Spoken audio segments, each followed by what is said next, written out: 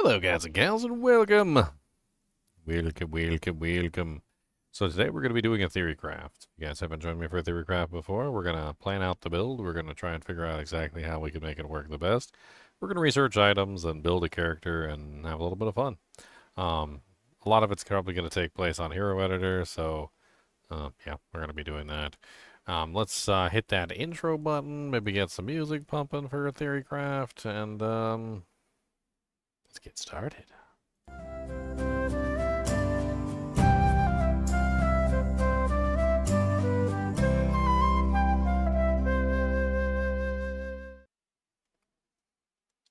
All right. Let's get some music playing. I like to have some music playing on my streams.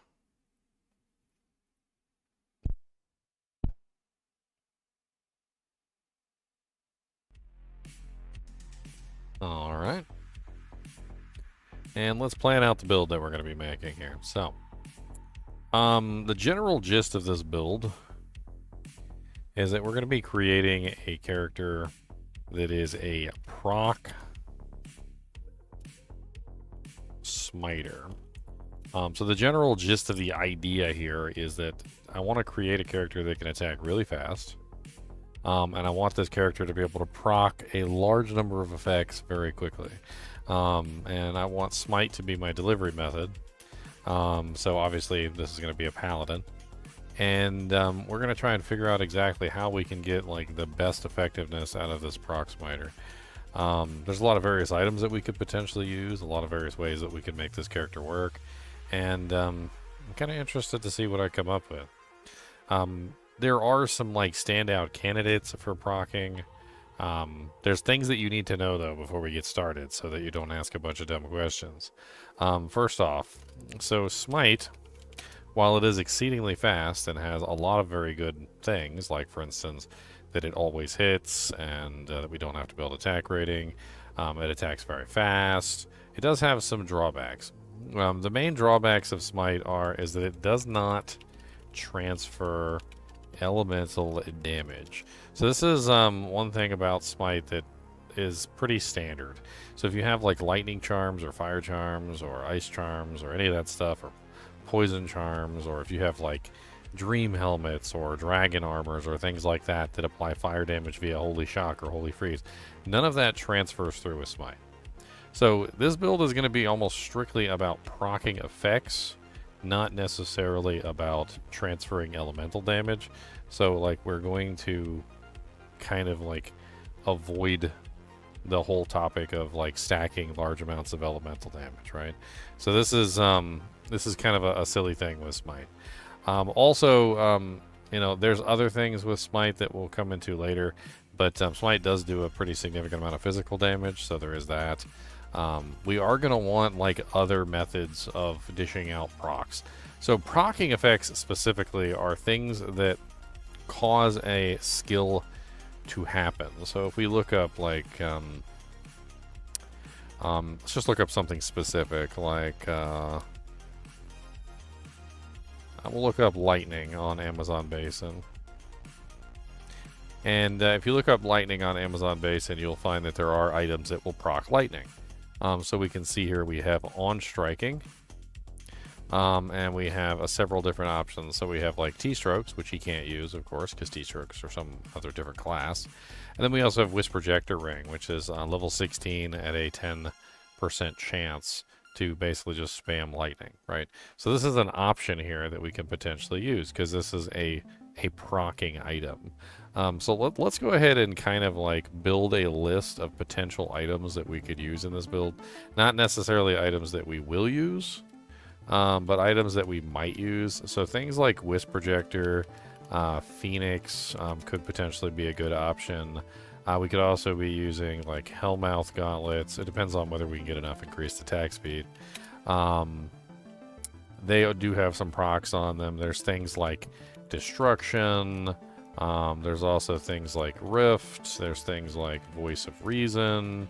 There's a large number of items that have like proccing effects on them. So we're gonna like, as we go along, we're gonna kind of like pull up all of these proccing items, and that is not how you spell reason. There's a large number of them, and we're gonna have to figure out what we actually want to use on the build and what we can't. We can't use everything. It would be nice if we could use everything, but we can't use everything. That is an issue. Rainbow facets don't have any proccing effects on them, so they might be just completely out of the question. There are proccing effects for dying, and there's proccing effects for leveling up, but neither one of those is going to be like what we're looking for a character. To see like what else we can potentially include. One of the main issues here is that we can't really include anything that's two-handed. So anything that's two-handed is kind of just like out right away. A lot of the rune words have proccing effects on them. There's also a lot of unique items that have proccing effects on them. There's also striking and on attack. I don't think on attack works with smite. I can't remember. That is probably something that we want to test right now. Whether or not that works on attack or whether it only works on striking. I know there's a couple items that have like on attack on them. Trying to think like one right off the top of my head.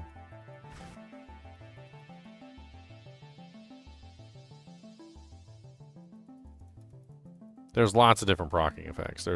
There's wind struck, there's wind striking, there's on attack, there's like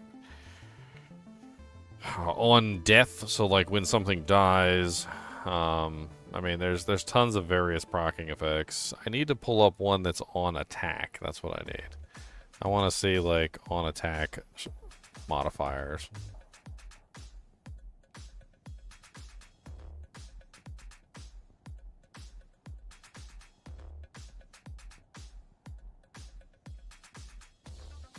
Okay, so Nova on the destruction polearm apparently has this. I need to pull this character off. Hold on. We need to swap back to my regular account real quick.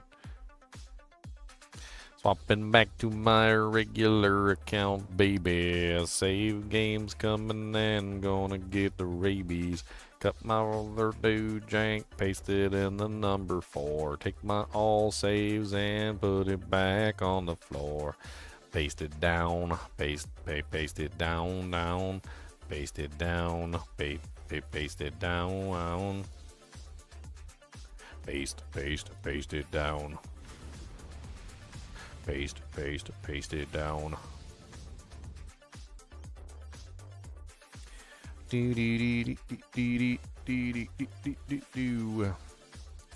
Alright, so to test this, we really just need a destruction in a sword. I think that's really all we need right now, so it looks like everything's good.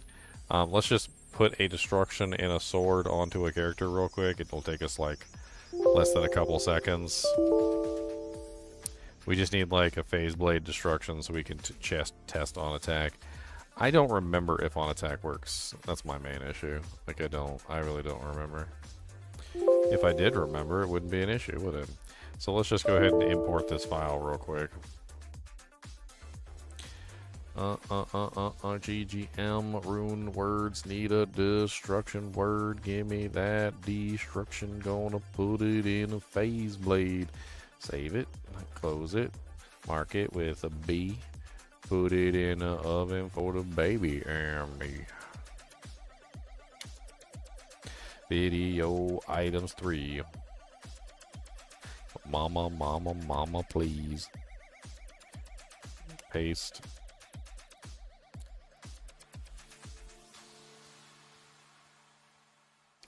Which of the various other creatures are joining me tonight? Well, Kubus is with me. He's sniffing for snacks underneath my chair right now. I did turn off all my overlays today because I was doing a recording for something special, which I can't tell you guys about. So, ha, ha, ha, ha, ha, ha, ha, ha, ha.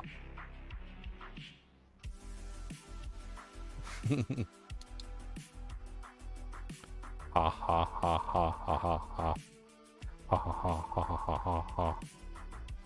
Alright, so let's get the destruction weapon. Let's make sure that on attack actually works with the smite ability. Otherwise, we're going to have to just swear off all on attack stuff. We don't really need anything super special. We just need a paladin that's set up for something.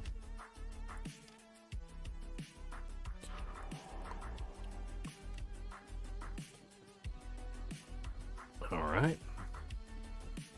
He's got a broken heart of the oak in his hand. Is this my actual, like, single-player paladin? This looks like my single-player paladin.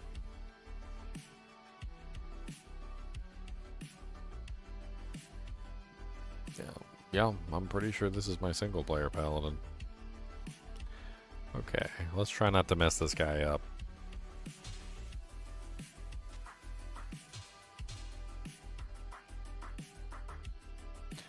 Alright, so all we need to see is, so the volcano is on striking. The molten boulder is on striking. Those things don't count. So the only thing we're interested in is the nova. So does the nova actually happen when we strike the target? That's the only thing we care about.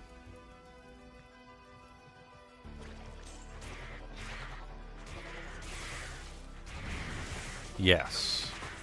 So it looks to me like the nova is happening.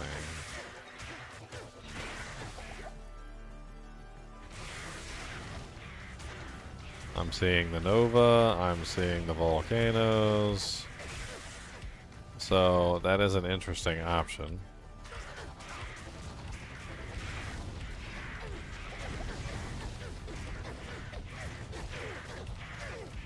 I don't have any other nova on anything else, do I? Let me just double check, because I don't want to have false results here.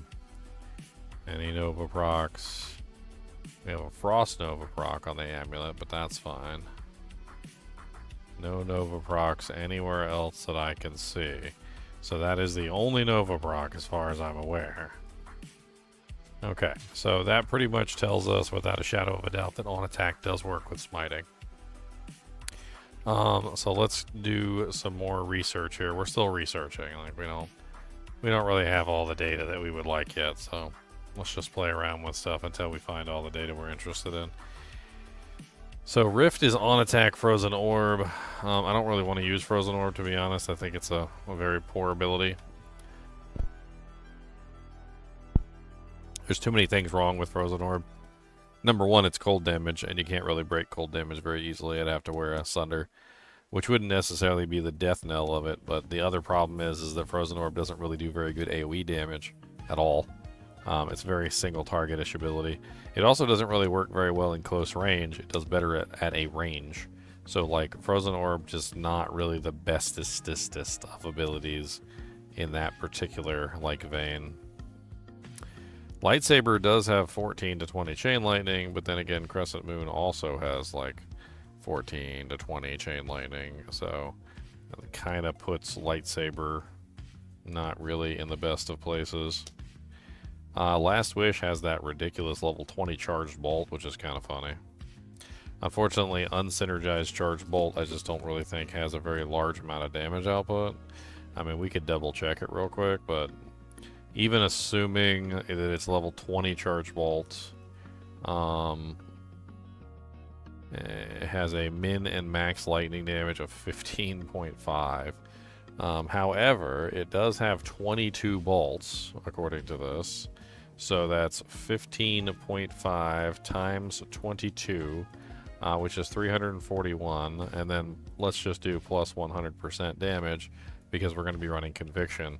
So roughly that's about 682 damage per proc, which not really too amazing. Nova is very nice for the AoE damage, but it doesn't really do very much damage, which is also part of the problem. Toadspell Flum, two-handed. Hellslayer Decapitator, also two-handed. So both of those are kind of just out.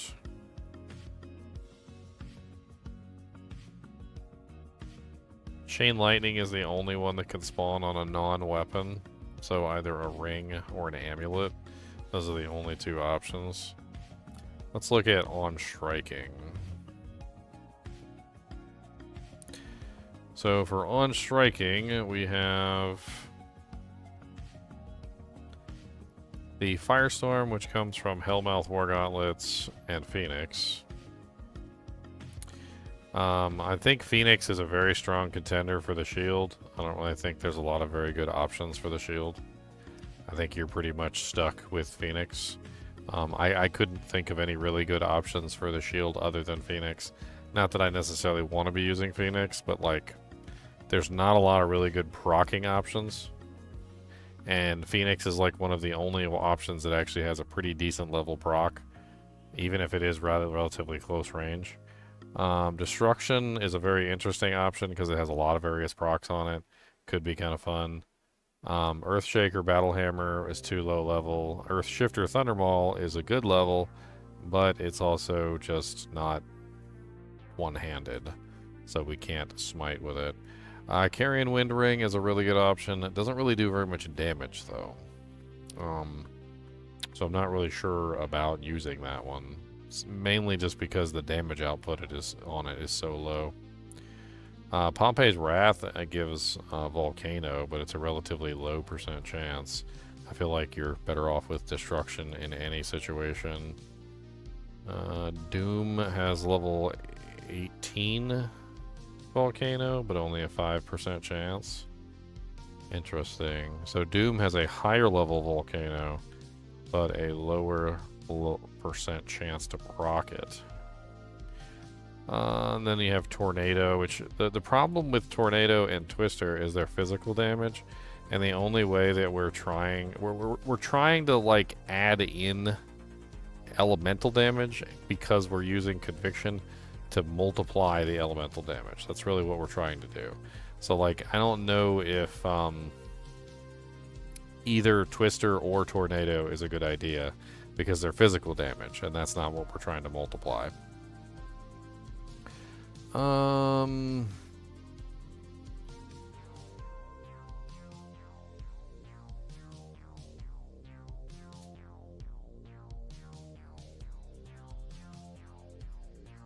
Trying to look at the various options that we have available to us.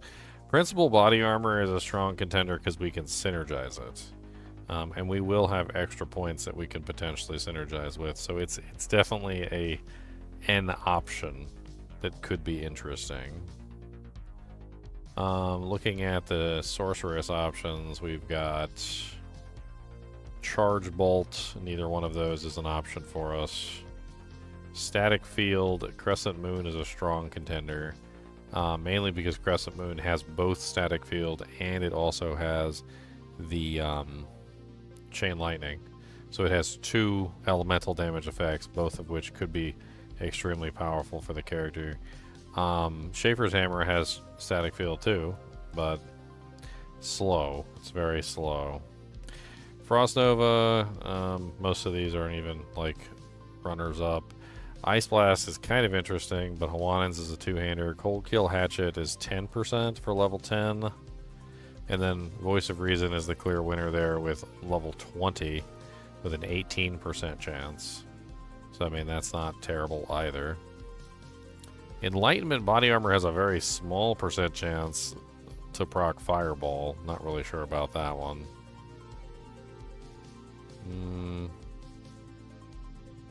The Wisp Projector, we already pretty much put that on the list.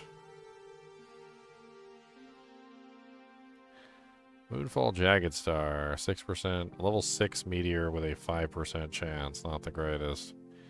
Zakarum Hands Rune Scepter.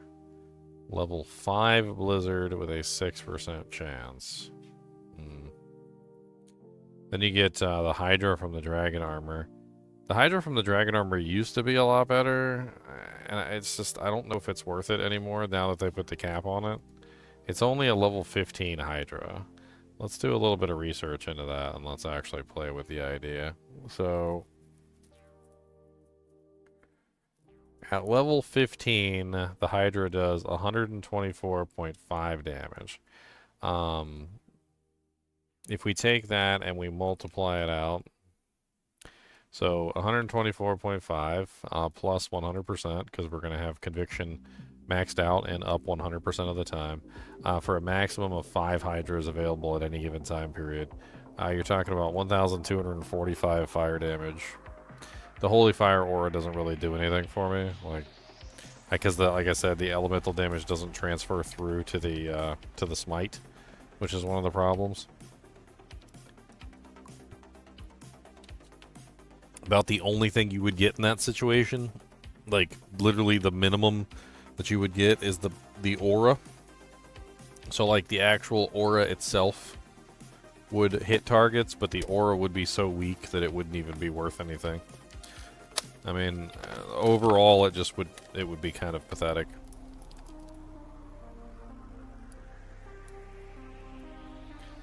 Does the Holy Fire transfer to the procs? No. It does not.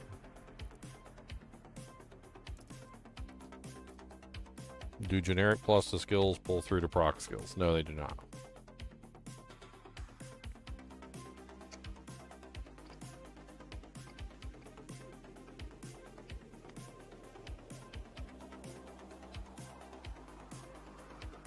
I mean, let's do a little bit of math here. So, what did I say it was? 1,200 and like, let's just round it up. Let's just give it the benefit of the doubt. We'll say 1,500. All right. So 1,500. Let's compare it to Holy Bolt. So level 5.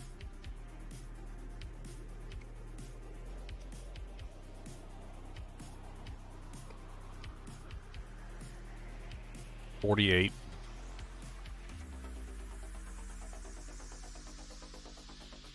Plus,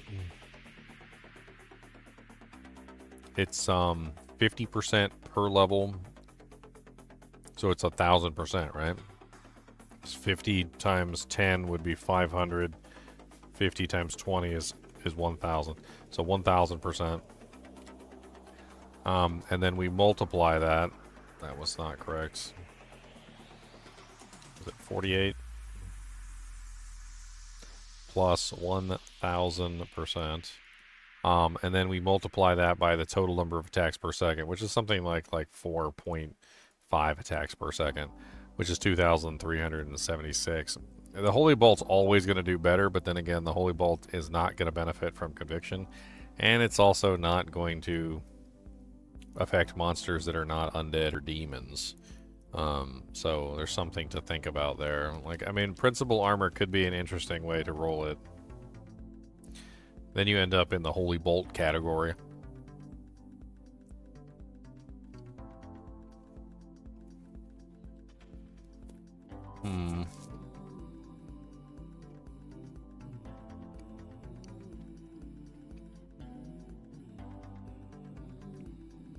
You also got the torch too, of course.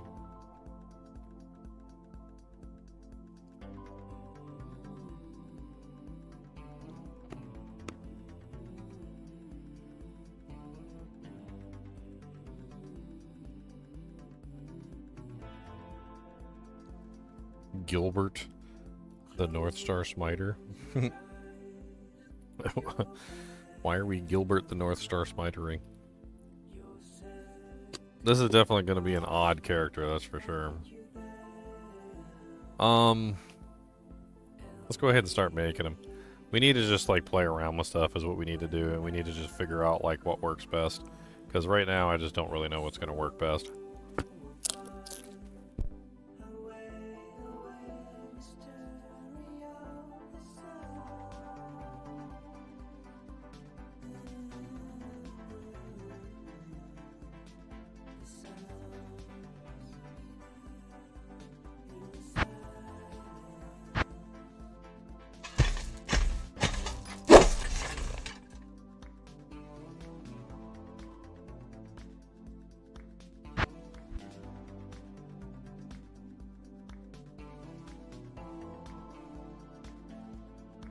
What's up, Gianna?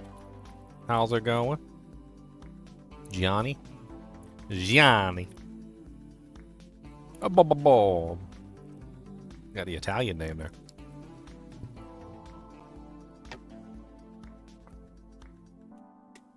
Twister is 50% gold. No, Twister's 100% physical. 100% physical. Ask Gianni if he's seen the Italian dog, the Italian husky, where he's like, where the dog is like, oh, boo, boo, boo. Oh, boo, boo, boo, boo, boo, boo, boo. It's hilarious. The dog has an accent. I ain't never seen a dog with an accent before. Apparently, if dogs grow up in Italy, they get an accent.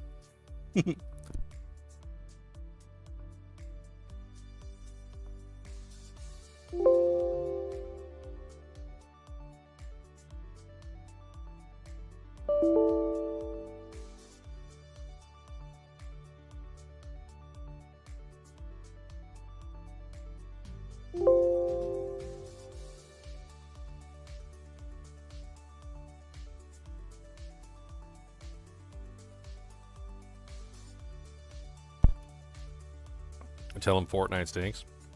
I'll do better than that. Fortnite has Looney Tune physics. You guys are literally playing a cartoon.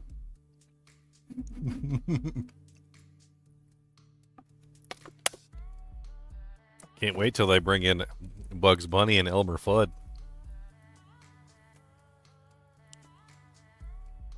Bugs Bunny and Elmer Fudd.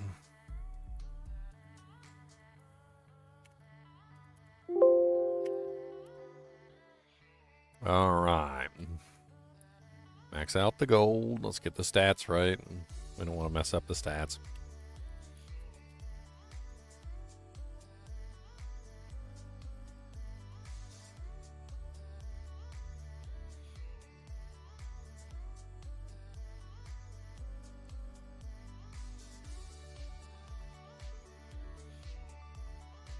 All right, 94 times 2 for the hit points plus 54 for the base gives us 242.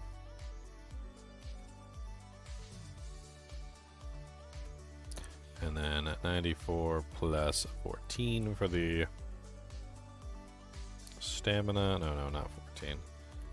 4 plus 88 for the stamina, 182. And the mana is 1.5, so 94 times 1.5 plus 14, it gives us 155.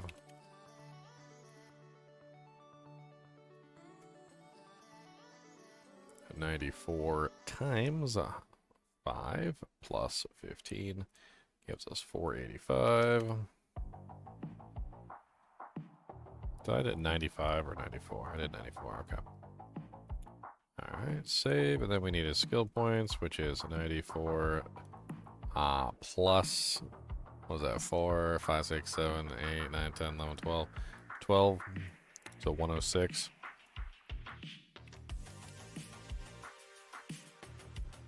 Alright, so he's done. Let's go ahead and start giving him some equipment so we can actually figure out what the hell's going to happen with this guy.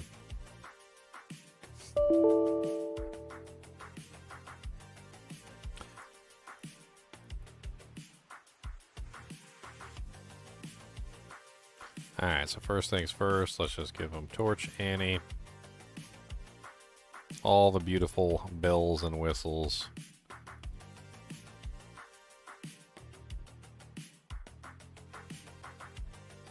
Trying to think, like,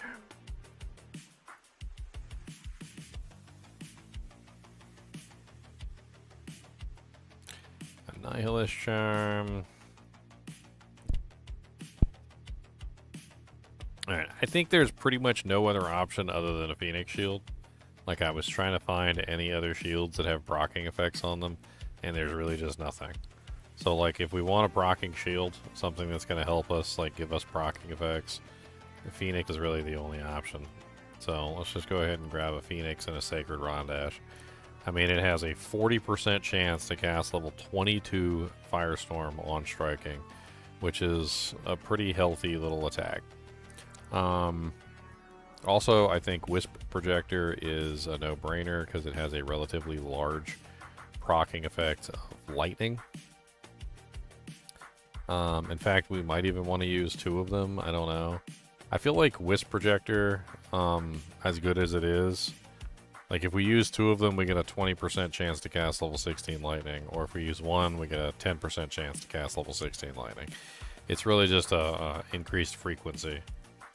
Carrion Wind isn't exactly an awful choice, because Carrion Wind, of course, gives you the twisters, but we're not really going to get a significant amount of damage from the twisters, so it could be more interesting just simply to have another Whisper projector. We'll see. Armor, there's a couple options. First off, we could potentially be utilizing the Principal Armor, which I think is a really good choice. I mean, it's not a bad choice by any, stretch of the imagination. And then there's also the Hydra Plate, which we could go try and play with the Hydras, see if the Dragon Armor kind of like works out in our favor. I guess technically, isn't the Dragon Shield also one? So I guess technically there's Hydras on both the shield and the armor. Definitely don't want both. But I mean, theoretically, you could have the dragon on the shield and then the principal on the armor, and you would get both. Unfortunately, you would lose the Firestorm proc. So I'm not really sure if that's a good way to go.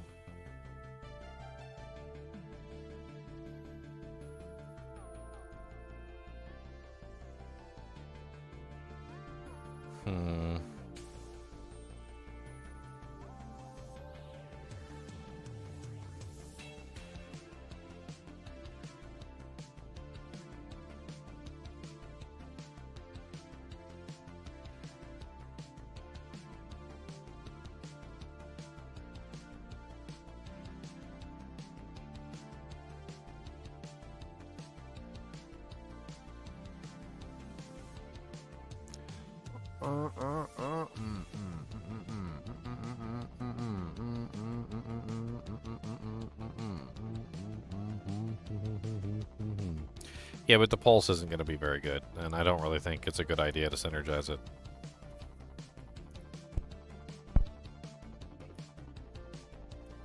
I mean, 12% chance to cast level 15 Hydra on striking is still particularly decent. And of course it also comes in the shield form.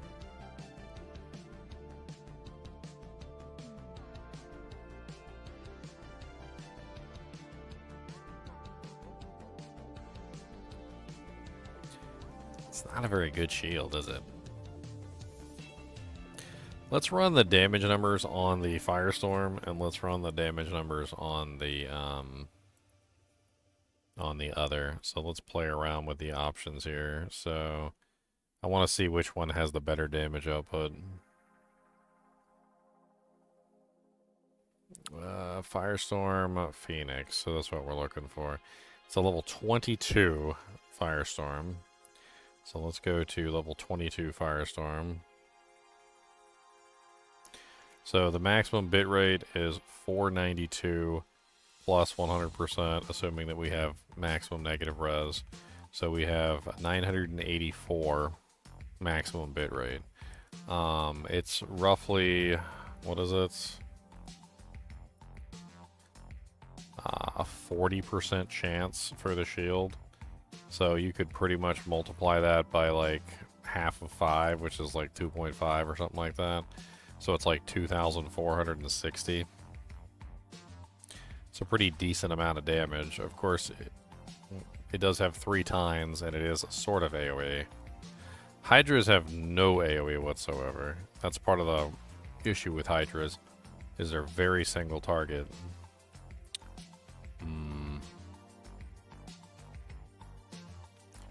I'm not really sure the Hydras are the good choice at all, to be honest. And then looking at the skill points, like if we pull up the skills, I mean, we're probably going to end up going 20 points into Holy Shield, 20 points into Conviction, which is already 40 points right there. And then at that point, it's whether or not we build any synergies for anything else. We'll probably end up putting at least 1 point into smite, if not maybe more points into smite. I'm not sure. We're not necessarily focusing on the physical damage of smite, but there's no reason to avoid it either.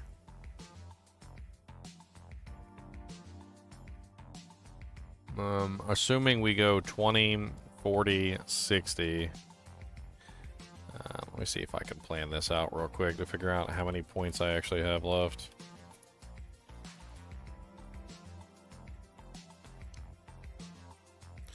Let's just do like a quick calculator real quick just to get an idea of like how many points we'd actually have left.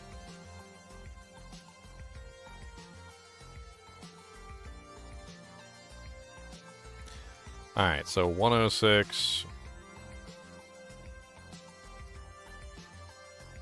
Maxing out conviction.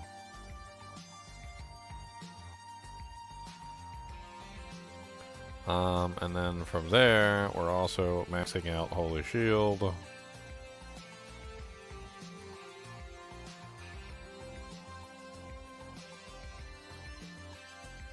And if we end up using the Principal Armor, which I think is likely, we don't max out Holy Bolt, we actually just simply max out Fist of the Heavens. Strictly for the synergy bonus. We're not actually building the actual skill. So you just build the Fist of the Heavens and that's it. And that gives you the full synergy for the Holy Bolt that comes out of the proc. Which leaves us with a total of 33 points. Trying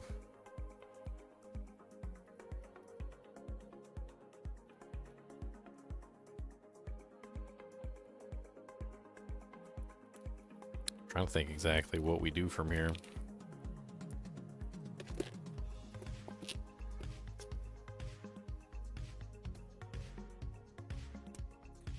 Another option that I was considering is that instead of using Phoenix at all, which is or any Paladin shield at all, I was thinking maybe of using Medusa's Gaze for the ability to proc lower res, just to bring the resistances down that much further.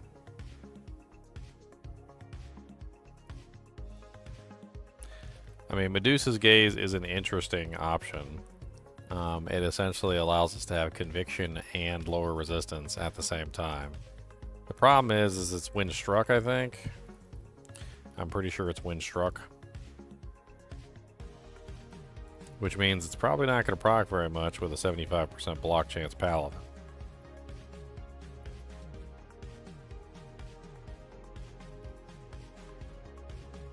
It's a 10% chance to cast level 7 lower res Windstruck, yes. 100% chance to cast level 44 Nova when you die. The hell? We'll put it in here anyway. We'll test it out. We'll see what happens. We'll put Phoenix in here. We'll test that out. Let's go ahead and throw in a Dragon Shield.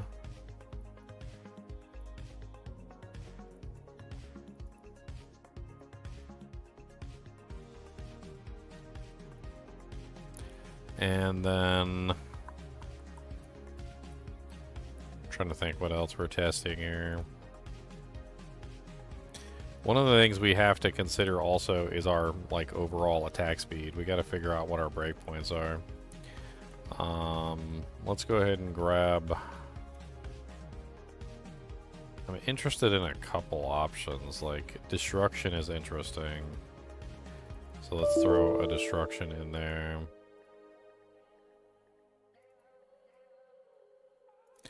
Also, Crescent Moon is an interesting option as well. Not necessarily an awful choice. I don't think that Voice of Reason is a good option, but let me double check on Rift.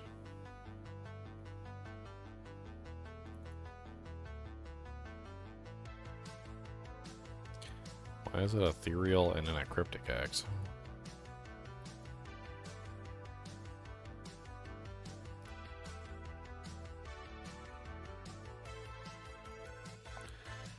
really quite what I'm looking for there.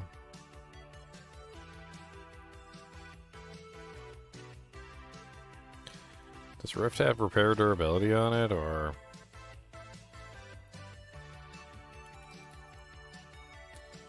Take a look at Rift real quick.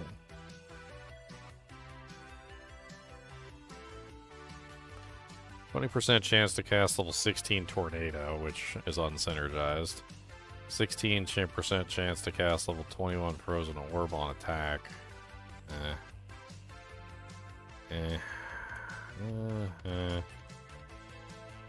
Does not have anything. I don't know. I mean, the Frozen Orb could be mildly interesting, but I don't know. It's very difficult to break cold immunes, and even then, like, most of them have extremely high resistance. You can throw it in there just to see what happens. I mean, I don't really care. We can test everything. I need to actually create it. Okay, hold on. We need to pull this into this window. Item code.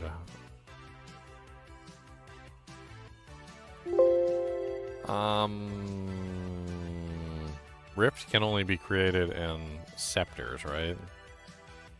Yeah, scepters or pole arms, which means this would have to be in a caduceus.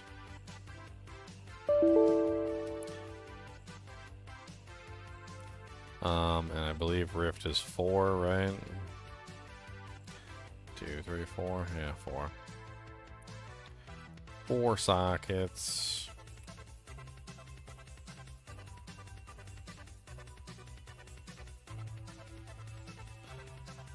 Boom, boom, boom, boom, boom, boom, boom, boom.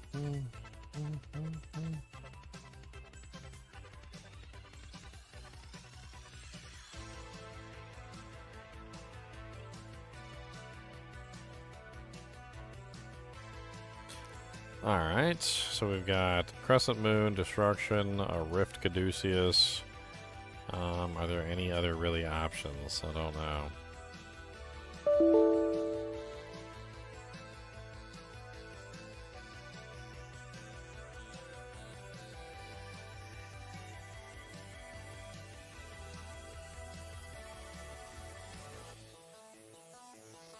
Alright, so we have options. We need to run some calculations here real quick and see how much increased attack speed we actually need to hit our maximum breakpoint. Because that is also very important, and it's something that we're going to have to figure out. So, Paladin...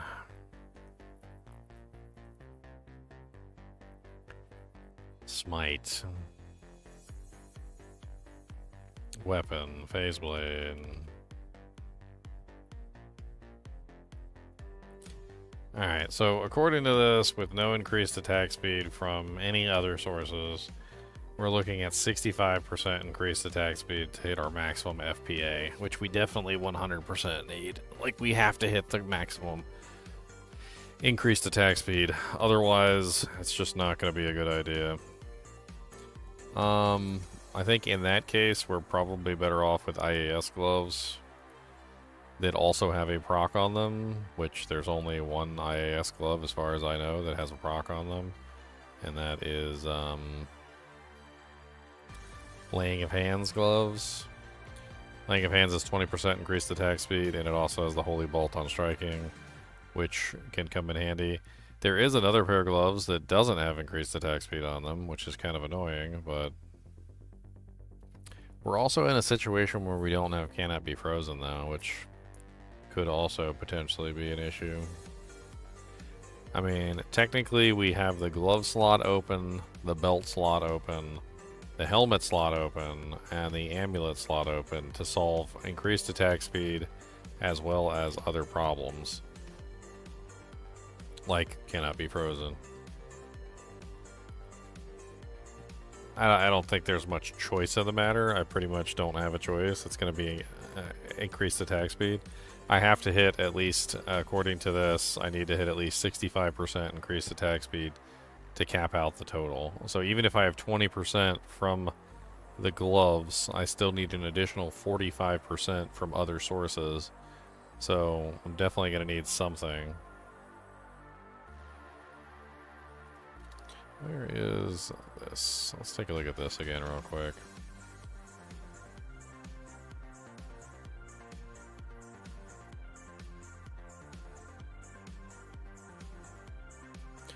Trying to see if there's actually any helmets on this list that even have good proccing effects on them. Most of them are just curses. Nothing all that amazing.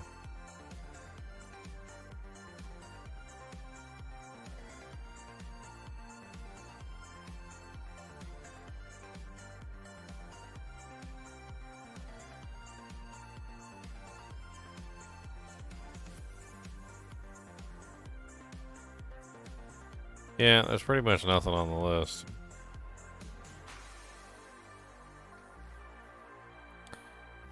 Laying of Hands is... It's such a, like, mediocre choice. Like, the 10% can't to cast level 3 Holy Bolt on striking isn't really going to help us out very much. And I don't know if it's necessarily the best choice here.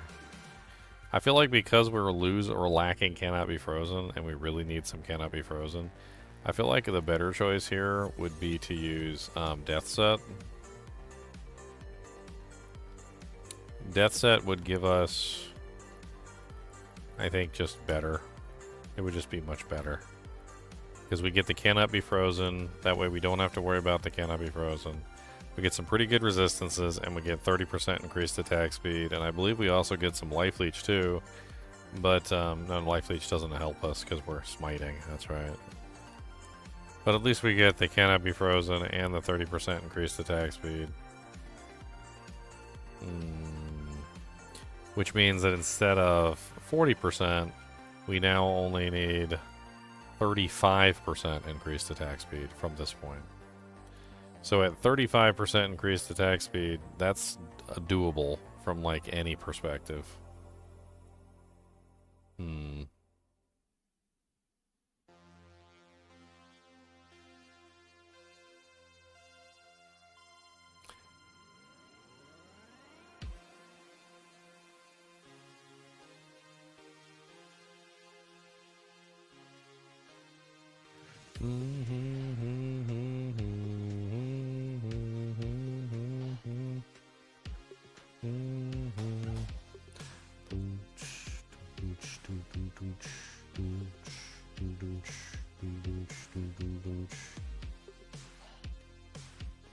What is Andes anyway? Andes is what, trying to think off the top of my head.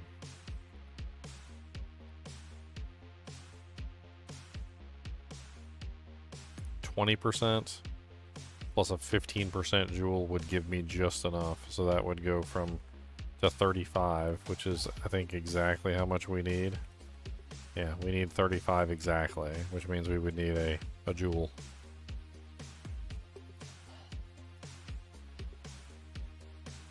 So we need a 15 all, basically 15 all res jewel with 15% increased attack speed would be the ideal.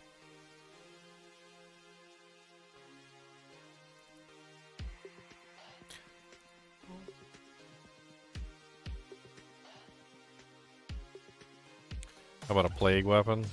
The problem with plague weapon is our primary source of proccing is going to come from the weapon itself. We can't give up, like, the weapon for an inferior source of proccing.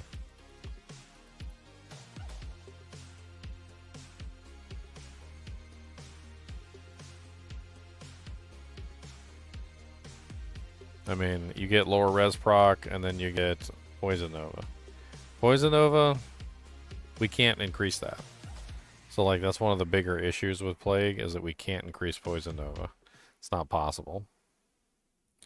Some of these weapons do have increased attack speed on them, though, which means we might be able to sacrifice attack speed in some scenarios. Like, I'm pretty sure that Crescent Moon comes with 20% increased attack speed. Yeah. So assuming we have 20% increased attack speed from the weapon, Why can't I put it in here? Like, what the hell is going on here?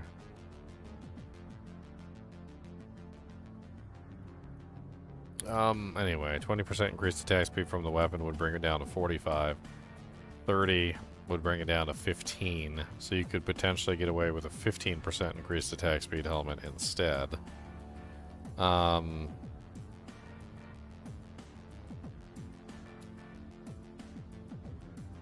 It's interesting. This one right here, the Caduceus, I'm not even sure about this one. I think this one might not even work. I don't think we're going to be able to hit the maximum FPA.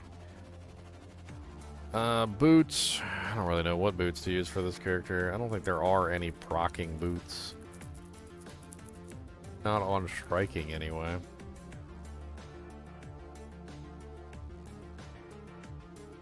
I mean, I'm like running in my head, like thinking about all the different boots, and I'm pretty sure there's like nothing that procs anything, as far as I'm aware. Obviously, Gore Riders give open wounds and give other things, which are beneficial to any melee character, which is not bad. Inferno Stride is Wind Struck. I'm kind of avoiding Wind Struck.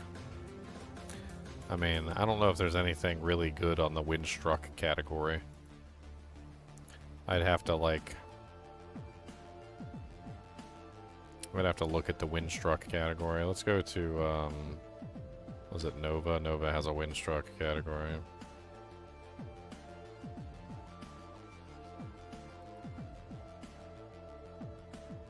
Let's take a look at the Wind Struck.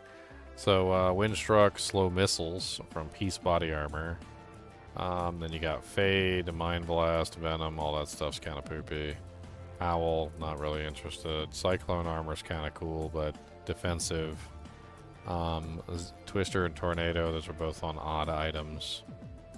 None of these are important.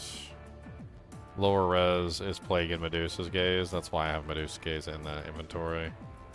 Poison Nova, we're not really like dealing enough damage poison-wise for that really to be useful, so that's not going to help.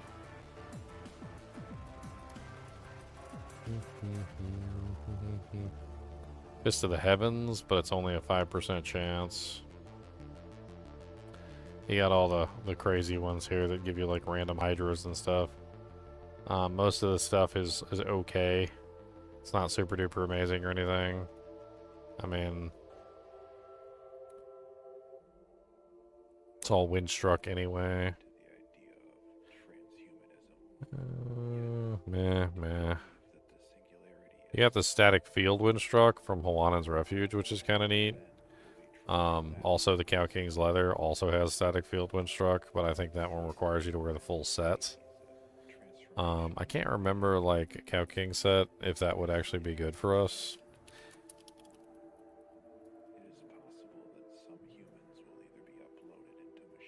I mean, I know that it's the armor, the helmet, and the, It does have 30% increased attack speed on it for the 3 pieces. And we would get Static Field. So if we were not using Crescent Moon, we could potentially still have Static Field in the build, which would help out tremendously.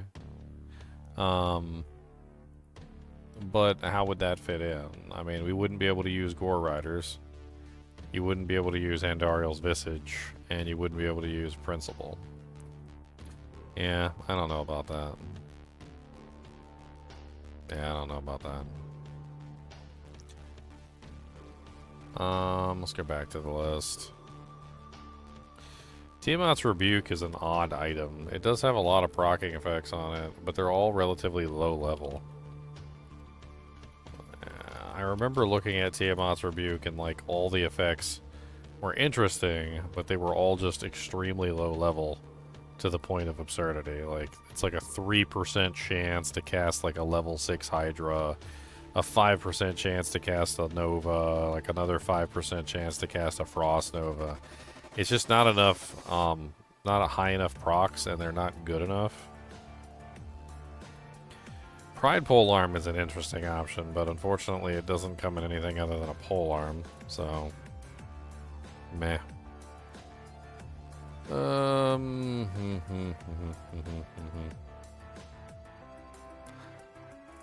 Naj's Circlet has a level 5 chain lightning with a 12% chance windstruck. The Rising Sun Amulet has a level 13 to 19 meteor with only a 2% chance of proccing. That's rather unfortunate.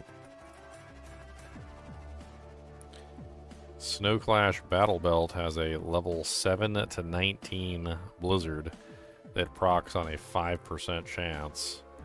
That's kind of interesting. A level 19 blizzard that just comes out randomly as you're fighting. 5%'s probably high enough that it'll happen pretty often. That could be a very interesting addition to the build, but that also kind of prevents us from being able to use the Death 2-piece. I mean, we could at least play around with it and see. Like, I don't see any reason why we couldn't at least play around with it. Where's it at? Snowclash.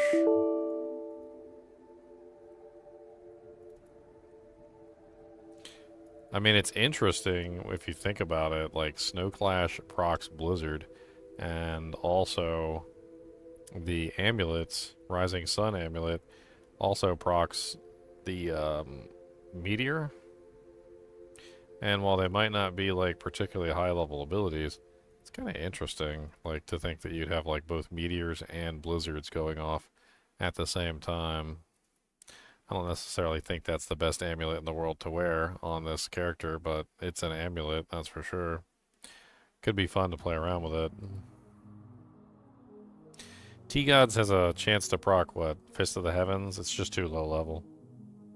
Or too low percentage. I've tested it a couple times.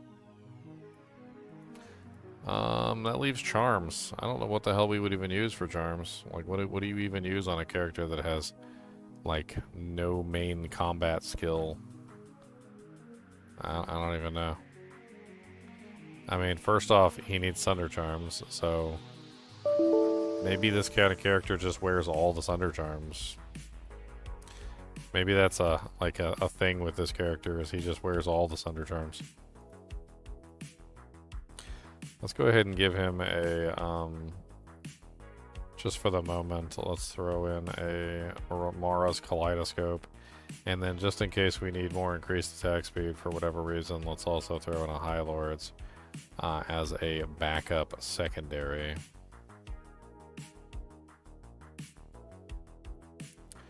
Let's put in mercenary equipment as well.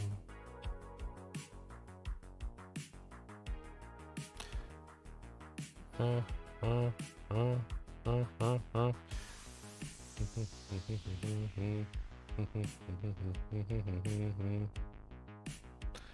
trying to think, like, what kind of merc you would even want for a character like this.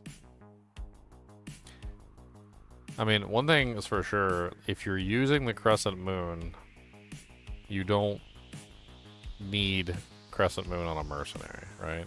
But if I wasn't using Crescent Moon and I didn't have a way to static field spam, then maybe the superior option would be to run a dual Crescent Moon merc with the build.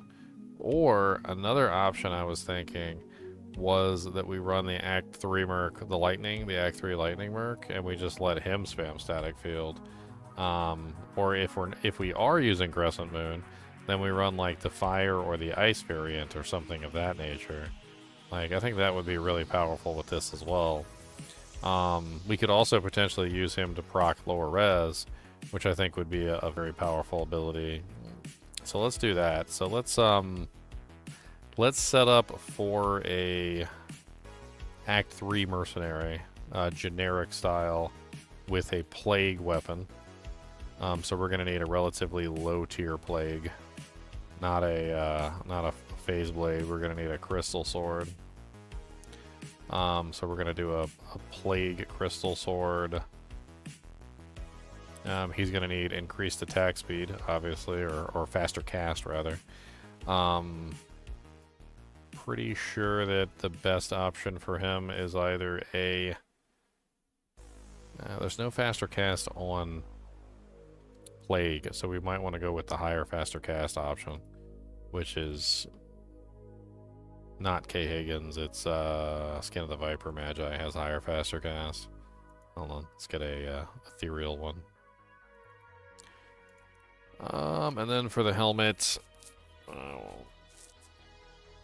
don't know what we do for the helmet.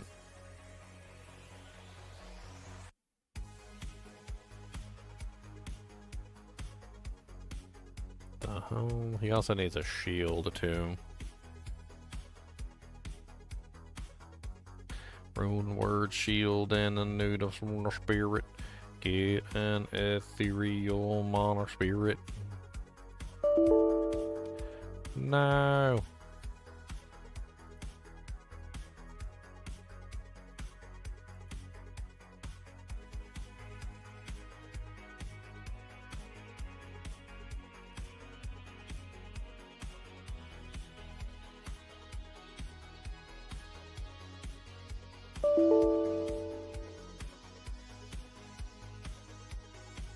Pretty much, Kraken-san. Pretty much.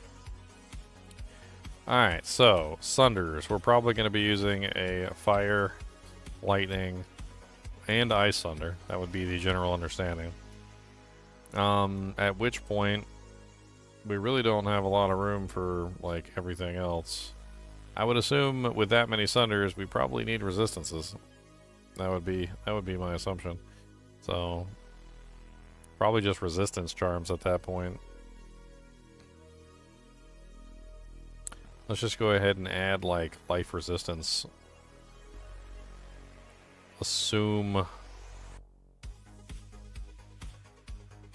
we're using 1, 2, 3 Sunders. I don't even know if we would use a physical Sunder. I don't think we would. It's probably not a good idea. We also don't have any physical damage reduction, which I also just noticed. No physical damage reduction. No physical damage reduction. Well, hopefully our defense is so high that we really don't even have to worry about it. Alright, let's pull the character into the game. Let's start playing with it. We'll make modifications later, and we'll see, like, what we can do. If we need to pull it back and make some more modifications, we shall do that. But for the time being, I think we've done enough editing. We're definitely ready to start testing.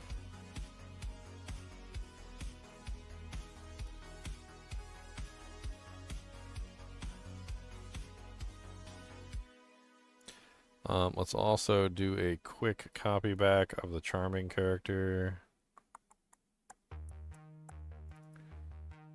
Because I don't know if I have all the Sunder Charms that I need.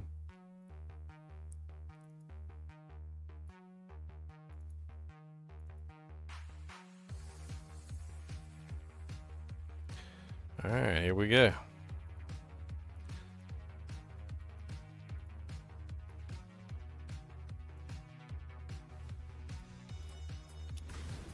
Why are you open on the wrong screen? I'ma fight you.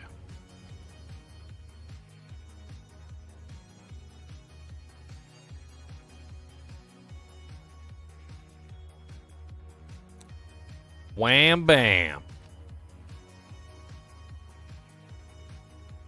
Wham bam bam whammy whammy whammy bam bam wham wham bam bam whammy whammy bammy bammy. Wham wham wham bam. Bam bam bam wham.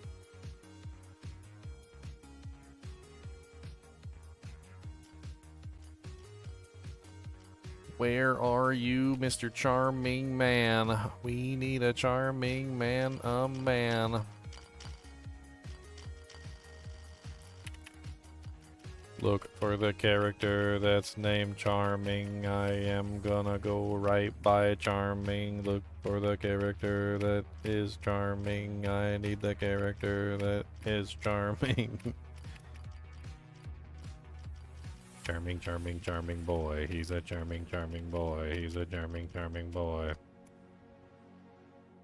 What's up, DPQPK? Q. Not here. Not in town. Not here. Not in town. Not the hell? Not here. That was weird. Alright. Cold, fire, and lightning. Those are the three we need.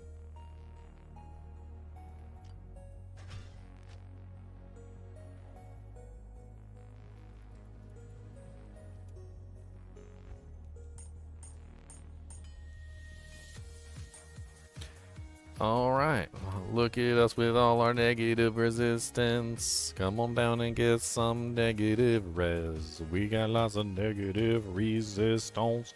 Come on down, baby, get some negative res.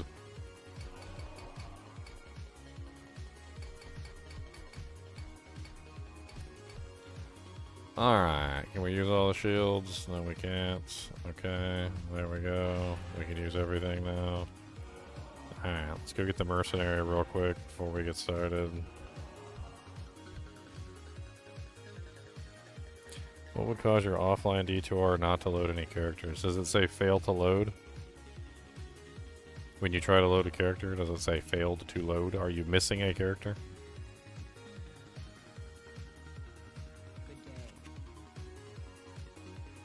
Khalil, Hafet, Scorch.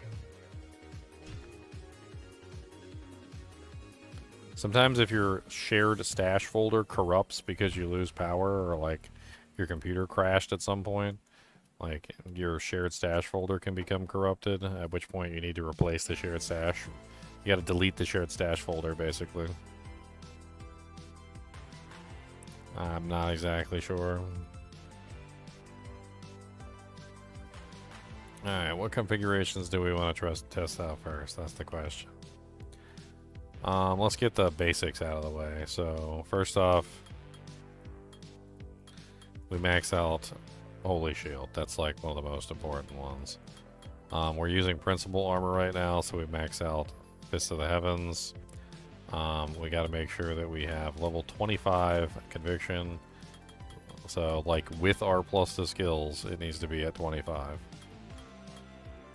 In this particular case, because we've got like +2 from Mara's and +2 from Andariel's and +2 from Principal, like we don't necessarily need a large amount of plus the skills, but it's gonna like vary depending on our character. So like right now we're at 25 already, but we only have 15 base points in Conviction.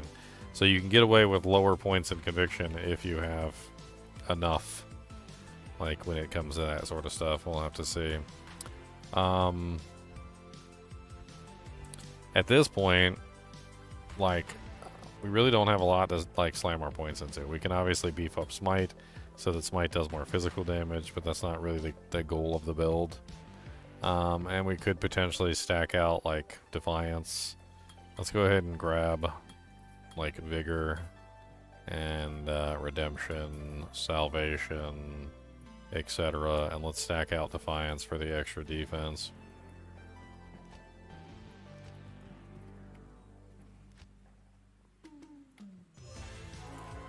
10,464 defense. That's pretty acceptable. Block chance of 62%. 67, 72, 75. Put everything else into HP. And we're sitting on 19,000 or 1,932, which isn't bad. We got the baby belt. Oh no, I forgot we got the baby belt. No, not the baby belt. The baby belt. We got the baby belt. This is a travesty, not the baby belts. I'll put that to good use. I'll put that to good use. I'll put that to good use. Did I forget to pick him a helmet too? I just forgot to pick him a helmet at all. It's great. No faster cast, no nothing. Just didn't even pick him a helmet. Well, it looks like I need to give myself a couple items here. So first off, I need to give myself the runes to upgrade the death set pieces. So let's do that real quick. And then I also need to give myself the a helmet for the mercenary. Let's do both of those.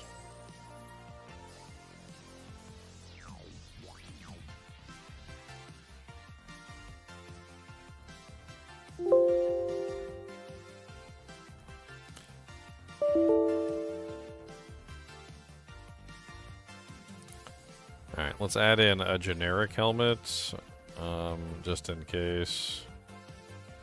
As well as a Griffin's, just for fun. Depending on which build we do, like, Nightwings could be interesting.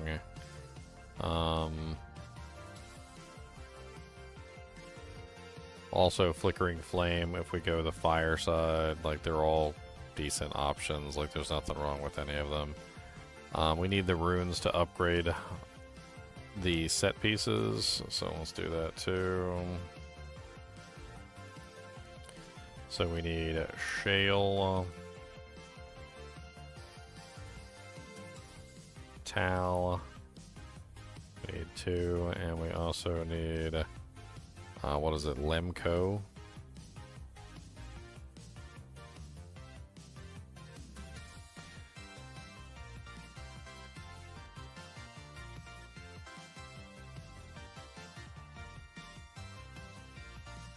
Why not a cham the helm for Frozen? Why am I chamming the helm? The helm of what? The mercenary?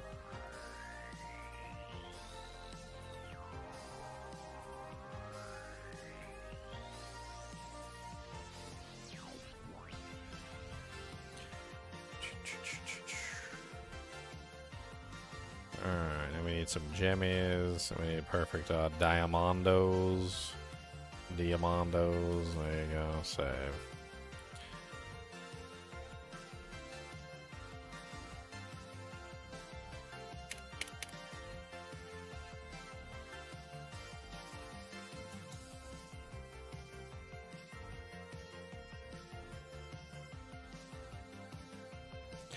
Alright, one more time with less dying action.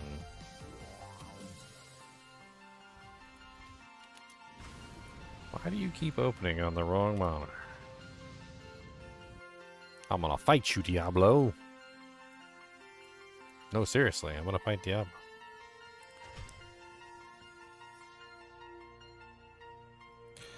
Alright, here we go. So let's go ahead and shove this crap in here.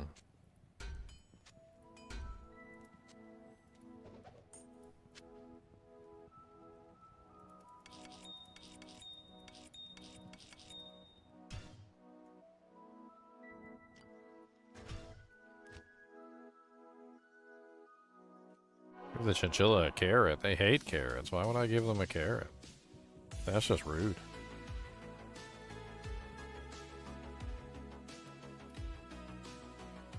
Just make you eat a carrot. How about that?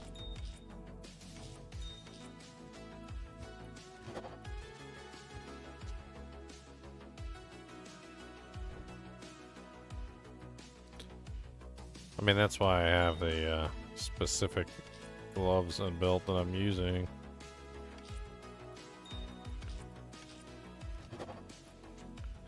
Chamming the Andariel's Visage also comes with the negative outcome of losing increased attack speed. So I lose 15% increased attack speed, which is detrimental because then I won't hit the maximum breakpoint. Depending on which weapon I'm using. Some weapons require it, some weapons don't. It's highly dependent on the weapons.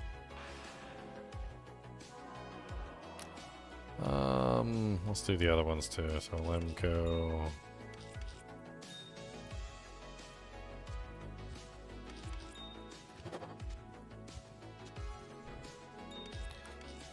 That'll give me a lot more defense too on my Holy Shield bonus.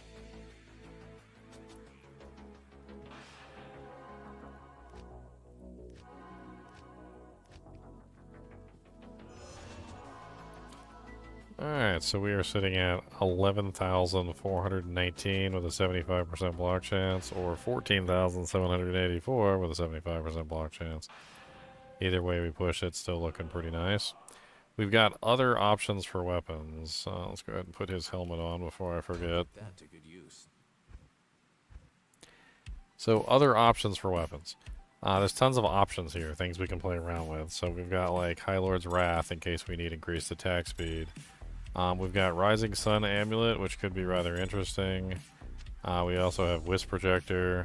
Adding in a second Wisp Projector could also be interesting, as well as Snow Clash Battle Belt.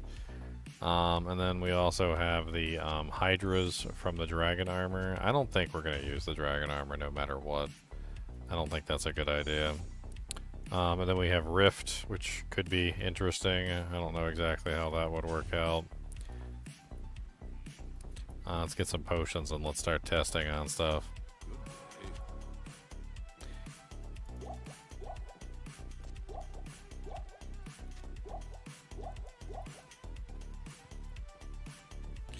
Alright, so the first combination I really want to test is we've got fire damage from the Phoenix, we've got holy damage from the Principal, we've got lightning damage from the Crescent Moon, lightning damage from the Wisp Projector, and physical damage from the Carrion Wind. So it's a nice little combination of like various effects. Fire, magic, lightning. We actually have more lightning there. Destruction is interesting too, but it's mainly fire, which I think would probably be better off paired with something else that's like... It's in an odd situation where like we have like way too much fire going on. I mean, there's also Rift, which Rift is obviously a lot of cold damage.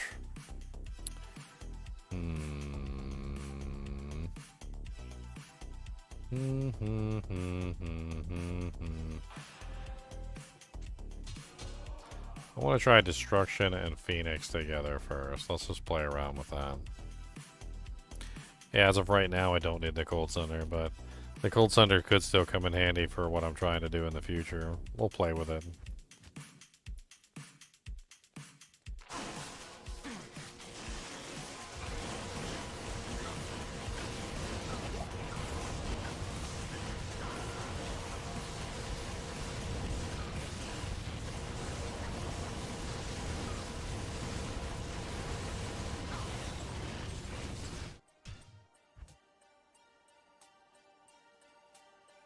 Players 8 left over from my Players 8 Barbarian run. It's actually pretty impressive for Players 8.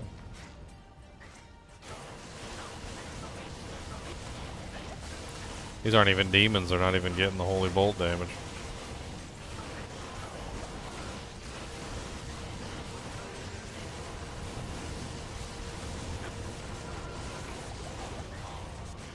Survivability is a little trash. No physical damage reduction. Getting my booty cheeks clapped. Was D4 dead again? I mean, I played the season. Had fun with it. It's not my fault they made the season really short. It's not my fault.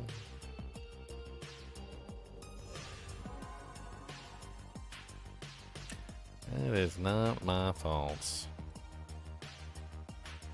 I'm not sure about Destruction. Let's try Rift real quick.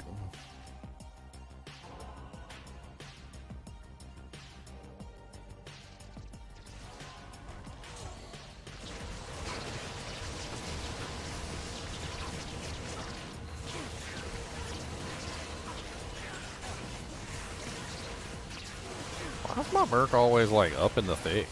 Like, get out of the thick, buddy. Get out of the thickness. Get out of the thickness of the thickness. Get out of the thickness of the quickness. Get out of the thickness. Of course, I had to pick the monsters that are cold immune.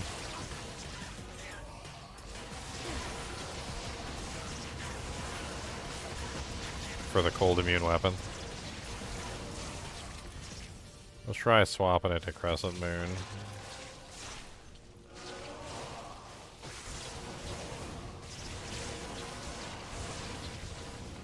The static field would definitely be undoubtedly nice, and obviously you also get the chain lightning, which isn't awful. Like,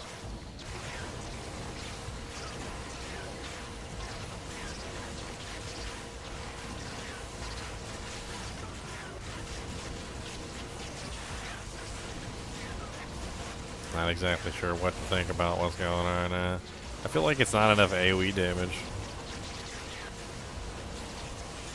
There's the lower res proc.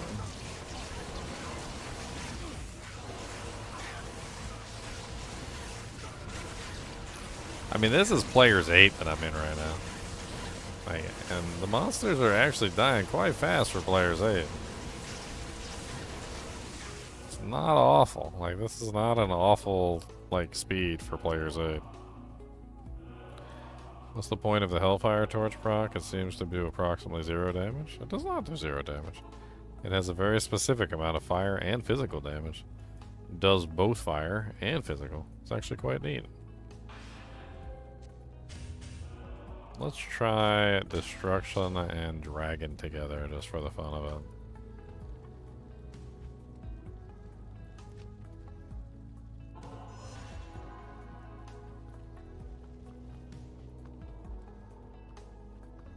Bedtime. He said bedtime.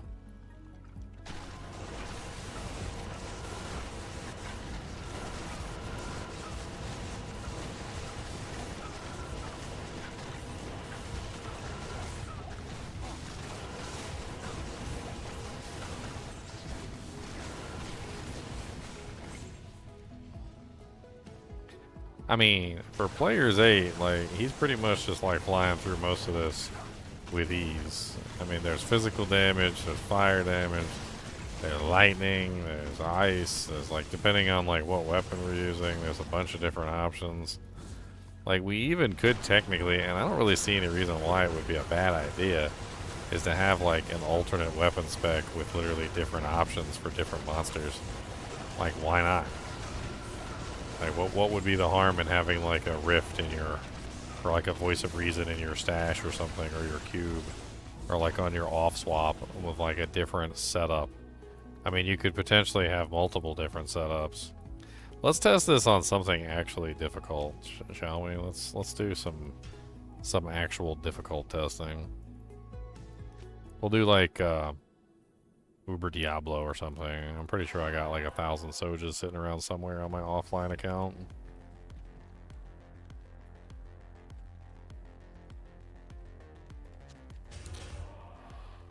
I definitely think Phoenix is the better damage output over Dragon. I don't think Dragon is good damage output. It's poor at best. Rift is not the greatest. The damage output wasn't really amazing, but we can still test it. Crescent Moon does seem to do good damage. The static field is nice, and it could work as like an off-swap item. There's no increased attack speed on Destruction, is there? There's not. Let's take Carrion Wind out, and let's put the second Wisp Projector back in too. That way we can get double Wisp Projector running.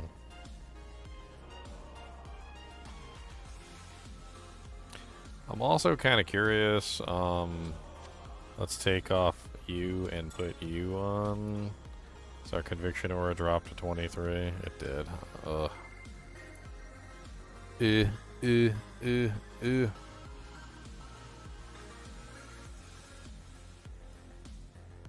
We don't really need the Cold Thunder on because we're doing like no cold damage for some reason. There's just not a lot of good cold procs that are on like random pieces of equipment. 2% chance to cast level 20 Meteor is just not good. I don't think that's worth it. This one seems a lot more worth it. 5% chance to cast level 20 Blizzard. You could have multiple Blizzards going at the same time, which would probably be pretty effective. But you'd have to use a different belt and like glove combo. I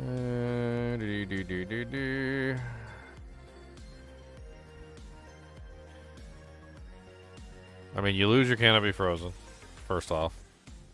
And even if you went this route, you wouldn't have enough increased attack speed to hit the maximum IAS breakpoint, which is important for this build. But let's assume that you did use Laying of Hands instead of Deaths, right? At that point, you're stuck with the Snow Clash, so you can get the proc, which you lose 10% increased attack speed, so you've got 20, 35, so 40, 55.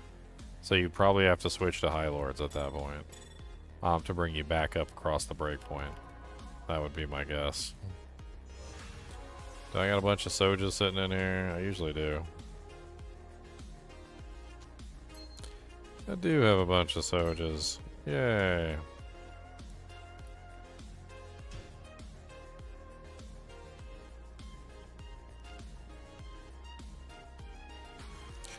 Alright, let's test this on Diablo. Not P8 Diablo either. Let's test this on P1 Diablo. Uber Diablo. Afternoon.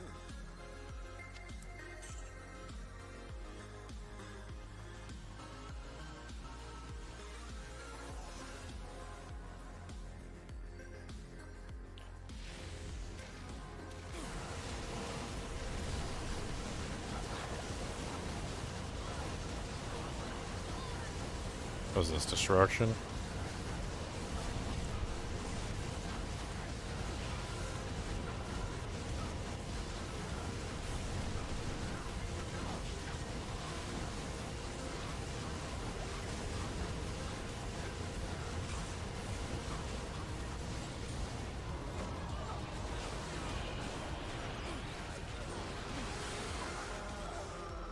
That was pretty effective. That was kind of OP, actually. Let's bump that up to P8 and let's try it again.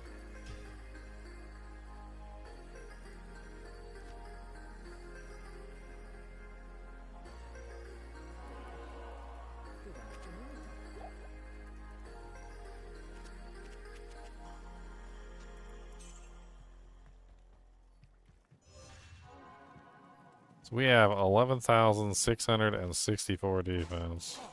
Every Diablo has a 57% chance to hit us.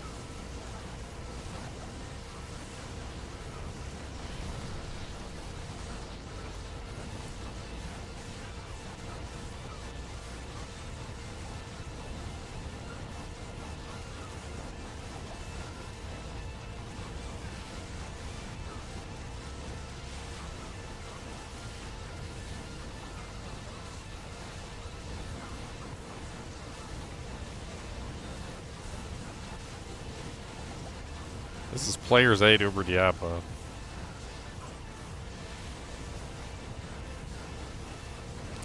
Spending more potions on my mercenary than I am on myself. Oh yeah, I don't have Canopy Frozen anymore. He actually slowed me down there for a second with his cold touch.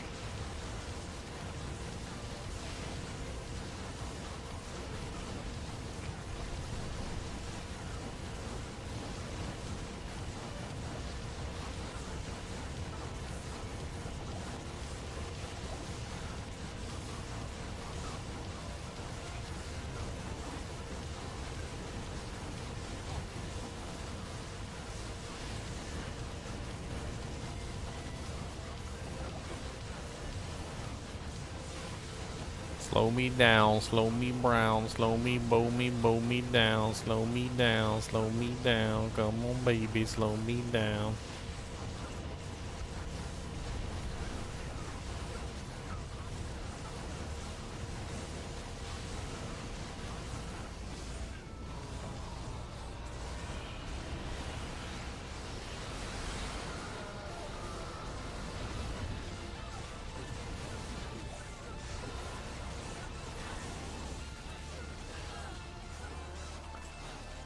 New PvP build. I mean, that was kind of impressive for Player's 8 over Diablo. Let's try some various options here.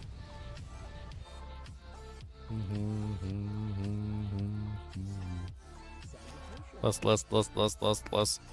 try some various options. Now, did you guys see a single blizzard that entire time I was fighting over Diablo? Did you guys see a single blizzard? I wasn't paying attention.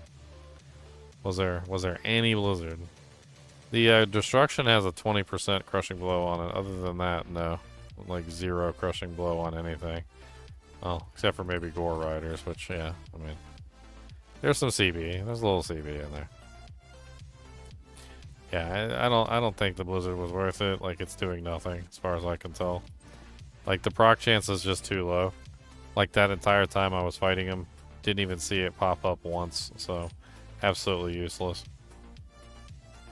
Let's just try some various options. So we did it on several different difficulties now, right? How many more sojas do I have laying around? Oh no. I'm running out of sodas.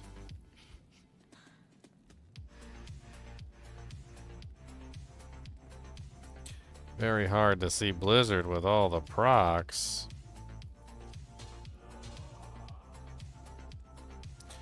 I don't think Crescent Moon is the right choice. I feel like the Chain Lightning just isn't enough. Let's try the Rift, though. I'm kind of interested to see what the Rift... like, how the Rift does. We'll try the Rift.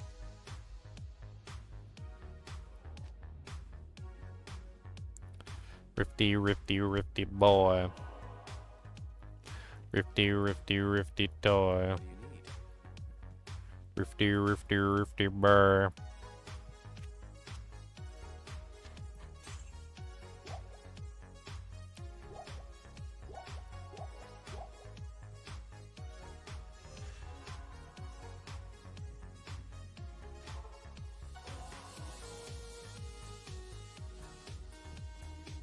How's the monster dog? He's a monster dog. He do what he won't do, cause he is a monster poo. Dog 'em everywhere. Dog 'em's in your hair. Dog 'em's on the floor. Dog 'em's in the door. Boom, boom, boom, boom, boom, boom, boom.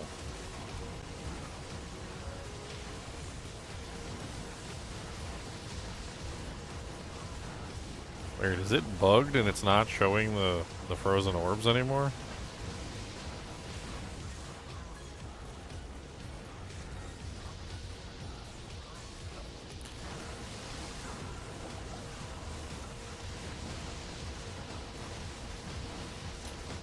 Is this P1 or is this P8? It's P8, okay.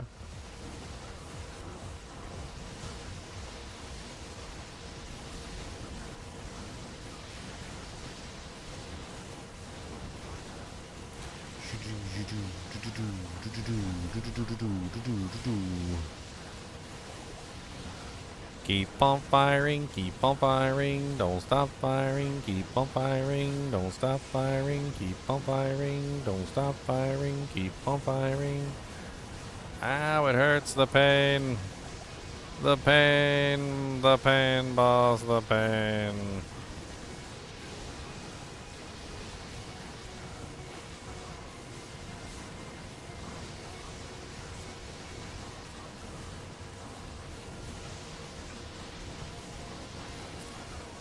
The pain.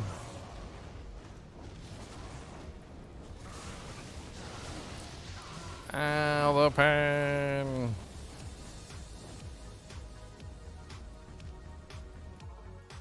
Definitely squishier with the Rift, that's for sure. Of course, I'm not using Life Tap or anything, which I could potentially do. Life Tap could be brought into the build in some way, shape, or form. Like there are options.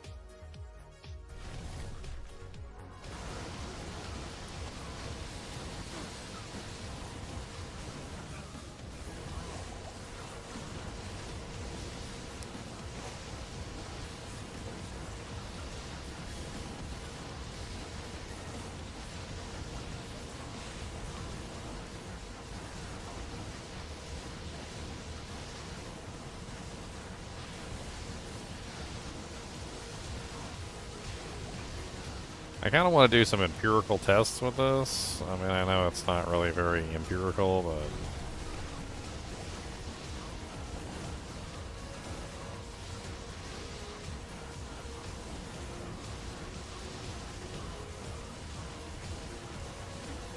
Slowly but surely, maybe he will die. Slowly but surely, maybe... Oh, my Merc died. No.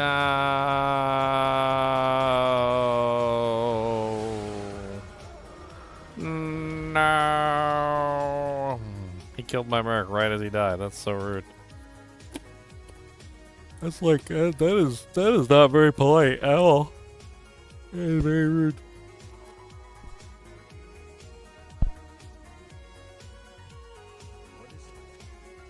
Yeah, Scorch had a family.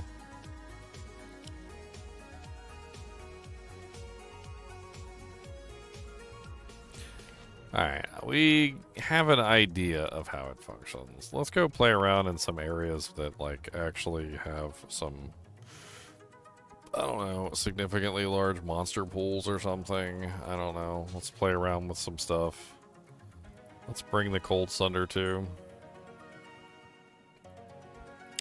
Let's do cows. Cows is a pretty good metric for, like, how well a build is functioning on both single target and AoE, like being able to kill something like the Cow King versus being able to kill something like, you know, a big giant pack of cows that wants to come murder your face.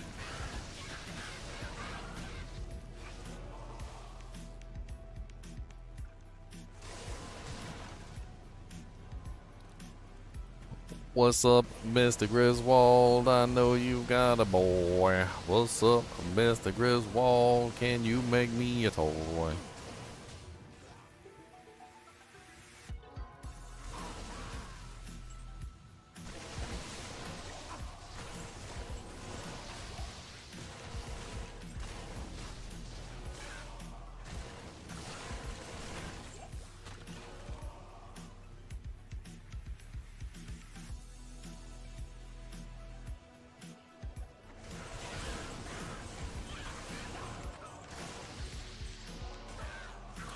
I'm pretty sure a multi-element smiter would be about as bad manners as you can possibly get.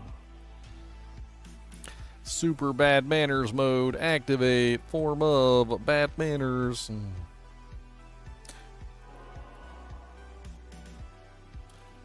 Oh, whoa, whoa, whoa. Alright, we need to, I need to do a little bit of, like, redoing of the board here. Alright, so bink bink.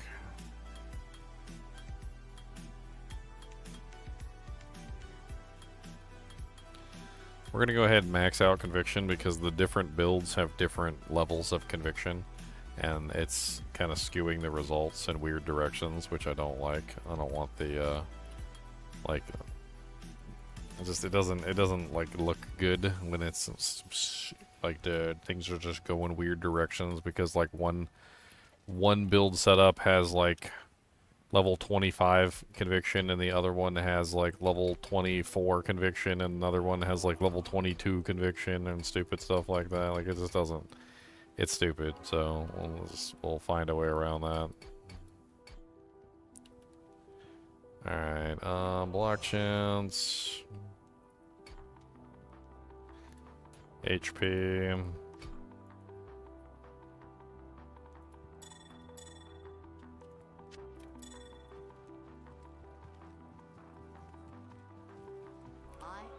I 100 rule brokens? Yeah, pretty much.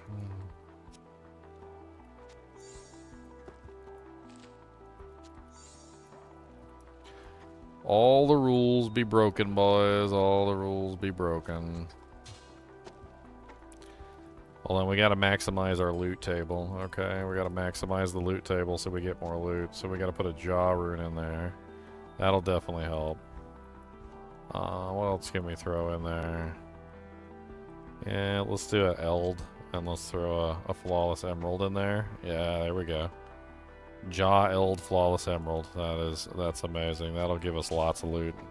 We'll get at least like 6 burr runes in there for throwing a jaw in there. And the eld and the other ones, that'll definitely help out.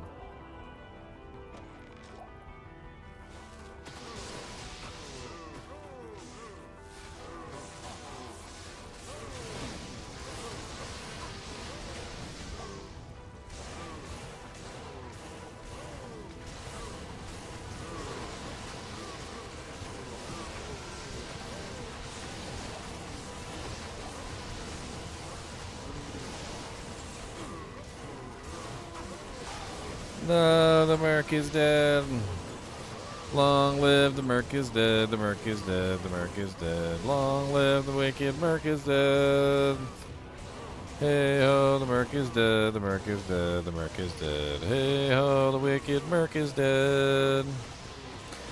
Immune to physical, physical, physical. Immune to the physical damage.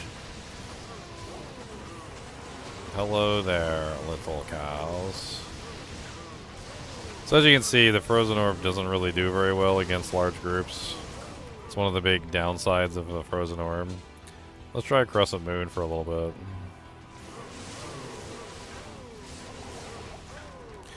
With Crescent Moon, we get the static field, which is really nice, which statics all the monsters down to 50%. Actually, a little bit lower than 50% for us, I think. I don't know what the exact number is. We'd have to look it up, but lower than 50%.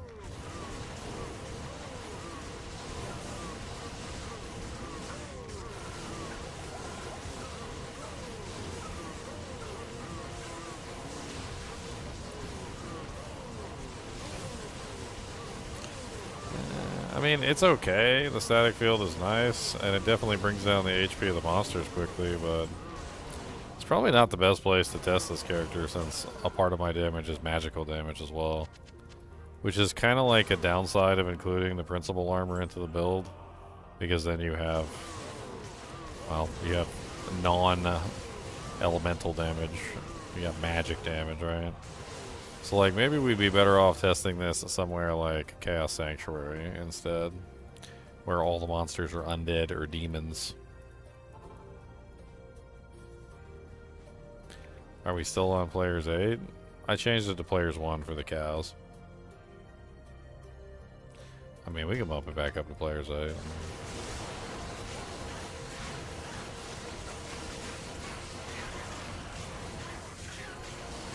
I don't think Crescent Moon is the right choice. The static field is nice, but it just doesn't have the damage output that the other weapons do. Rift doesn't have really good AoE damage. Like, it's only primarily single target damage. And I think, like, what we're looking at is primarily destruction. Like, going back and forth between the various options, I feel like destruction is just the obvious winner. So, let's switch back to destruction. Granted, we could still use Crescent Moon for staticking targets down if we wanted to. Like, it's not exactly an awful option, but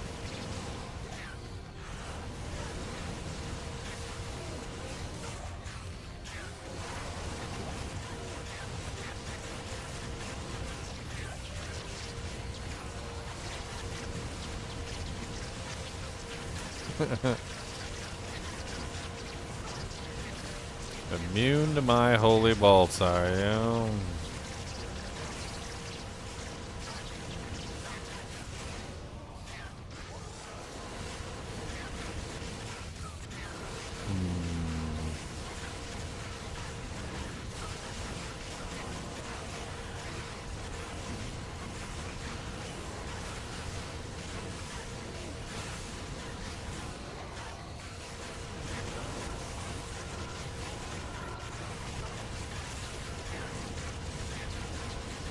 The Maw-Fiends.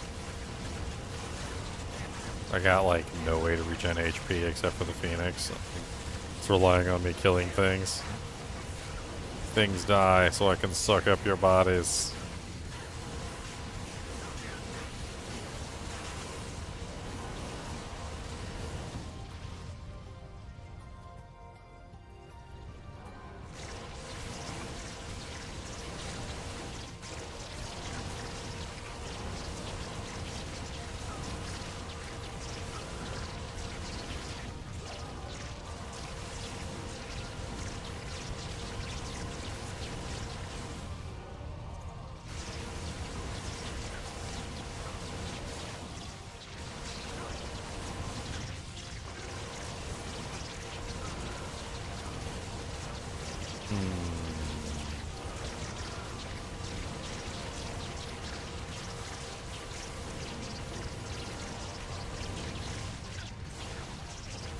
What if we just did double? Well, no, double Phoenix would just be double Firestorm procs. I already have so many Firestorm procs, it's not even funny.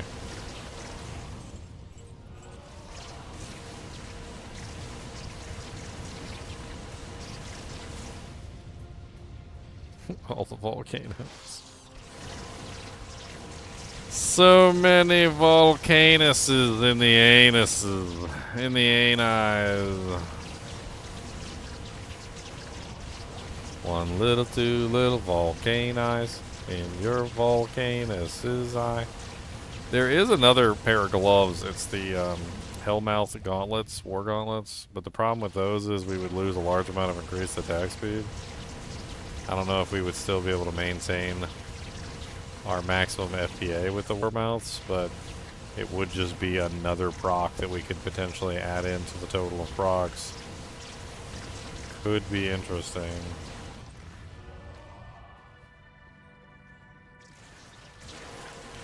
Dragon has a Hydra proc on it, which I am considering.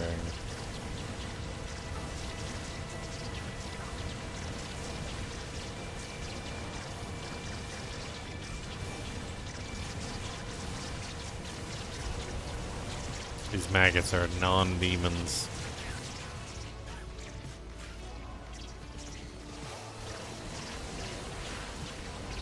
Let's get into Chaos Sanctuary so we can play with the actual demons.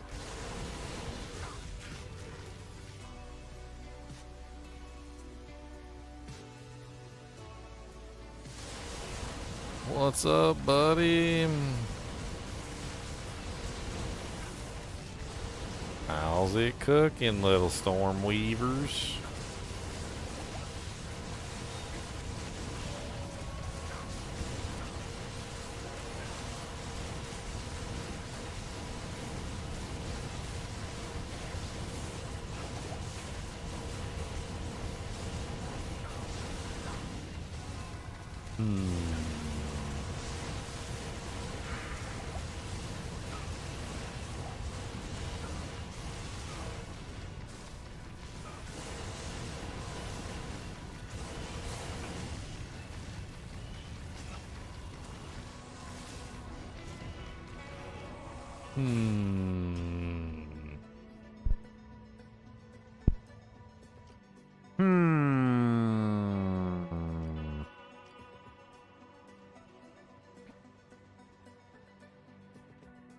I don't know if she has an unaltered pair of Hellmouths on her. Let me check real quick.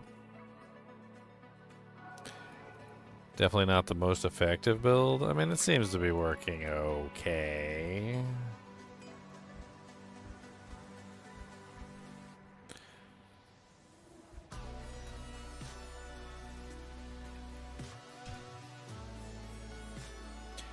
When they start surrounding you, your procs are less effective? Yeah, you're right. That's why I think we need more procs. I think that's the answer to the question. We need a more procs.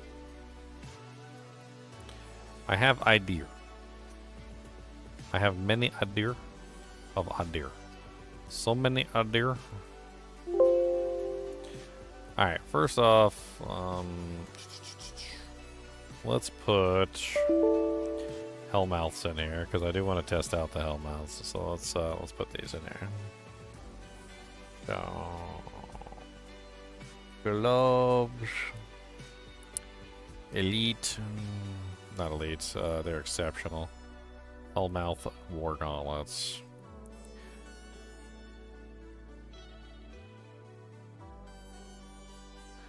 I think we can get away with High Lords. Yeah. Oh, maybe. I think we can get away with High Lords, but to get away with High Lords, we have to wear an increased attack speed belt. So, I guess let's just pull in, like, Nosferatu's or something. Nosferatu's coil for the moment, so we can test that.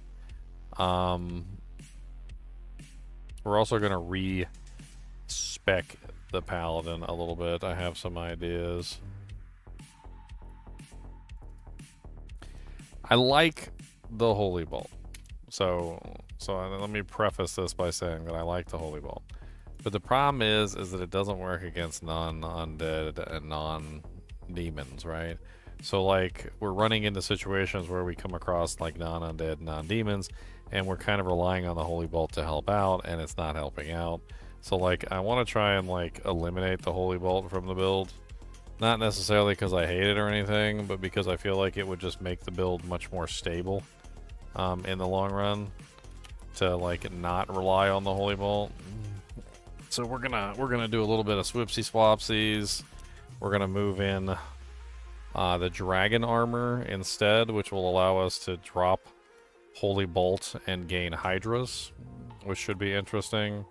And then we'll synergize the holy fire just so we can get the better procs. We're also gonna bring in the Hellmouth war gauntlets.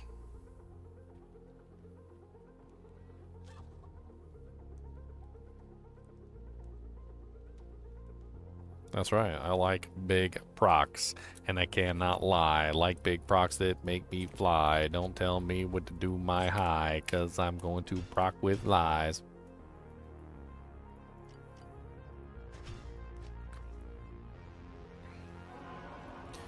Alright, so, subtle changes, nothing too crazy. First off, we're going to take off Principal, and we're going to put on Dragon. We're still keeping the Phoenix on, because the Firestorm proc is just... This Firestorm proc is more damage, probably, than the entire Holy Fire proc, like Pulse. There's absolutely no reason to drop the Firestorm proc for us. The Hydras will be interesting to add into the builds. We're going to play with that. We should still have enough increased attack speed if we use High Lords. We're going to drop the Death's Gloves for Hellmouths, and we're going to drop Death's Belt for the Spiderweb Sash. Unfortunately, that means we do not have Cannot Be Frozen for the moment, which is a problem that we'll have to fix eventually, but we're going to play around with it right this second. So we're just gonna play with it. We're going to tickle it. We're going to tickle it, and we're going to play with it a little bit. We're just going to do little tickles. And a little tickly too. We're going to tickly ticklies.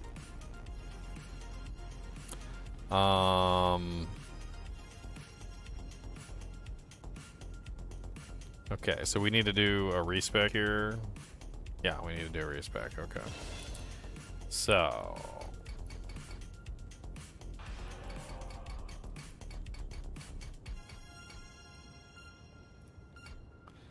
let's go ahead and get our Holy Shield up so we can get our stats right.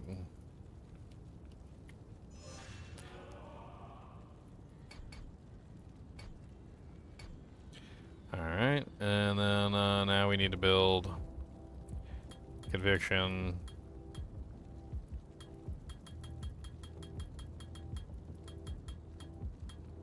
Let's just bring it straight to 25. Then we're going to build the synergies for Holy Fire, just so we have the Holy Fire proccing around us, which is, of course, Resist Fire. Let's go ahead and grab these before I forget. So Resist Fire and Salvation. Max out Smite too. I forgot about put max points into it. It doesn't really matter all that much. We're not specifically building maximum, like, physical damage anyway.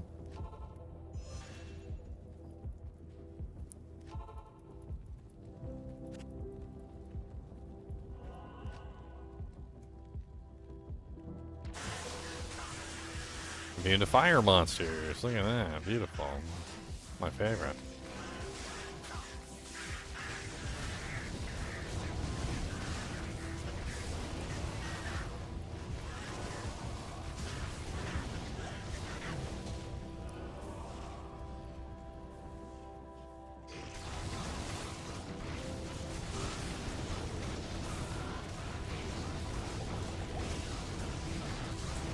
Oh, might want to put some points in life. That'd be great.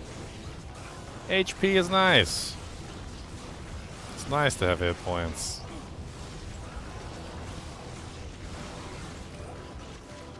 Hit points are amazing.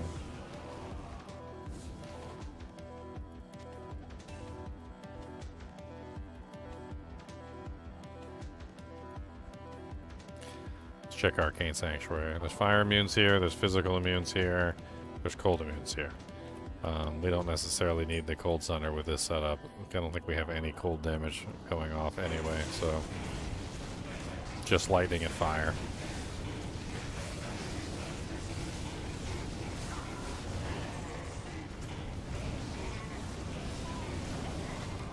What player count are we on right now? We're on P8 right now. This is player's 8.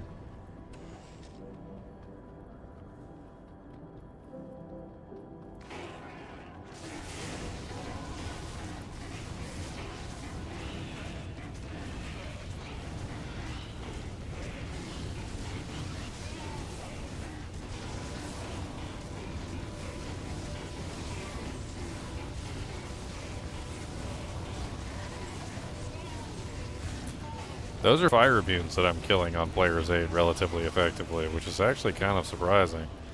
Let's check the ghosty boys. What's up, Rotfester? Oh no, come back here. Come back. No, you're off the screen. I can't get you. It's not polite. Come back here.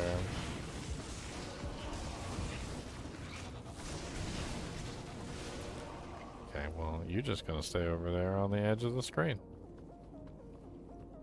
I don't like you very much.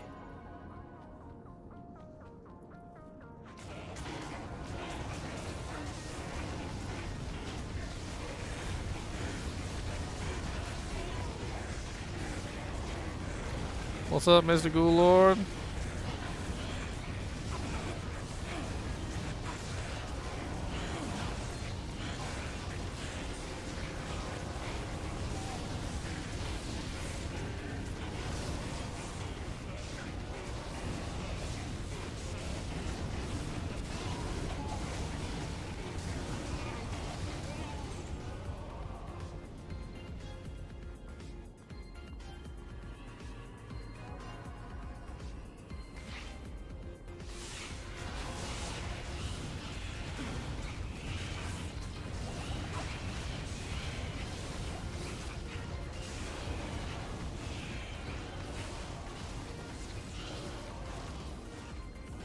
Yep, die from Hydras.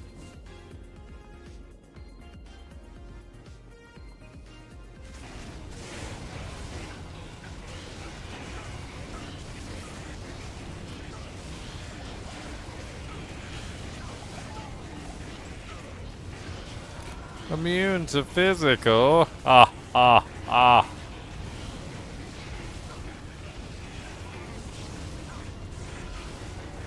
What's up, buddies? You guys are immune to physical too?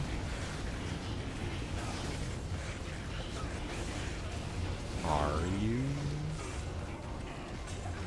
Hello there, Lightning Spire.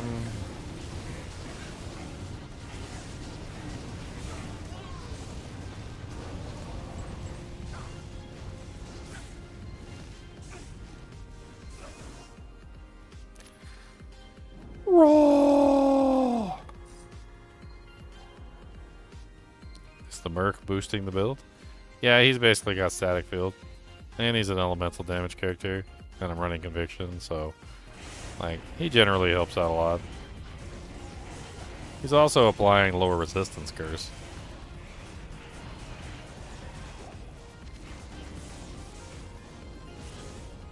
As you can see, he just bodied that frickin' like ghost that was off the table.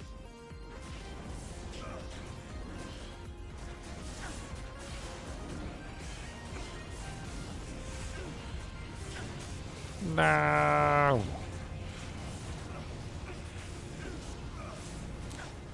I mean, the mercenary can kill things pretty effectively on his own.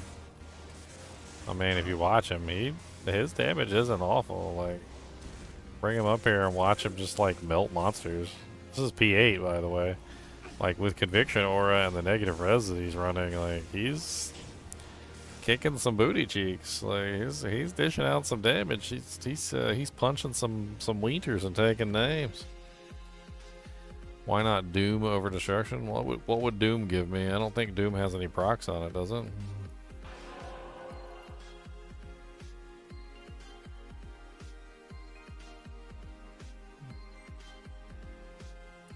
Level 18 Volcano, a 5% chance. That doesn't seem even remotely worth it. I don't know why you would use that.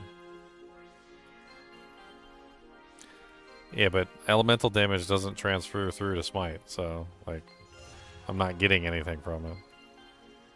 I mean, it would give me like some defensive capability, I suppose. I'm not really getting much from the Holy Fire either. Like the holy fire that's coming from the dragon is giving me basically nothing as well, because none of the holy fire is transferring through to the smite, so I'm not actually getting the holy fire damage on the smites. I mean, Zeal is interesting, but with Zeal you've got to worry about attack rating, you've got to worry about getting enough increased attack speed to hit the maximum breakpoint, which is a lot harder. Like, your entire equipment changes, and I don't think it's necessarily worth it. I feel like you go that route, and like you're gonna sacrifice way too much to hit the breakpoints that you need to hit to get like 4-frame Zeal. Because you got to think that we're not using fanaticism, we're using conviction. So you have to hit the 4-frame Zeal breakpoint with conviction, which is not as easy as hitting the maximum breakpoint with smite.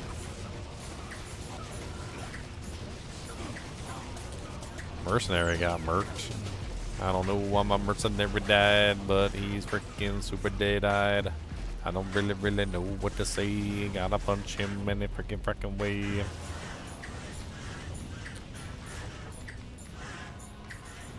Don't have to worry about attack rating across the moon? Yes, you do. Ignores target's defense doesn't work on pretty much any monster in the game except for trash mobs. Ignores target's defense is a modifier that only works on non-elites, non-champions, non-minions, non-bosses.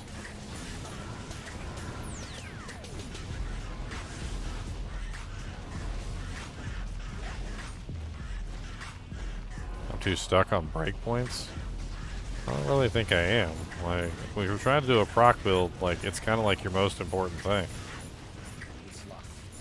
That would be like somebody saying, I want to build a frozen orb build, and then they put like 1 point in frozen orb, and you're like, oh man, you're too stuck on skill points. Like, you can't have level 20 frozen orb and everything else you want. Like, you gotta make some cutbacks.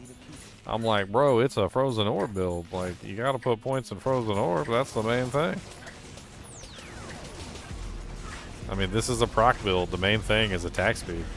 Hitting the target and attack speed are the two main things when it comes to a proc build. Without those two things, you're not a proc build. I don't know what you are. Like, you basically are sacrificing the majority of your damage output for I don't know what.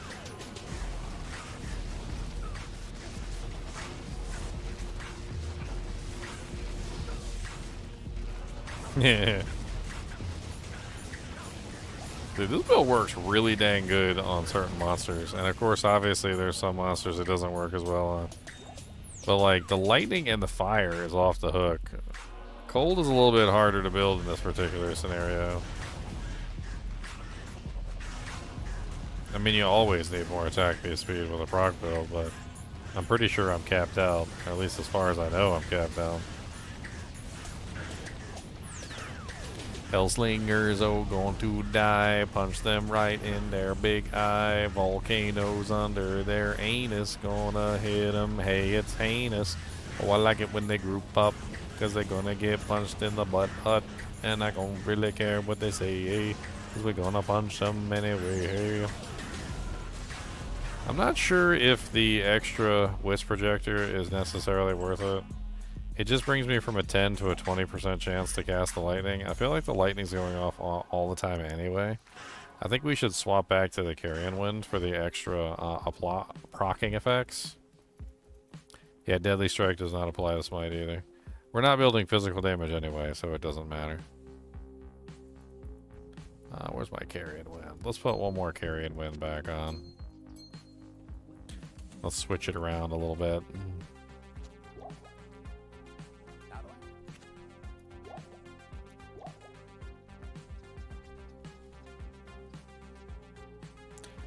What do we want to test next? Let's test Travancore.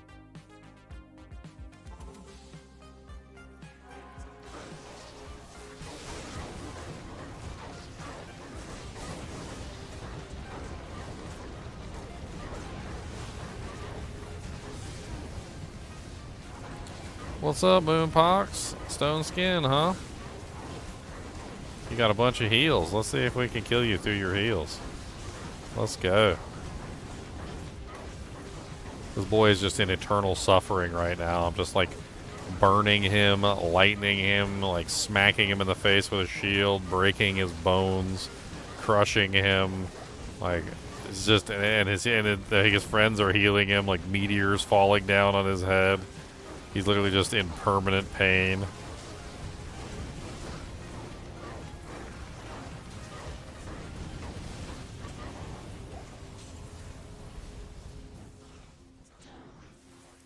Static field is nice, but it doesn't kill monsters.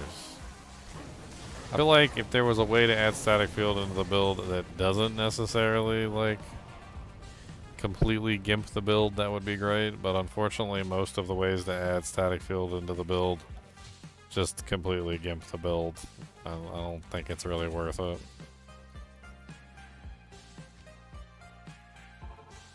I mean, granted, I got a mercenary that's got static field, so... I mean, at the very least, static field is being cast just fine.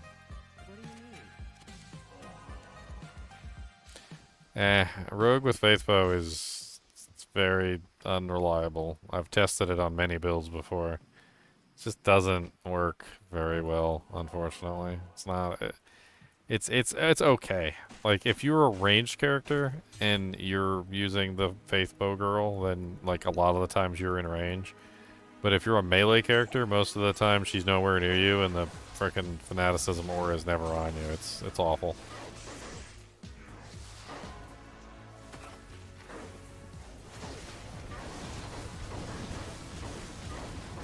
In this particular case, I'm a melee character, so she's always going to be hanging back, and I'll be out of range. And it's not like you want her in range anyway, because she's just going to die.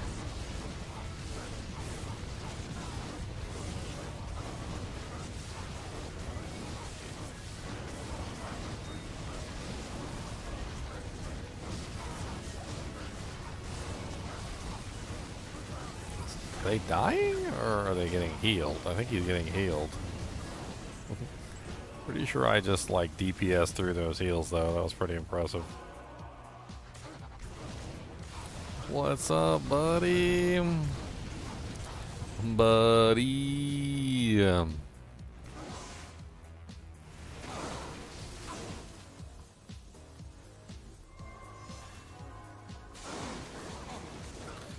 The healer over in the corner. Yep, he's dead. Stop hydroing my mercenary.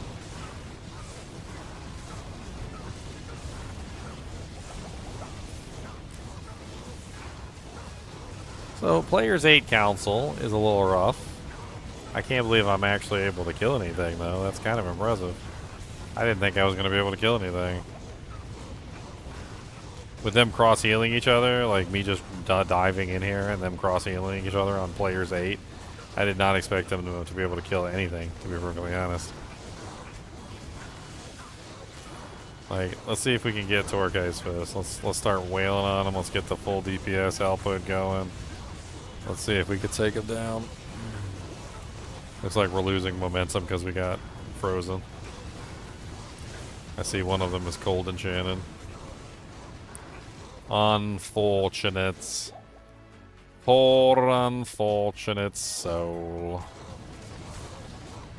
Separate them from the group and they die easily.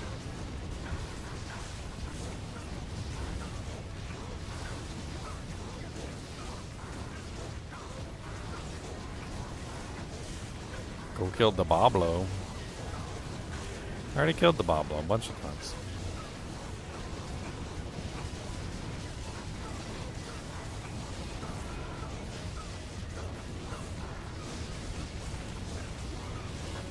Can't kill Players 8 council members.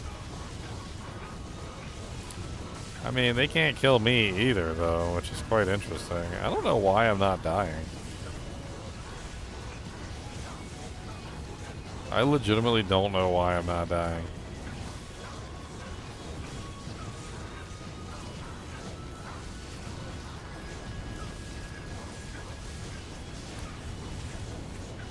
I mean, I guess I've got, let's say, 0% fire res. the hell? I've got 0% fire res. I should be taking some kind of damage.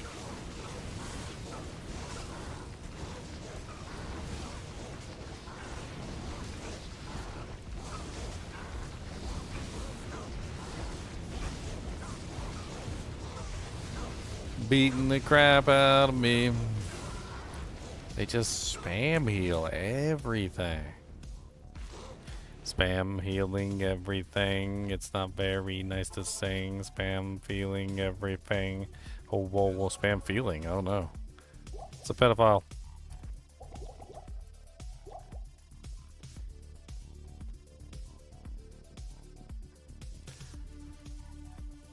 What can I do for you?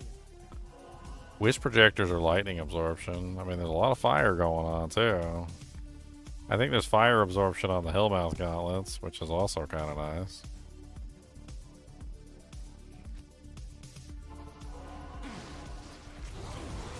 Look here, you little punk council members.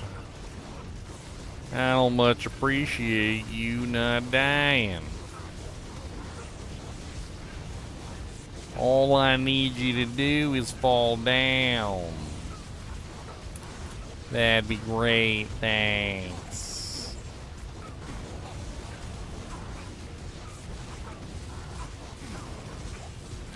What's up, Ishmael?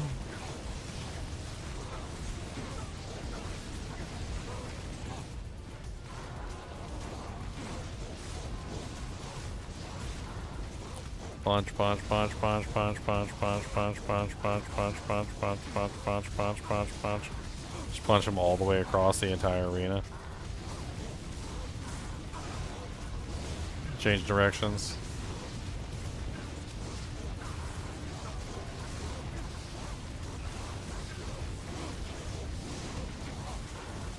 Die, council member. Your mother is an illicit lady. Your mother is an illicit strawberry.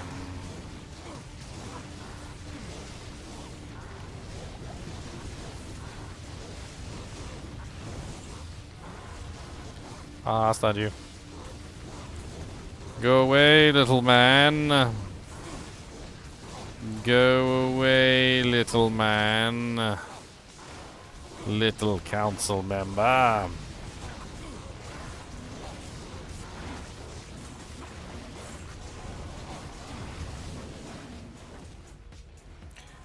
Don't fall. Come on, little council member. Gotta kill him in the Denver. No, mercenary died yet again.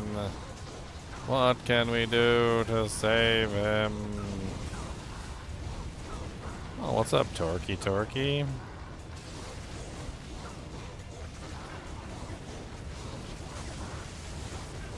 Torquey's got mana burn.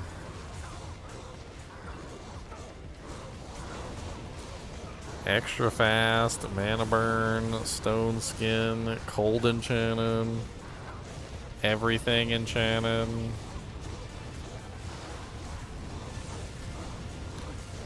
I think it's very clear that P8 Travancore is a little out of our league.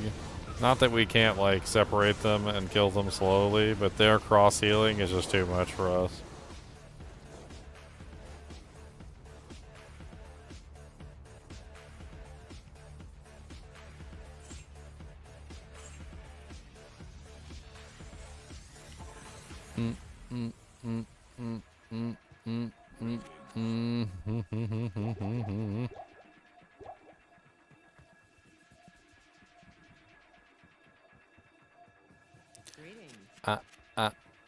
I've got a little fire absorption, that is true.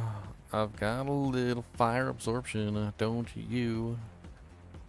Let's go, let's go, let's go, let's go. Let's go to Ancient's Way. Let's try Ancient's Way.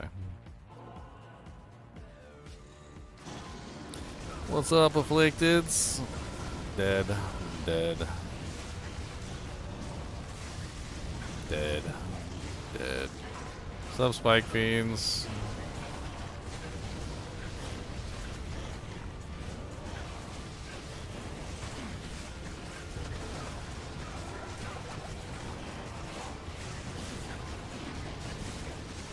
Boulders everywhere. Boulders.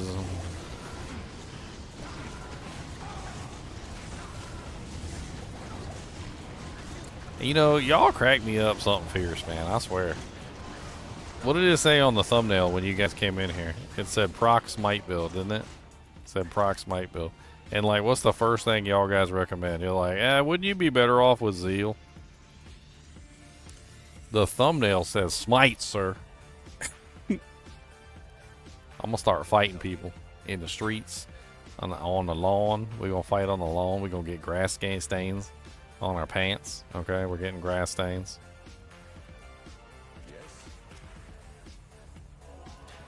Grass stains. I don't know about destruction. I don't know. The Nova is lacking. The molten boulder, it barely happens. The volcano is the only thing that works like pretty much at all on the weapon. Like, let's play around with Rift a little bit more. I don't know. Let's go to Halls of Pain.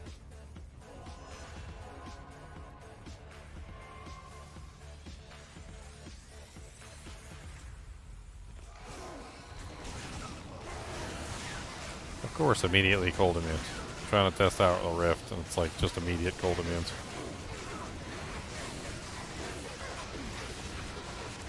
Oh my god, my boy over here surrounded.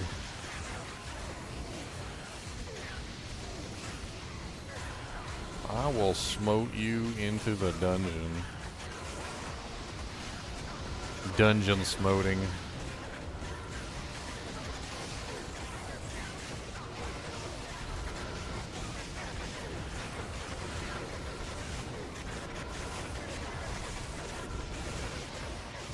I kind of want to try out Voice of Reason.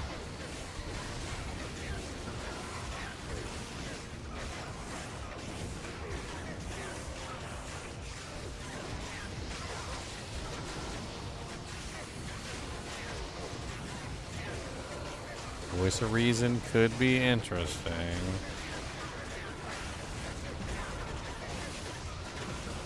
We could also just try a Dual Phoenix and see how that works too.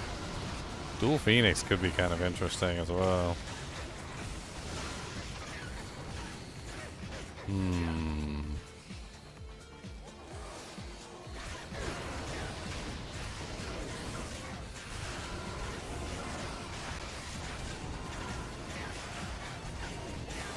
If we did Dual Phoenix, we would have what? Negative 28 plus negative 28, which is what, 56% negative res plus the 150% from conviction, 30% versus immunes, so 56, 66, 76, 86.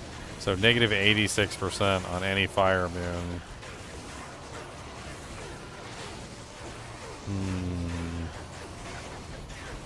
Trogdor to Proctor, that sounds good. Trogdor to Burninator. Trogdor! No, cannot be frozen, sucks.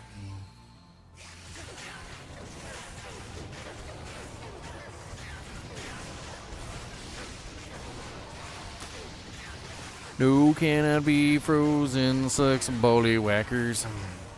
I want to see what this is like on like a non-Players 8 game. Like, it works on Players 8. It does. Like, it's acceptably okay.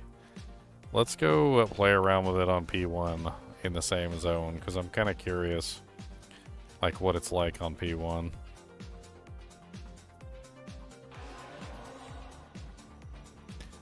Throwing Pally.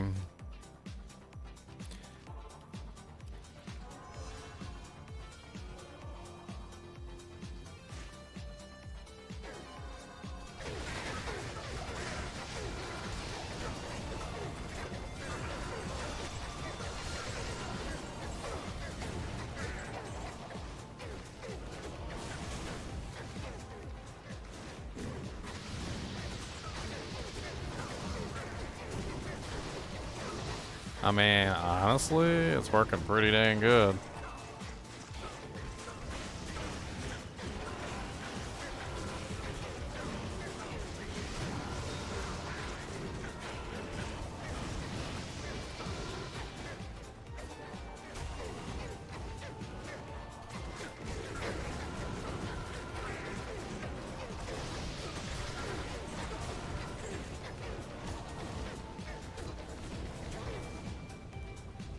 I like it.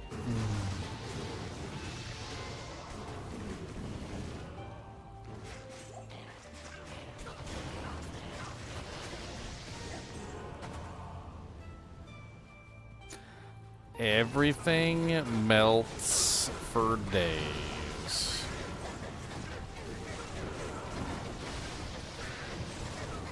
I mean, Rift is okay, but it's not amazing.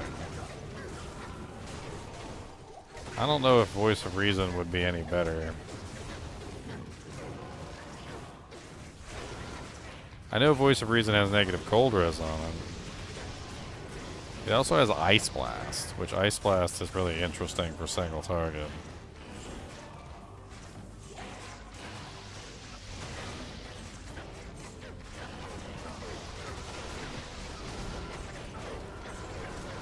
Level 28 Fire Aura. What are you talking about?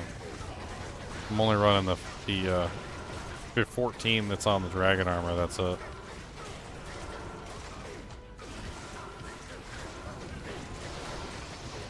And honestly, I'm not even really worried about that. Like that damage on that is relatively low.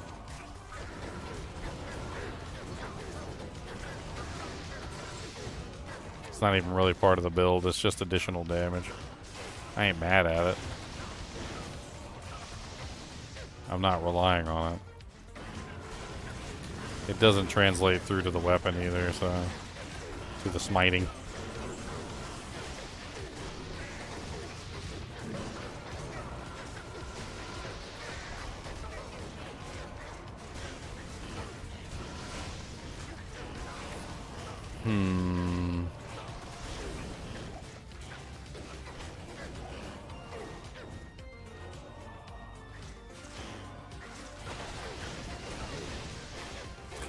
I mean, as a smite paladin like this, with the obviously with multiple options at your disposal, like it's not like you really have to choose between any particular option.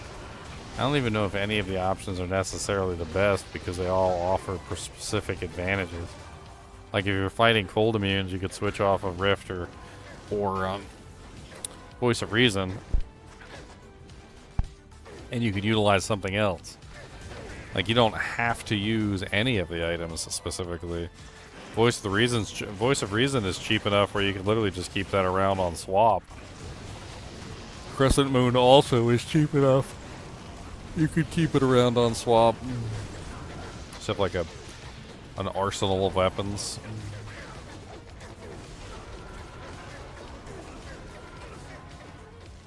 No, Phoenix does not have Holy Fire. Phoenix has Redemption.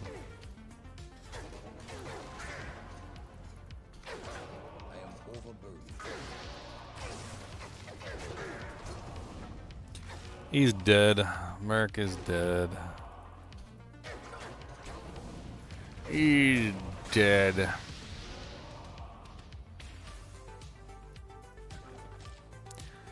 Honestly, I think I'm better off with the Ice Merc. I think that's where I made the mistake. I don't think going with the Lightning Merc was a good idea. Let's try swapping him out to the Ice Merc. The Ice Merc is survivability. He'll keep himself alive. Generally has more defense. Much easier to like just do damage with. Glacial Spike is amazing. Like the whole 9 yards. It's just a good setup. Let's try swapping to the Ice Merc. What's up, Jelani? I'll put that to good use. I'll put that to good use.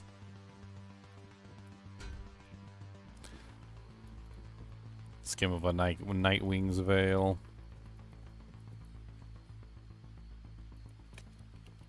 I'll put that to good use. Nightwing, that's the wrong item. What am I doing? Put that back in there. I'll put that to good use. Take a look at Voice of Reason. Oh yeah, and compare it next to Rift.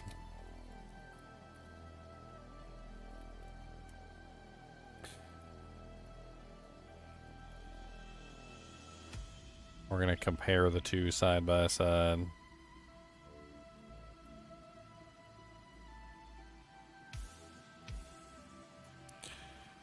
Alright.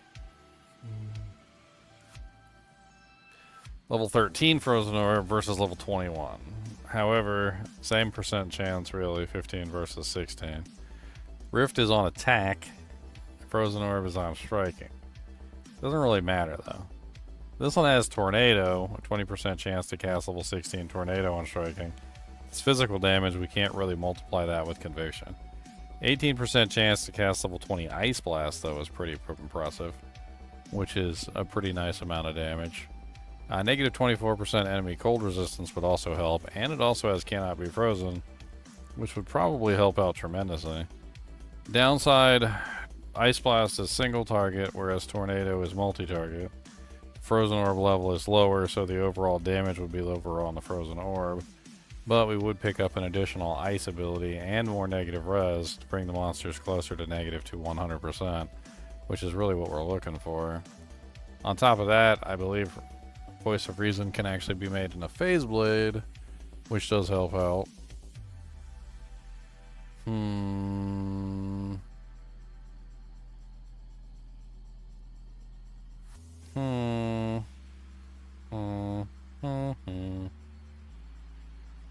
mean, I'd be willing to give the Voice of Reason a try at least and play with it. I think I've got a Voice of Reason sitting around somewhere.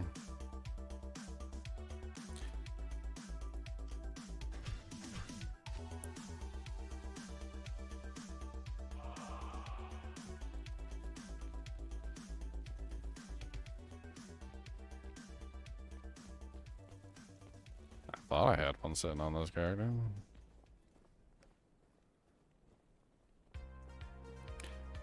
There's a Voice of Reason and a Conquest Sword.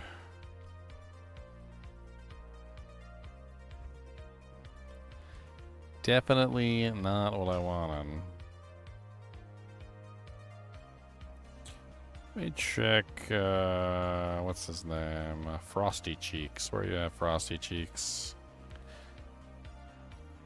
Cold, cold, frosty, frosty, frosty cheeks. Cold, cold, frosty, frosty, frosty cheeks. Come on down, Mr. Frosty Cheeks. Holy cold. Oh. The hell are you?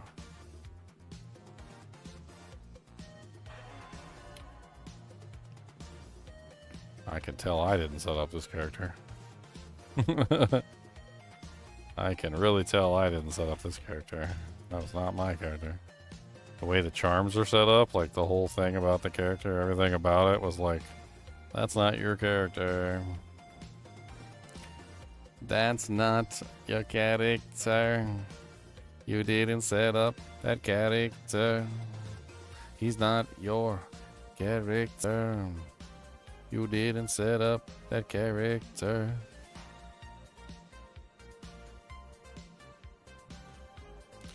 Oh, wow.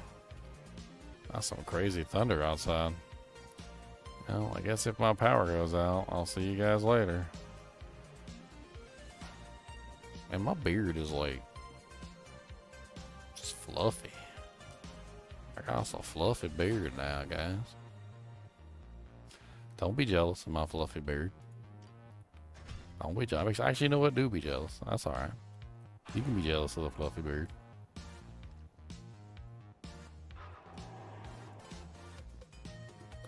Man, he ain't got it neither. I thought for sure he would have it. Oh well, I'll have to add. Trying to think if anybody else might have it, but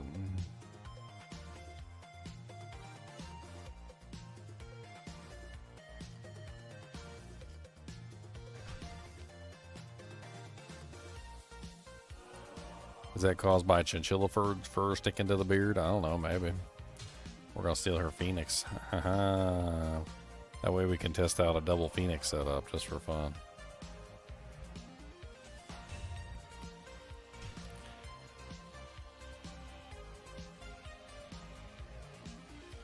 Could the GG amulet that I crafted, it could have rolled 10% FCR as one of its affixes?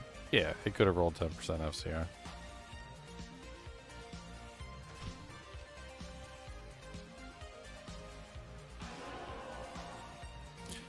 What's up, Killamotus?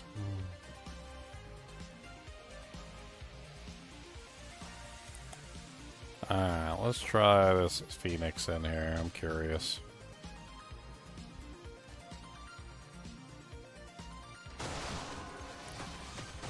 So we got...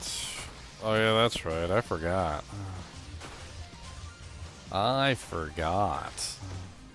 This whole time, I forgot that stupid bug.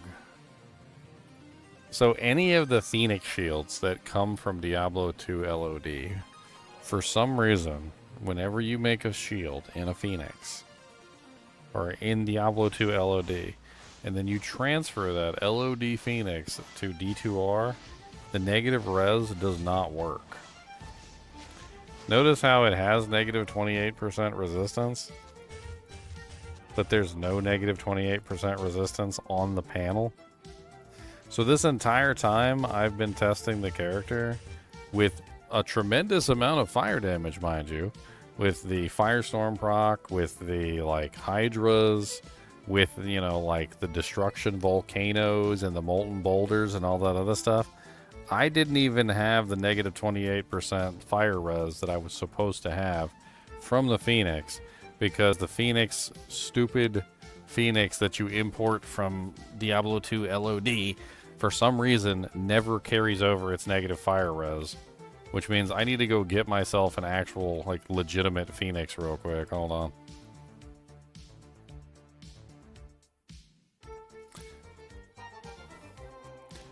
We're gonna... So the workaround is that you have to make it.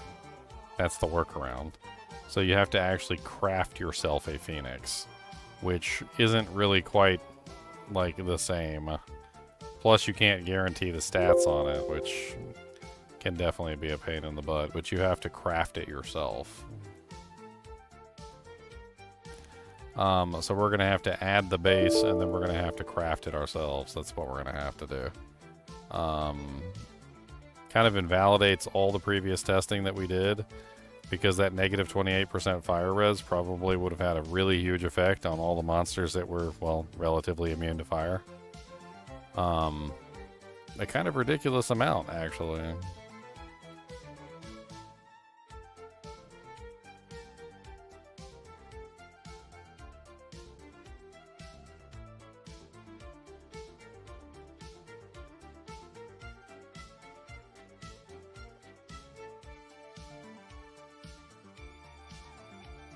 The hell, I got like a million shields in here. Alright, socketing and make item socketed. Item is already socketed. Runes, what do we need? Vex, low jaw? Did I get it right?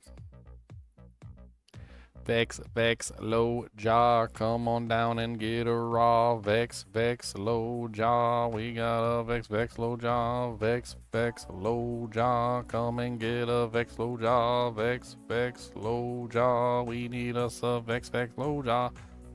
Low jaw, low jaw. Low jaw, low jaw, low jaw, low jaw, low jaw, low jaw. Vex, low jaw, come on down and get a raw. Vex, low jaw, we got us a Vex, low jaw. Vex, low jaw, come on, baby, low jaw. Vex, low jaw.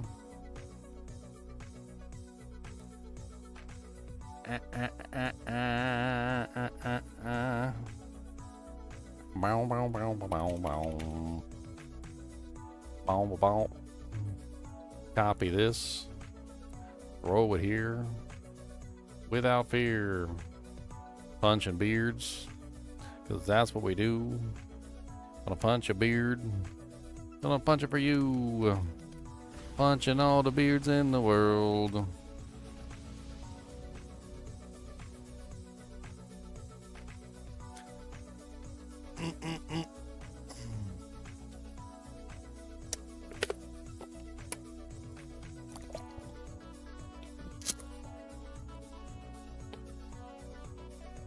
All right, further testing is required.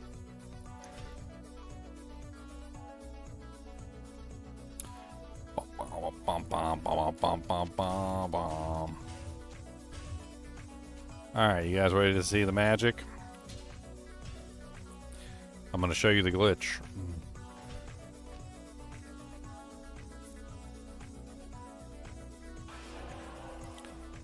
Alright, so watch the birdie. Are you ready?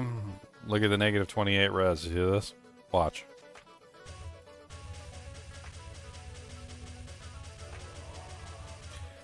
So this is the new one that I just crafted. And this is the one that came from LOD. The one that came from LOD, the negative 28% fire res, even though it's on the item, even though it's clearly there, like you can clearly see the negative 28% fire res on the sheet, it does not work. It does not count toward the total. So that is a garbage Phoenix. And that's a huge amount of fire res, negative fire res with the 2 Phoenix, because that gets me negative 56%, which is pretty huge. Let's play around with the double Phoenixes for a second. Let's put it back to Players 8 since we didn't get accurate Players 8 testing. Let's go to like Canyon of the Magi real quick and let's play with it. Giggity.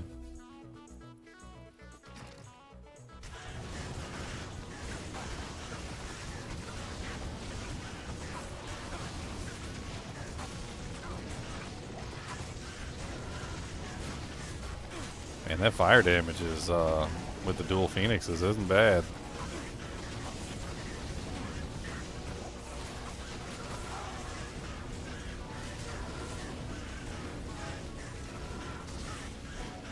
I have a feeling though that another weapon besides the dual Phoenix would be good. Right, let's try out some of the other options besides dual Phoenix. So let's test out Voice of Reason real quick since we hadn't got a chance to test that out yet.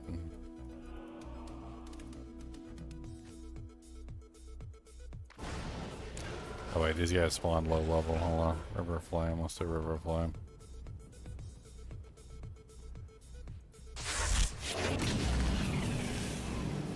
Thanks for the subscription, Mad P. Unreal Champ. Flessy.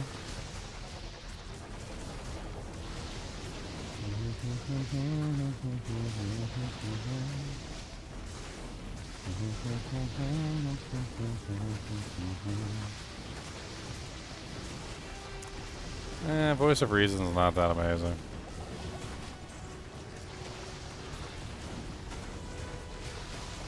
It's okay.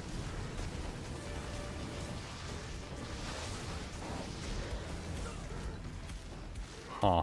Thought Voice of Reason would have been better than that. Doesn't seem to be putting out very much damage at all.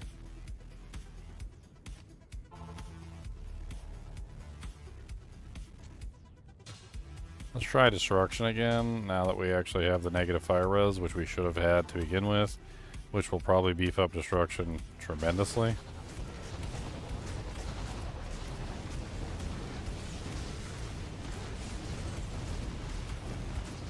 What's up, hit 'em lords?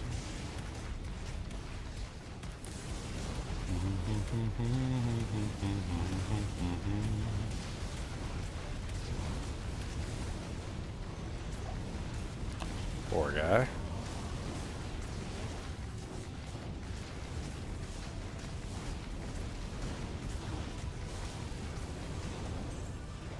Doesn't feel like I'm slower. I don't know. It feels slow.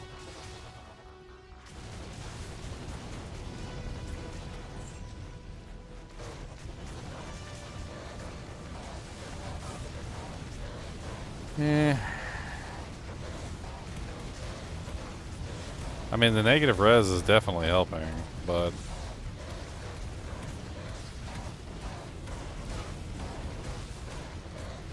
not quite as good as it used to be.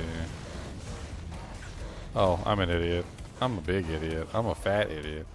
I'm a big, fat, ugly idiot. I'm a big, fat, ugly, nasty idiot.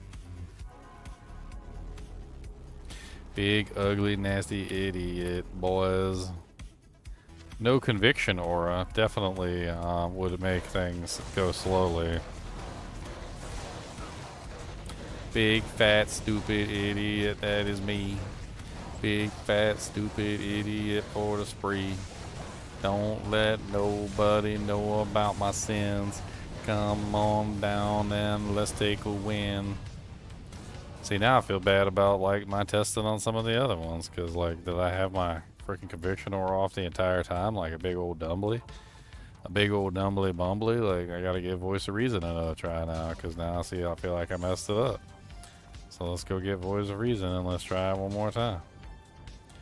Let's go Halls of Pain, I guess. Let's try another area.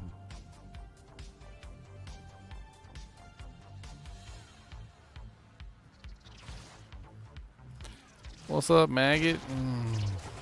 No, literally, you're a maggot.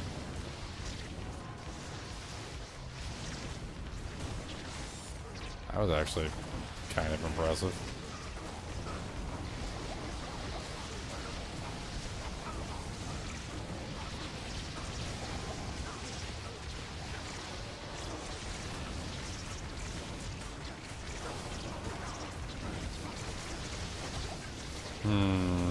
Downside of Voice of Reason. Not a lot of corpses for my redemption aura to work with, because everything's getting shattered.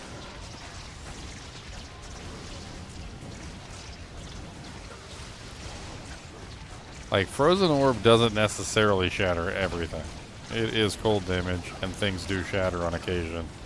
But like, Ice Blast is a guaranteed shatter. I didn't even consider that, especially when using Redemption Aura for a survival method. It's essentially almost completely preventing Redemption from actually doing what it's supposed to do. Yeah, I don't like it. I don't like it at all. Did I just find a Shadow Killer? Shadow Killer! A Shadow Killer, Shadow Thriller, come on down.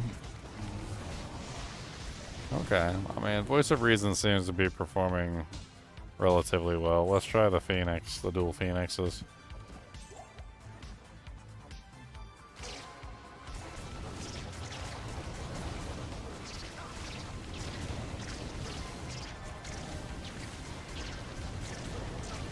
Not bad.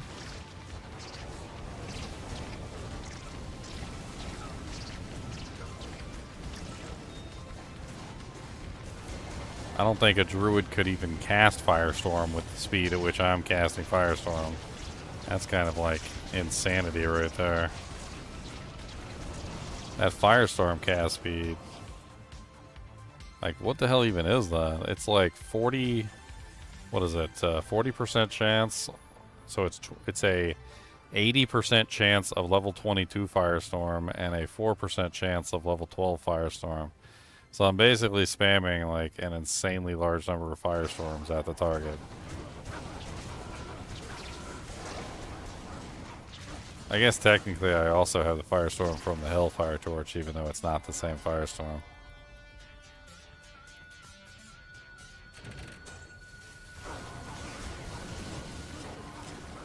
Die.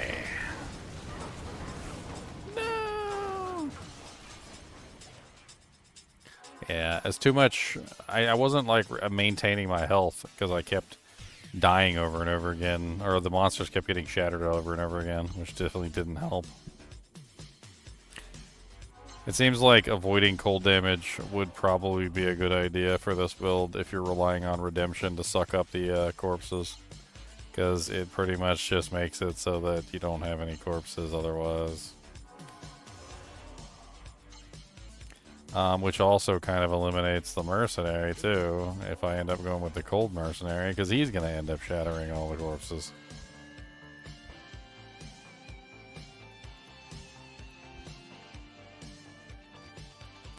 Let's try somewhere strange and unusual.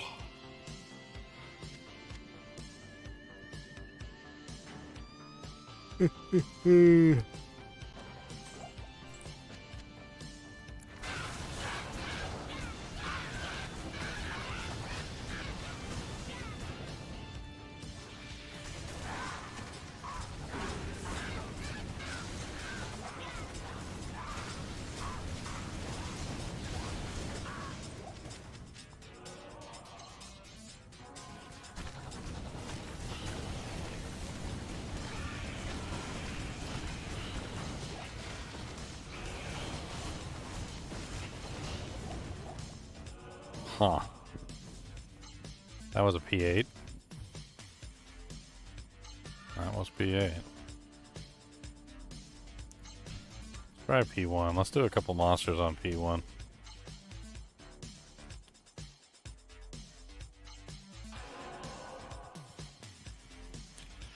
I think, as much as I like the Phoenix, I think Destruction is still, like, top.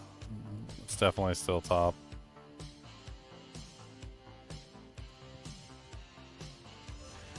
Let's try, Pindle Skin. Pindly Bindly. Bindle, bindle, bindle boy, come on down, we've got a toy. Bindle, bindle, bindle boy, indeed. Sucking up all your corpses, you don't got nothing left. Sucking up everything. Sucking up all your corpses. Ow! My face, my face, my face, my face. Please stop hitting my face, my face. Well, that was easy.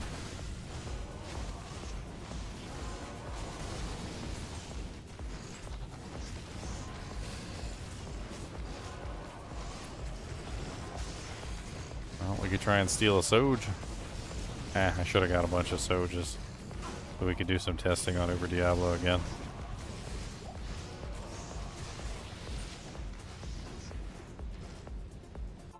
Uber Diablo. Uber Bebablo. Uba Beba. Beba Bebablo. Need some Soges so I can test.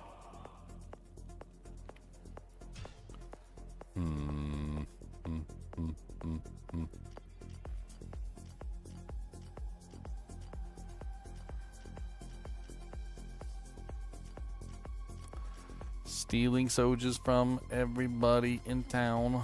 Stealing Soges from all of the frowns.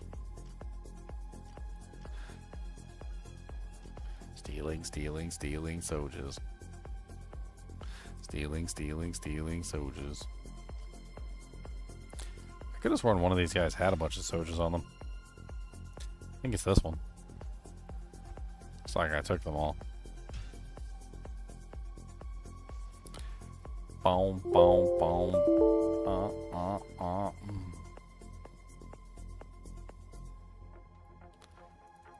Alright, video items 3. You've had a lot of use today. You're doing good. We need Soges, my friend. Soges.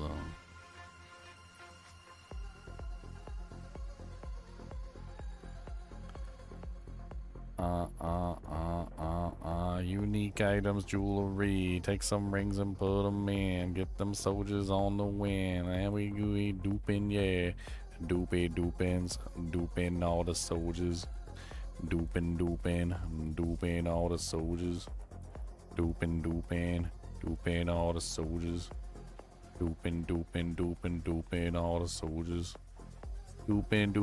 Duping all the Soges. Gonna duping all the Soges.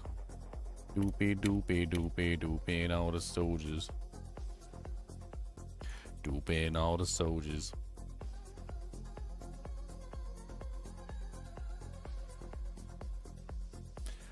Boom, duping everything we see. Gonna dupe them all for me. Gotta dupe the Soges. He gonna dupe them on and two. Gotta dupe them in the poo. Gonna dupe them, yes, who? Dupe them. Duping Soges, yeah. Duping all the Soges here. Gonna dupe the Soges, yeah. Duping, yeah. Duping, yeah.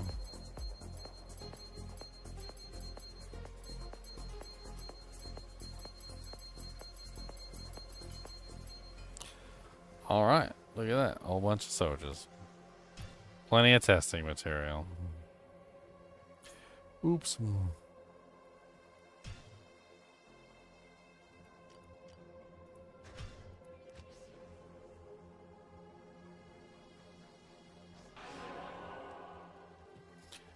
Alright, I'm gonna set some timers up and we're gonna see how long it takes us to kill Uber Diablo.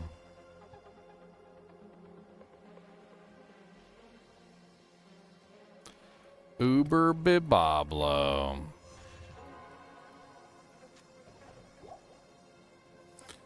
Pulling up my phone clock. It's easier this way. Stopwatch. Clear. Alright. So this is going to be Phoenix first.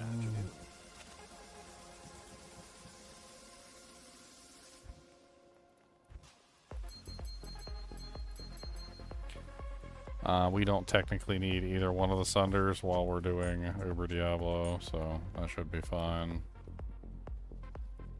Get our resistances.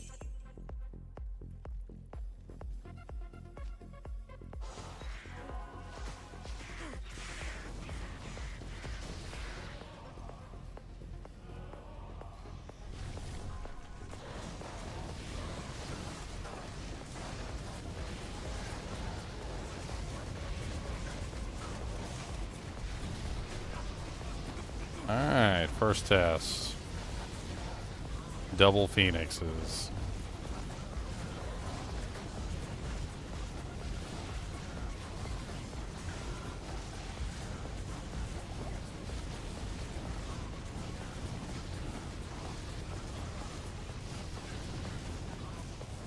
Wow. Impressive. 22.95, so roughly 23 seconds. That was actually very impressive for the dual Phoenixes. Holy Jesus. Yeah, I did consider a dual Crescent Moon Barbarian. It's an option. Would definitely give you a lots of static field. It is an option I was considering. It's really about the character though. Like, I'm not really sure that I want to like specifically go into that just yet. Also, I hadn't completely ruled out Crescent Moon at the time. I've kind of ruled out Crescent Moon at this particular time. Oh, that wasn't Phoenix, that was Destruction. Okay, so 23 seconds for Destruction. Let's write this down. So 23 seconds P1 Diablo Uber Diablo. Destruction. Okay, so next test. Let's do Phoenix next. Let's try Phoenix. Can I help you? I don't know if we saved and exited. Let's do it again. Doesn't matter.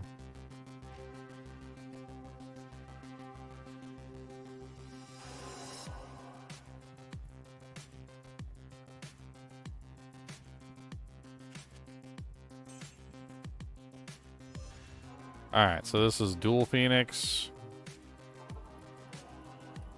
Let's get this ready. Reset.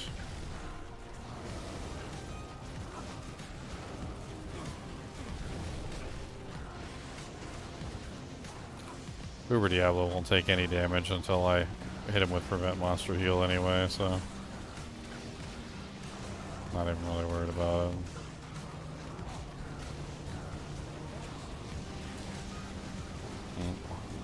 Kind of was late hitting the timer there by about 1 second.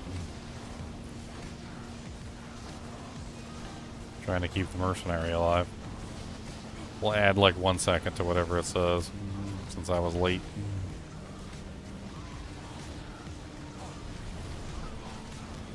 Mercenary stood right in front of the monster and died.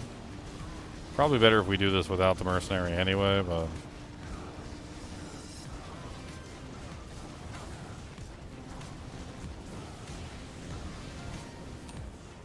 Alright, so like 37 seconds.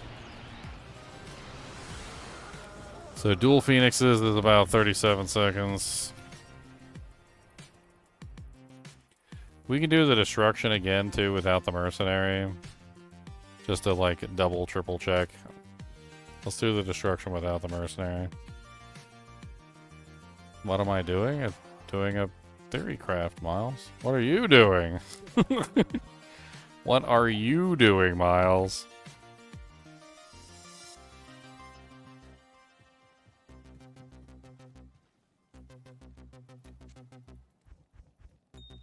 What are you doing?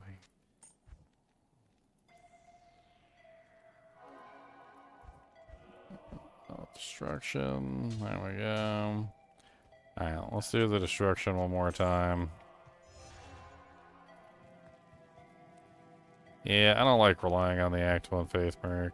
It doesn't... like I said, like I was talking about earlier, she's never in range when you're a melee character. If I was a range character, it'd be a different story, but like when you're a melee, she's just like never in range to give you fanaticism. That's awful. And then when she's dead, you got no fanaticism. It's just not... I don't like it. I don't think it's a good play. Not for a melee character. If I was a Amazon or something, maybe.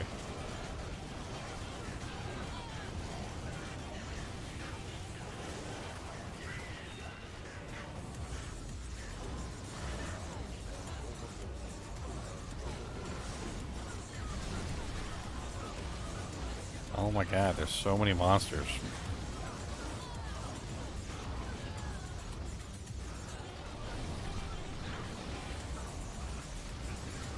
Alright, are we done finally? Alright, let's prep this up and get ready. Alright, reset. 3, 2, get out of here. 3, 2, 1, go.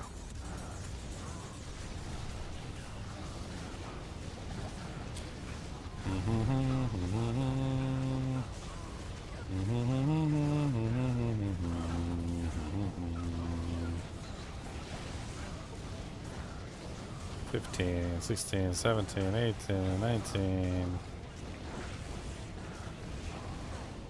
Well, exactly the same. Mercenary basically did nothing, so still 23 seconds. All right, let's test out Voice of Reason. We'll do all of them. Why not? Get us a good idea of like which one's the best single target damage, which one's the best AoE, etc. All right, so we'll try Voice of Reason next. We can try a Crescent Moon too. I don't think Crescent Moon's going to do very well, but we'll give it a try. What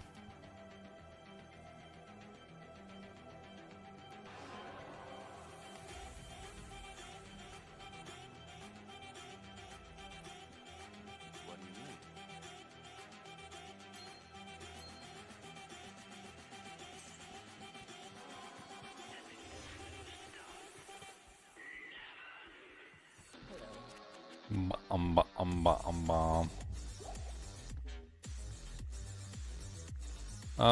I could throw in Atmas if I'm not using the Warmouth Gauntlets, but I really like to use the Warmouth Gauntlets to get the free meteors and the extra firestorms and whatnot.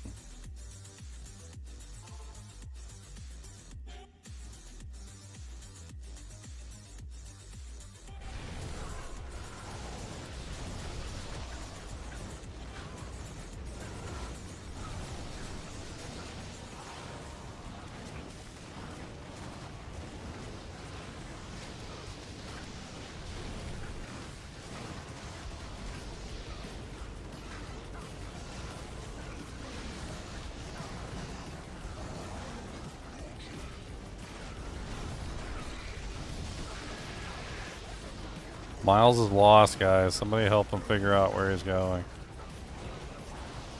He apparently clicked on the stream by accident and didn't look at the title or the thumbnail or anything.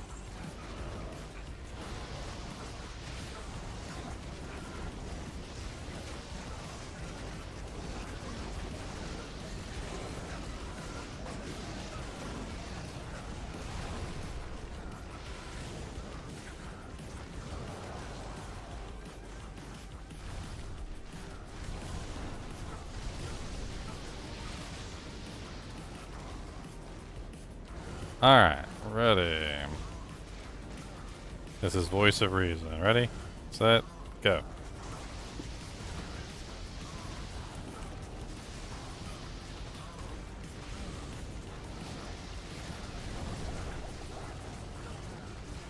And 11 seconds. He's already almost at half.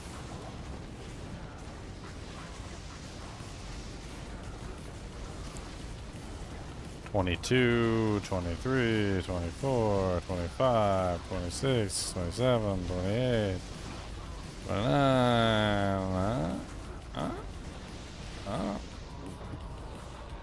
So 30. It was 33, but I kind of hit it a little bit late, but it ended up at 34. So 34 for Voice of Reason. For Vor. Let's try Rift.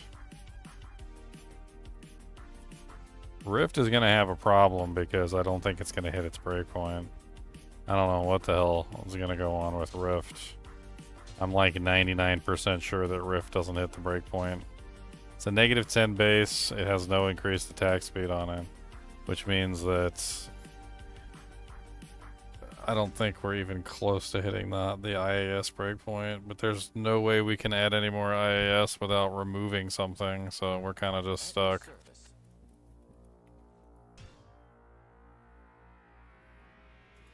So we took Principal out because Principal just wasn't as effective versus like the wide variety of monsters in the game.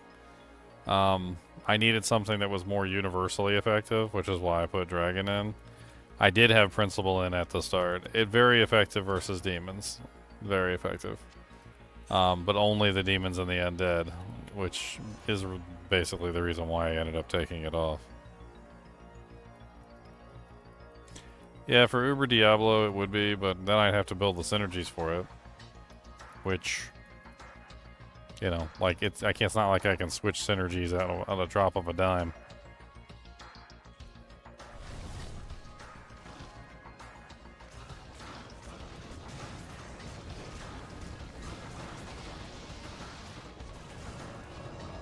Alright, here we go. The timer running. Reset. 1, 2, 3, go.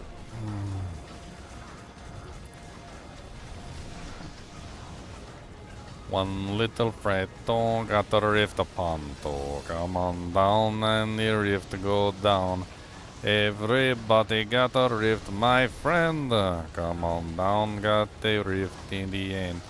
Eeberdee boobala boobalee boo. Come on down and take a number 2. So definitely speed issues and also cannot be frozen issues. He has cold touch, so he does slow me down every now and then. So 43 seconds for Rift.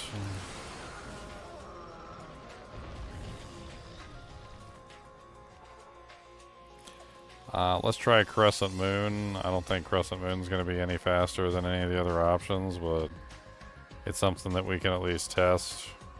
No reason not to test it at the very least.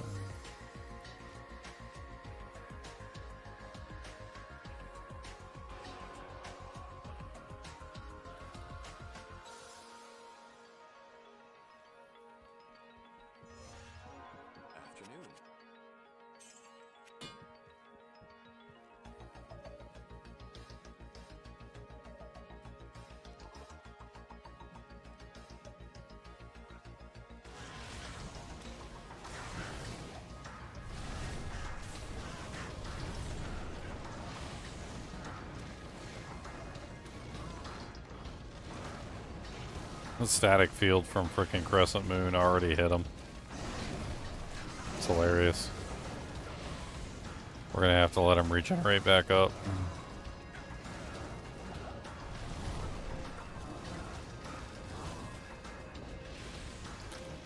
Regenerate, Diablo. Regenerates. Okay, 3, 2, 1, let's jam. Now, Crescent Moon is obviously going to outperform all the other weapons on the start because the static field is going to bring it down really fast. I don't know about the rest of it, though. I think it's going to suffer on the back end, which means it's going to take a long time to finish him off.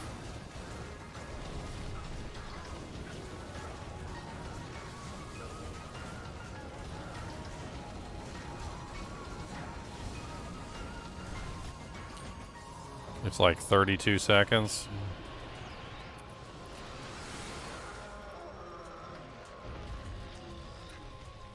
I mean, it seems like Destruction is the clear winner at 23 seconds. Crescent Moon did okay. It's still about, what, like 9 seconds slower than Destruction. Crescent Moon obviously has the added benefit of being a you know, like proccing weapon that does chain lightning as well as static field. So like in the AoE, it probably has better damage output than some of the other items.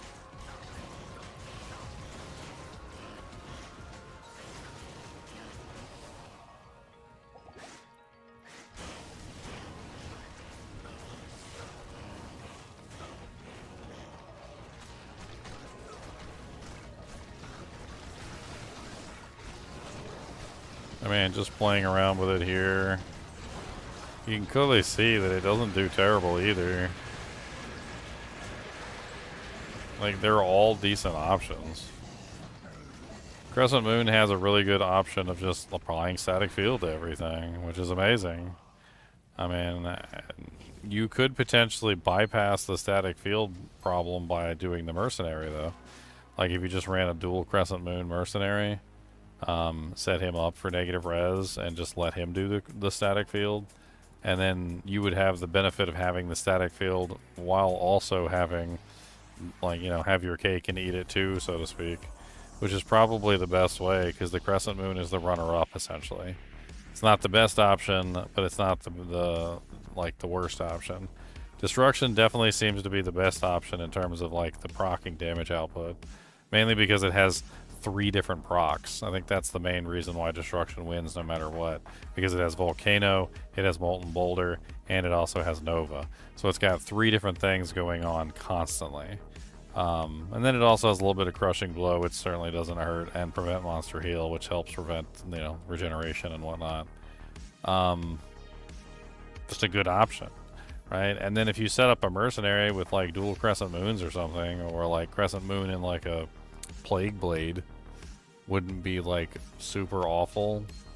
I mean, I could probably do that real quick. We could probably just take a take the gear off this mercenary.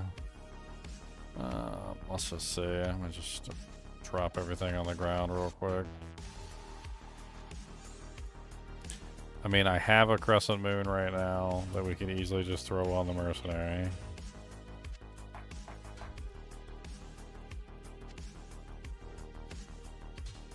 What else do I got laying around here somewhere? I'm sure I got something I can just slap on him just for the moment. I mean, he can just hold on to the principal armor for now on. I mean, why not? That'll work. And then I've got the Plague Sword, so... Hire... Sigmund. Come on, Sigmund, let's go. It's a terrible setup, but it'll work for the moment. Just so I can get an idea of how this functions.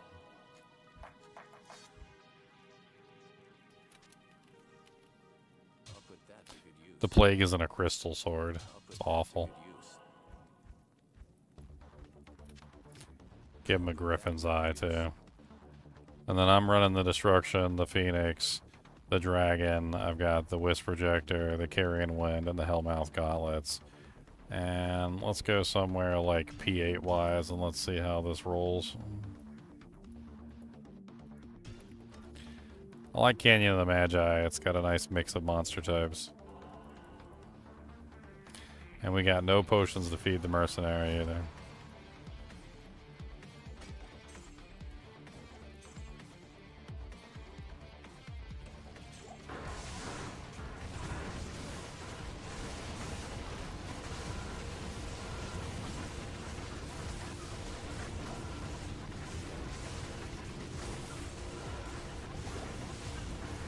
Got no potions to feed myself.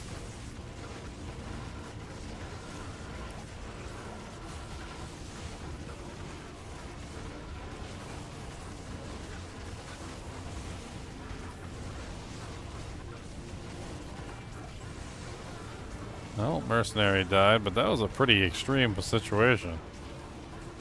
That was a lot of crushers. And we somehow still came out on top despite the fact that he died. Kind of expected to die there. That was actually pretty sweet.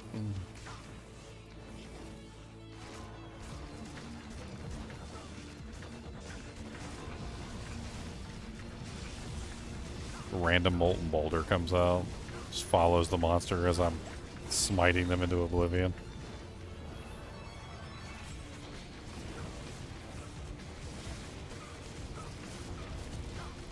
The molten boulders are so random. Alright, let's try a less extreme situation. That was a mighty extreme situation there. Let's give him a little bit of a less horrible time. I was honestly kind of surprised he stayed alive at all. That was just way too many crushers.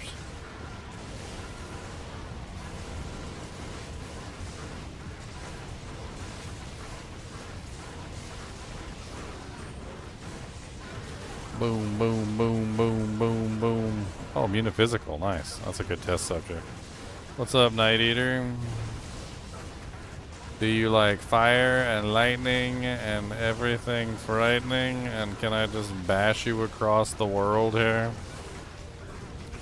See if we can find a nice juicy cactus to push you up against.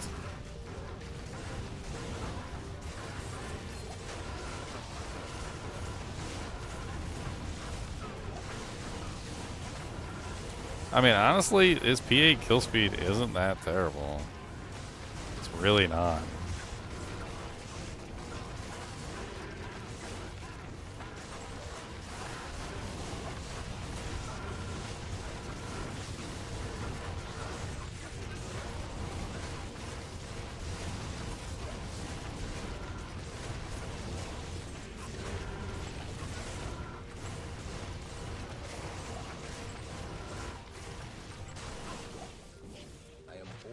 Not bad, Sigmund. Not bad. We even had amp on our heads during that. That was pretty impressive.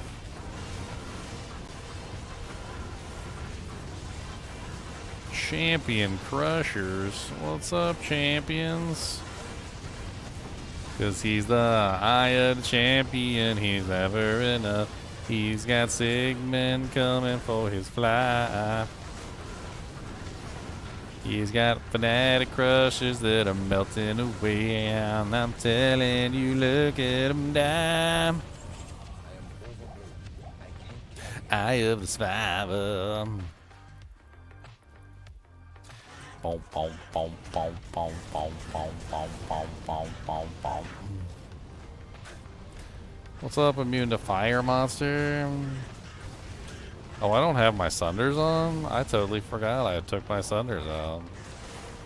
I totally forgot I took the Sunders out. Dude, that was Sunderless? That was Sunderless? Hold up. Hold up just a minute. Hold up just a minute. That was Sunderless, my friends. I forgot I took him out while I was testing on Uber Diablo. That's kind of crazy, actually. Let's go, Halls of Pain. Well, players 8, right? Players 8. Okay.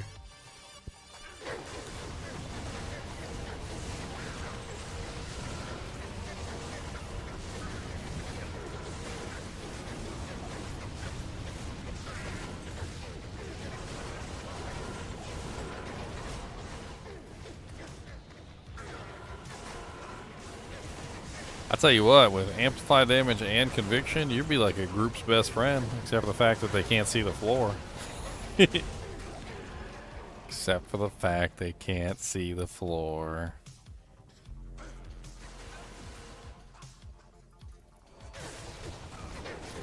Who needs to see the floor, okay? I mean, really. Who needs to see the floor? The floor is obviously lava, okay? So obviously you don't step on the floor. Anybody who's played the game, The Floor is Lava, knows that you don't step on the floor when the floor is lava, okay? You don't step on the lava floor.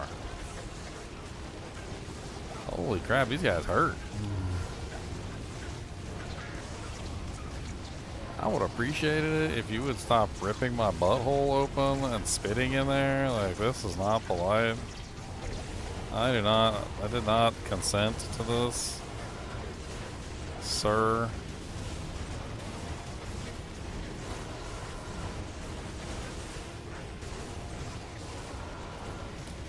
teleported away, the little dirty hoe. He was murdering me and he teleported away. That's it. We're going to say hi to him. We gotta go visit. I didn't want to visit the folks, but now we have no choice.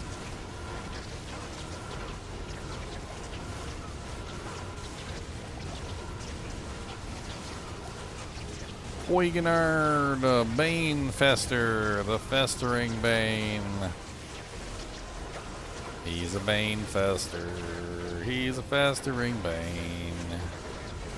What's up, Guardian? Do you like volcanoes under your anuses?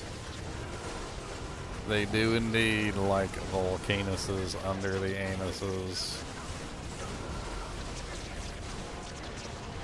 I'm gonna go punch Neelithak in the eye. Sounds like fun. Let's go do it. Let's go punch him in the eye. Where's he at? Where you at, Neelithak? We got punching to do. Oh look, I'm into physical monsters.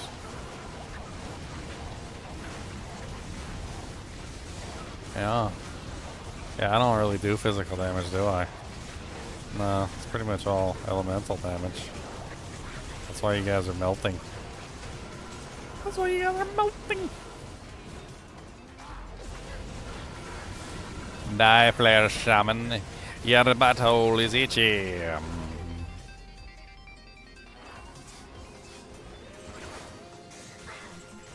Look here, Tomb Python.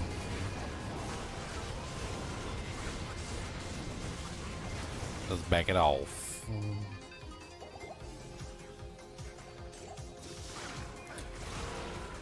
Let's see if we can kill Neelithak before he kills us. Let's see if we can do it. I don't know. He's probably gonna hit us with that jangalang, and we probably gonna freaking die. I know it. Hey, let's go down to the show. Let's get our butt kicked, yo. Oh, Neelithak, he won. And it feels so bad. Neelithak killed us. Neelithak is mean. Neelithak is green. Neelithak. He's not very nice. I do not like his rice. It tastes like some ice. And his virtuous. I do not like him, no. Oh, God. Oh, dear Lord Jesus. There's so many of them. Why is there so many? Run away! Run away! This way, then this way, then this way, then this way. Grab those potions, and this way. Oh God, there's so many monsters left alive. Get out of the way. Nobody likes you anyway. You're tiny and you got flat feet.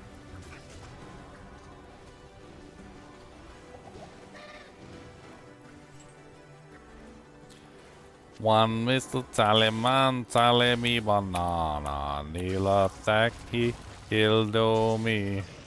One little Neelithak slapped me down. Oh no, I can't get past. No. No, let me through, Neelithak. I want to kill you. No, corpse explosions for days everywhere. Corpse explosions. So many explosions.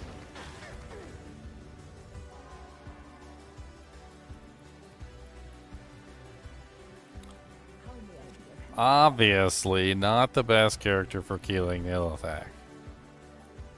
Doesn't seem to be the optimal Neelithak killing character. Could potentially be better. Do the walk of shame, my friend. The walk of shame.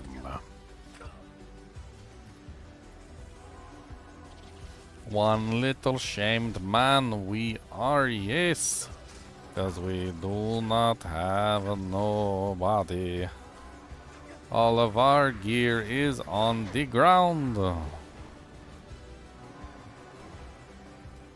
Literally.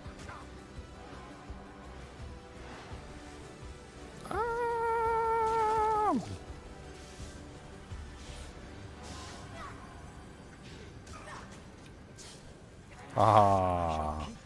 I shall keep my end of Bale's bargain. Hey, a key of destruction. We got a key, boys. It doesn't even matter, but we got a key. Oh, I'm dead again. No! I don't even know what got me that time. A key of destruction.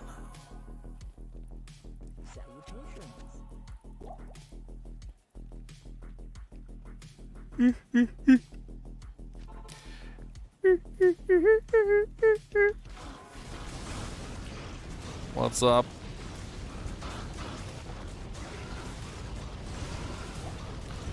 Where you go, Eldritch the Rectifier? Giggity.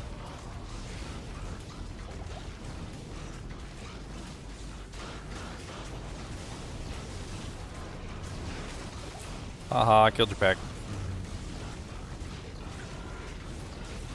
So, I mean, we've been testing this on, like, Players 8, and it doesn't, I don't know. Like, it's fun to see how it works on Players 8, but it's unrealistic for, like, any kind of, like, real gameplay.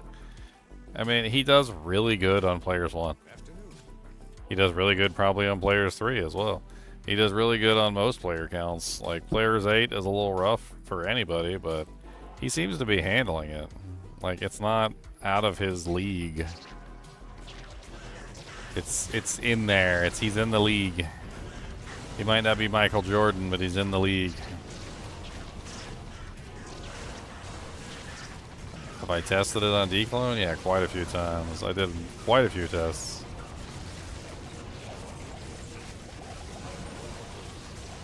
My results are right here. That was the results of the testing. I tested like the various weapons and stuff to see how they functioned. Destruction just seems to be the best option. Like, it doesn't really, there's not much argument there. Like, it's definitely the better option out of all of them. I think Crescent Moon was the closest, and that's just because it spams static field. Makes it a little bit easier to get Uber Diablo's HP down at the start, but then, like, it suffers toward the end.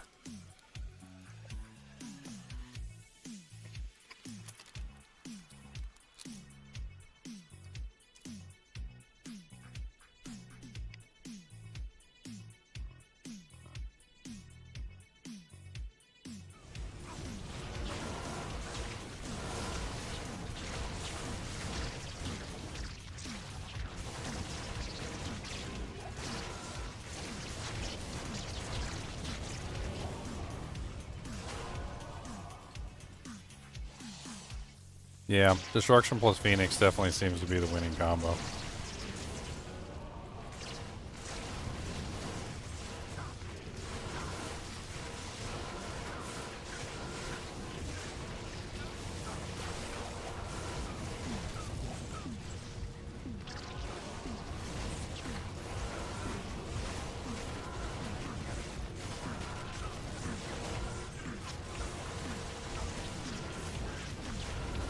I imagine a druid set up with Destruction and Phoenix would probably be pretty darn amazing too. Doesn't take a genius to figure that one out.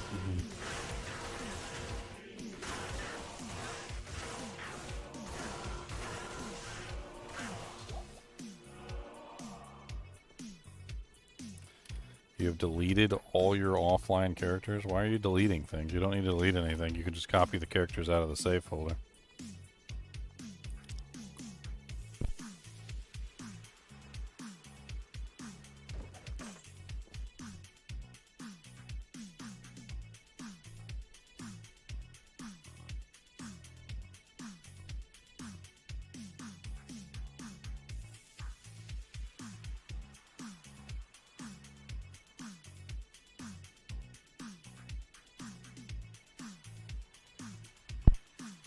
Inside your save file, Justin, there should be a folder. So your username, saved games, Diablo II Resurrected. and you're going to find a file that literally says shared stash, hardcore, shared stash, softcore. Cut this file. Don't delete it, because, well, deleting it would just delete it forever. But cut that file and remove it from the folder. Alright? So just take it and just paste it like right here or something. Alright, and then boot the game back up and see if that manages to fix the problem.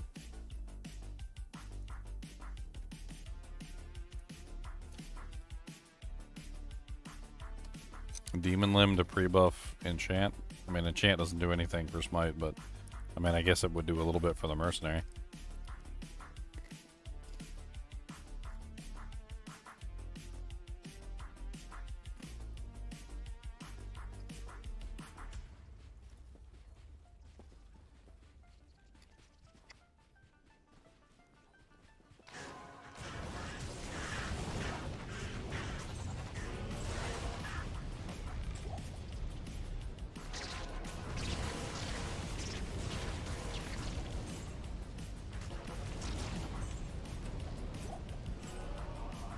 Seems like a Destruction Phoenix Fireclaw Druid would probably be pretty darn awesome too.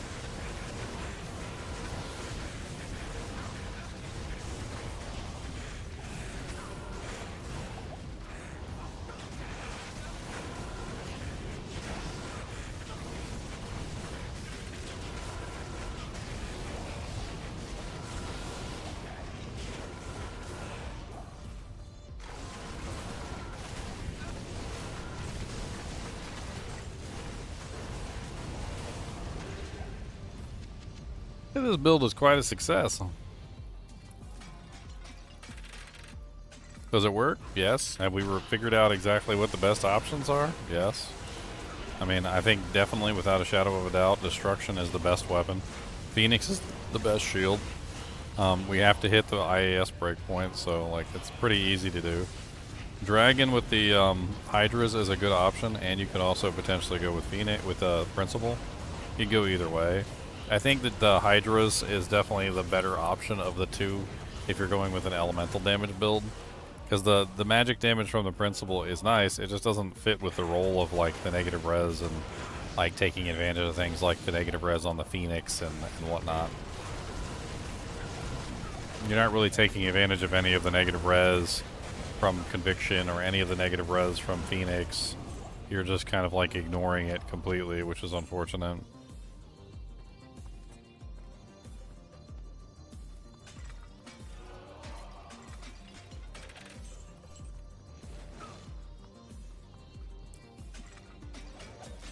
I mean, our maximum negative res is pretty high.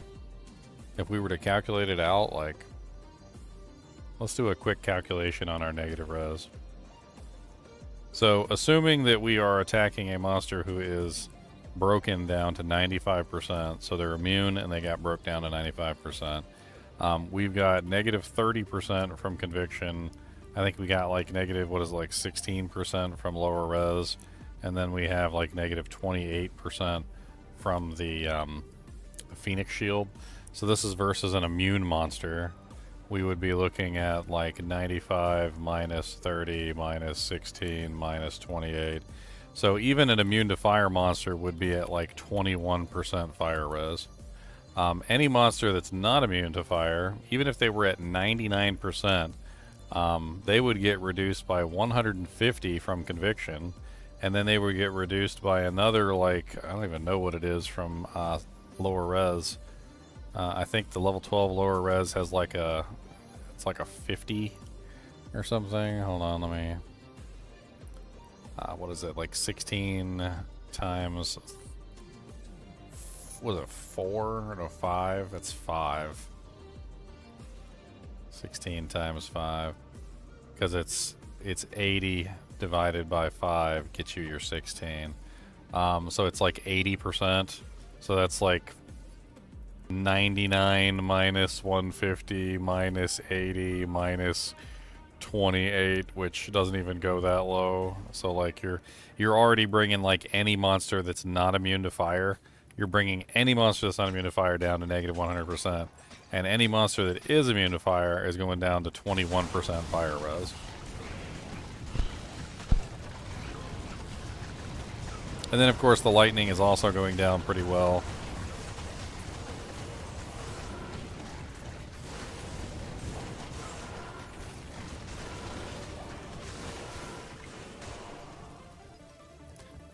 Well, if that's the case, Justin, it sounds like your problem is that your shared stash corrupted. So, unfortunately, all your items in your shared stash are gone.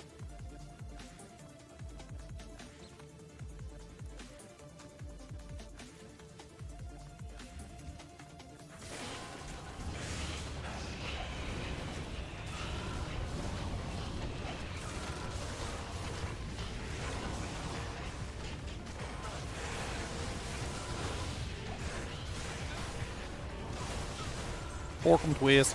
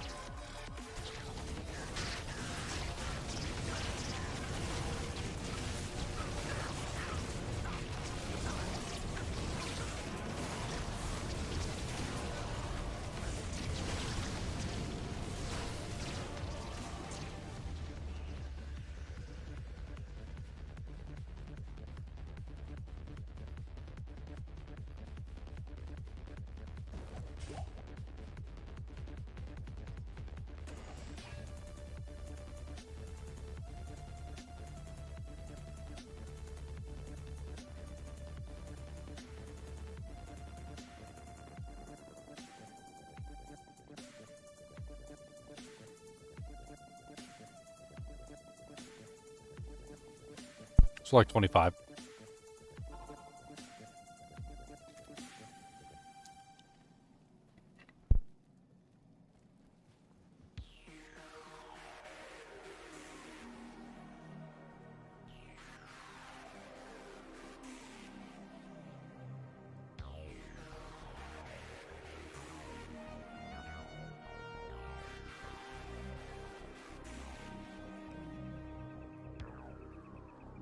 I don't think there's anything really to test. I think we're done. A successful build, if not expensive. I mean, destruction alone is an expensive rune word at Vex Lo Bur Ja Ko. Extremely expensive. Not only does it have, what, 2 high runes in it, it's got 1 mid rune and 1, like, half a high rune. And another mid rune. That is an expensive rune word. I mean, budget-wise, I mean, if we look at the list, it seems like Crescent Moon is the budget option. Definitely. I mean, Voice of Reason could be used as a budget option as well. Both of them technically work as budget options.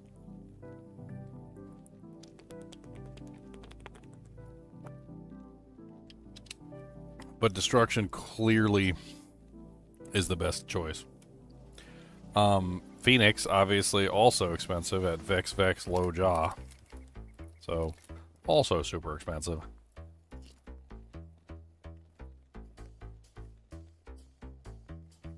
Dragon isn't really required here. Could use Principle. You could just swap it out for something else. Like, I'm not entirely sure that having even the Hydras here is even all that important. Like, you could just swap it out for like a Treachery or something, or a Hustle. So you could, you know, like have more attack speed and then not have to worry about attack speed from other slots.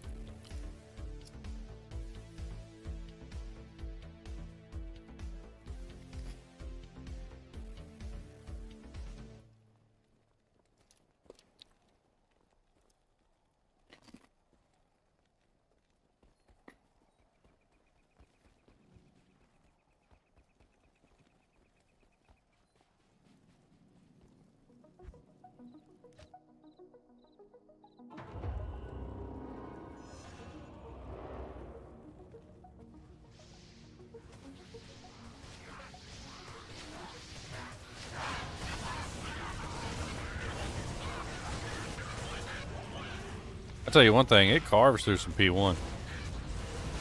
Like, absolutely carves through P1. Like a hot knife through butter. It's a beautifully fun P1 build. You know what, now that we have an optimal setup, we know what's going on, we figured out all the kinks and got everything working. Let's go check cows again. Let's do one more. Let's do one more little cow run. Go see how this, how it cooks. Let's make us some steaks. We certainly got enough fire damage to make some steaks with.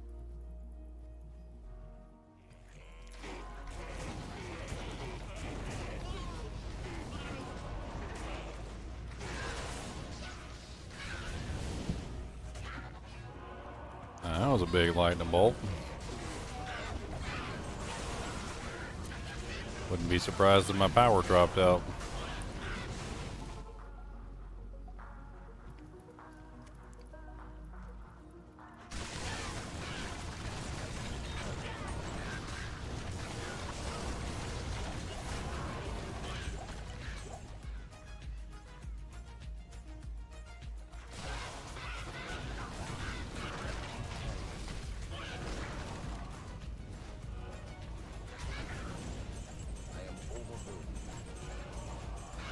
A pure physical proc character?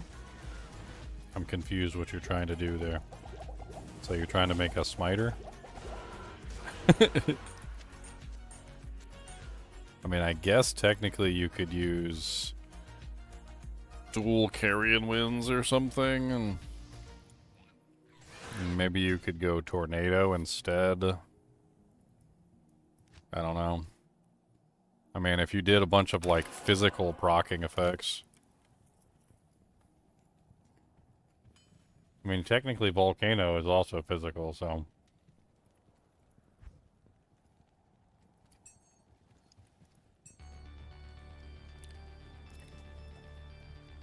Good day.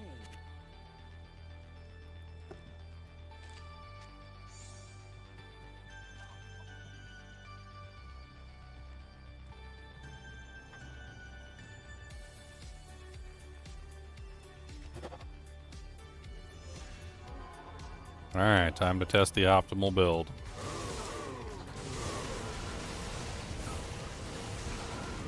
Right in the center of the cows. Let's go. Do they melt?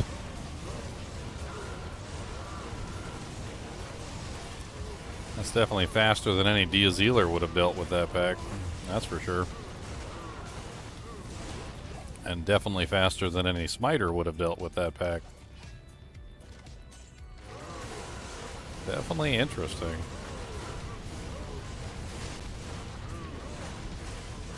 I mean, he absolutely melts the cows. Very good AoE damage. The static field from the mercenary is working well. I'm seeing the lower res procs. Right? Like, everything is just getting absolutely demolished. Cow King is fire immune. Cow King just got demolished.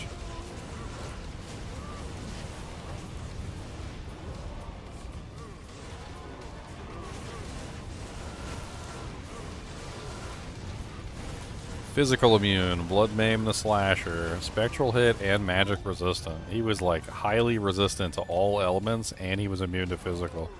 Still handed him his butt cheeks. That was impressive. I ruined the steaks. Oh, they're all well done. These are all well done steaks. I'm sorry, guys. I hope you like your steaks well done.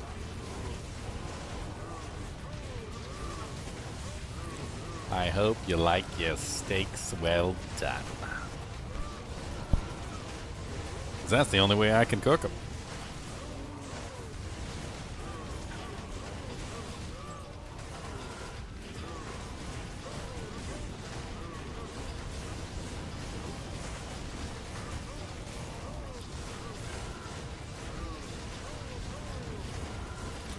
Another immune to fire monster, absolutely demolished.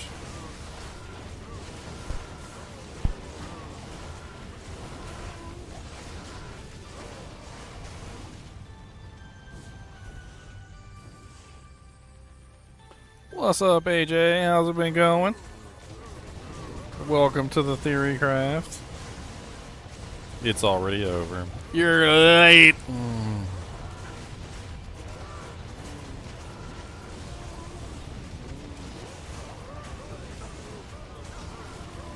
Man, I've had a long day today. I got to do secret stuff that you guys don't get to know about.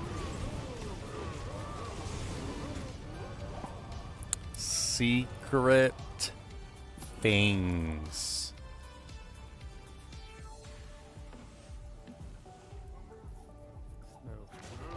Actually, they did a public announcement about it. It was, if you signed up for the newsletter, there was an email that went out. Not sure if you guys are aware.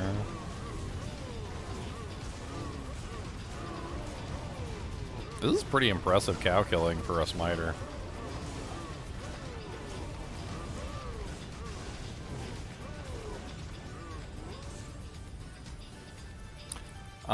So there is some news to share. Let me share some news with you guys. News. News.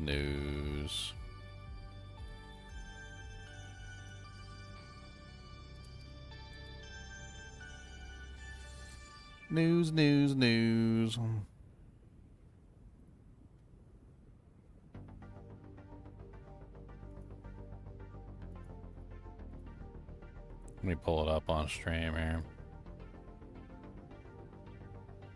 I feel like you're 110. I mean, that's like, most people don't live to 110. I feel like that's an accomplishment. Congratulations.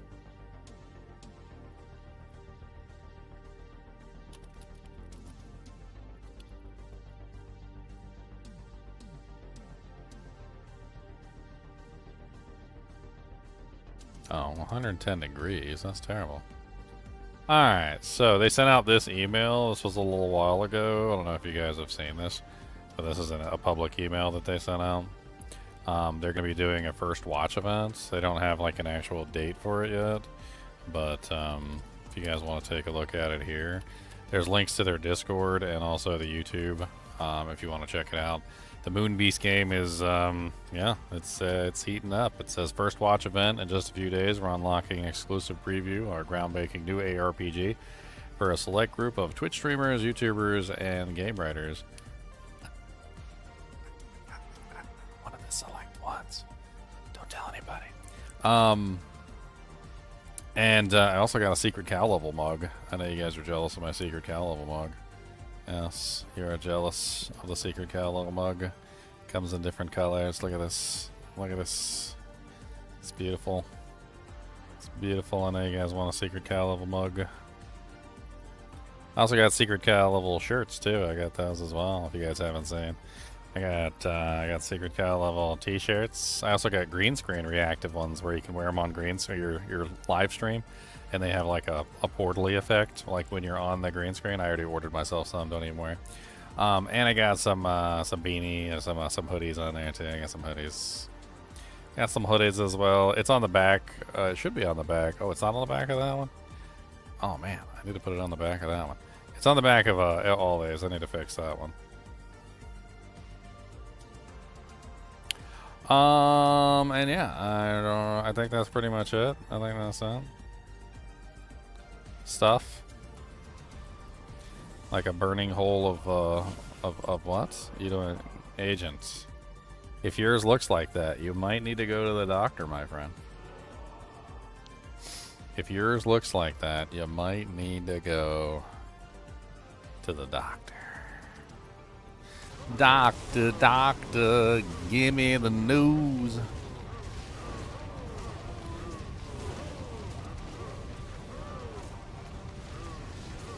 Why does my butthole have the blues?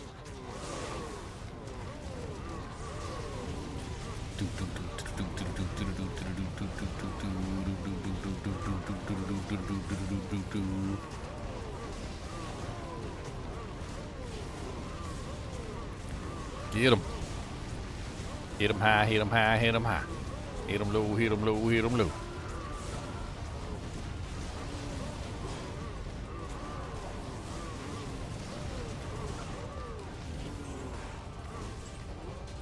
They just keep walking up and melting. It's great.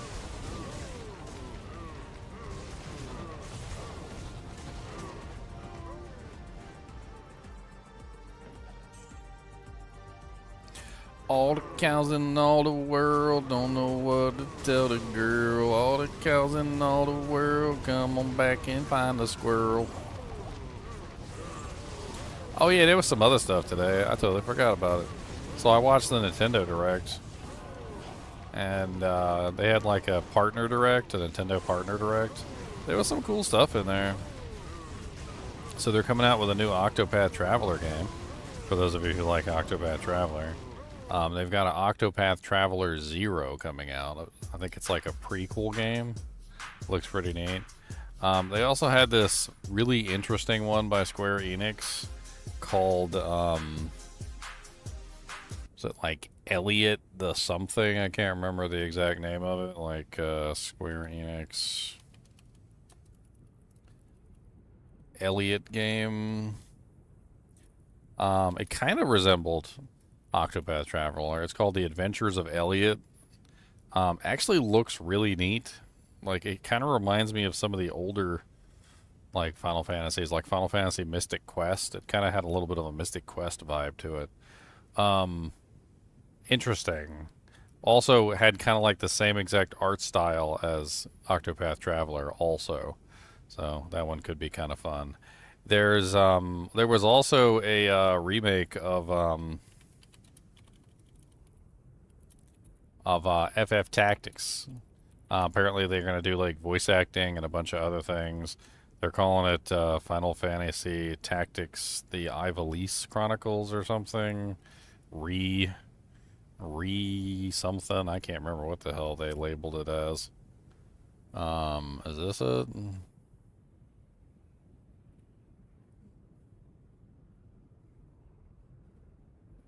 Yeah, Ivalice Chronicles. That's what they called it. It's basically a re-release of the Tactics game, which I actually really like Tactics. And apparently they added voice acting, they added a bunch of other stuff, and upped the graphics. And very interesting. Like apparently Square Enix is bringing it. That not only they have one game, not two games, but they got 3 games coming out within a relatively short period of time here, and all of them are actually kind of looking pretty good. Hey, AJ got himself a secret cow level mug. Nice, AJ. Sweet. Oh no. I punch things. I didn't want to do that.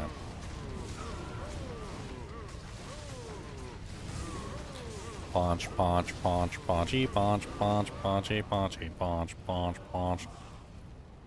Punchy, punch, punch, punchy, punchy.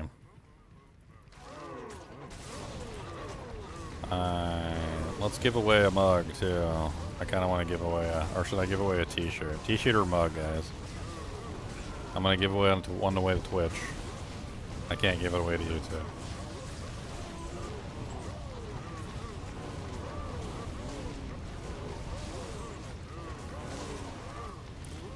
Death.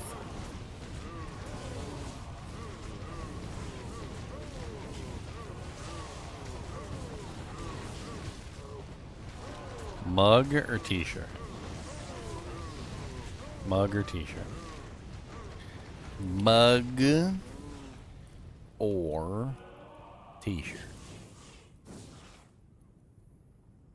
Conster says mug. We have one mug.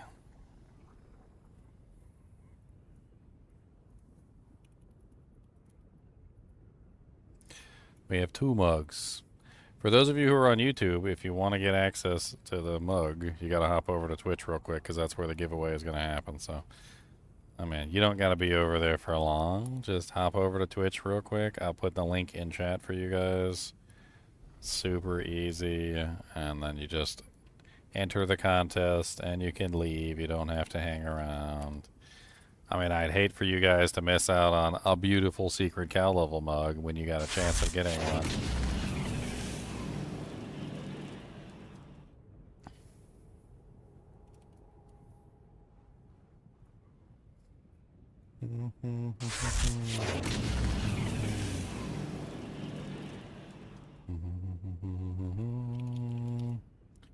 Boom, boom, boom, boom, boom, boom, boom, boom, boom, boom.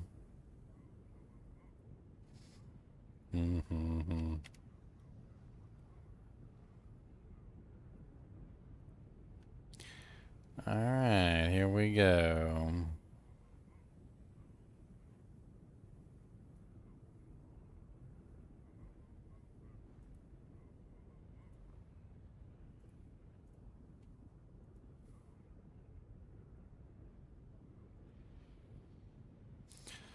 Why you got to do this to me?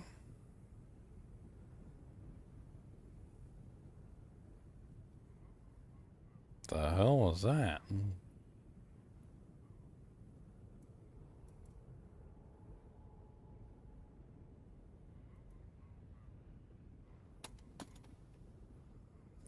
Alright, mug's coming through. Hey, Haladank, thanks for the Prime sub, man.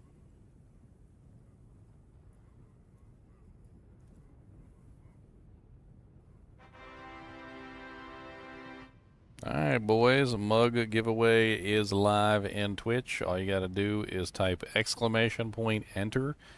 One word, no spaces, and press enter, and you will be entered.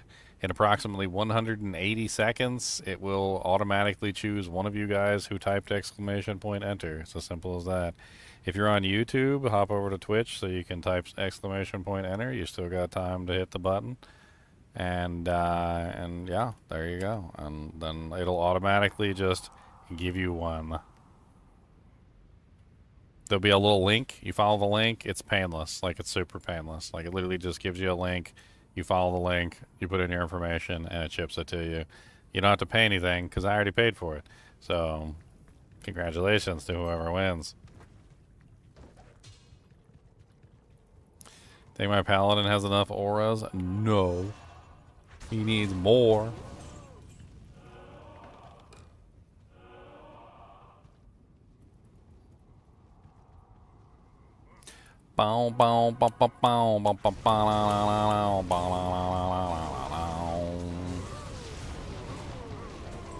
Everybody dying all over the place. Everybody's dying. Punch him in the face.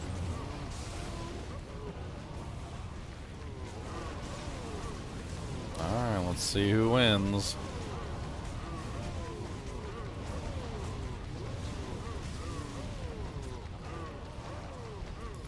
You forgot what color you got, AJ. I mean, I wouldn't have done the giveaway if you hadn't bought a cup, AJ. You bought the cup and that reminded me to do the giveaway. So, like, it's, you know, predisposition paradox, you know, like if you had waited, there would have been no giveaway. Like, if you bought the cup, there would have been a giveaway. Like, you triggered the giveaway. That was what you did. So, congratulations.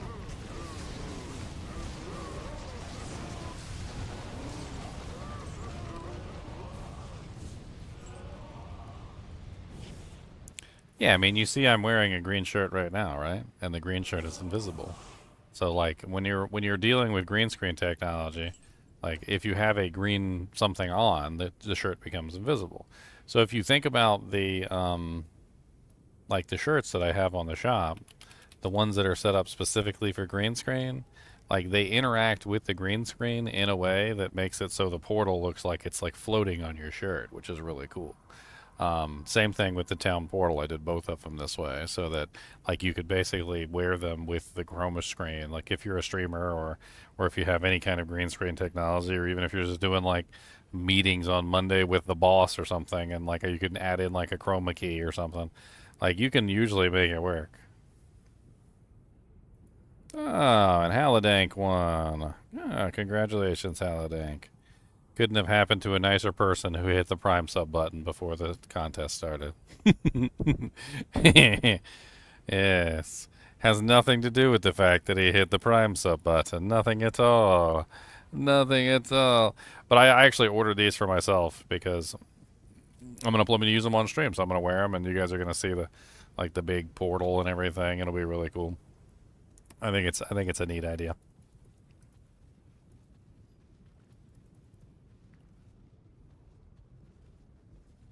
And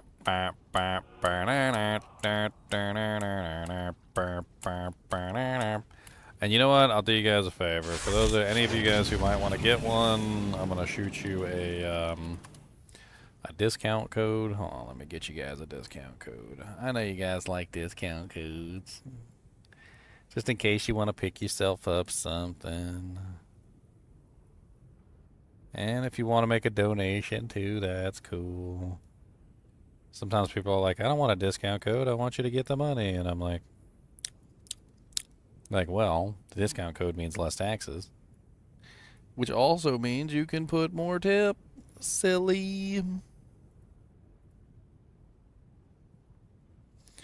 Alright, here we go. 10% off the entire order for all of you guys who are currently present. There you go. 10% off of the order. If you guys want to get yourself like a cup or a shirt or something, there you go. Done. Done deal. Because a deal is a deal even with the dirty squealer.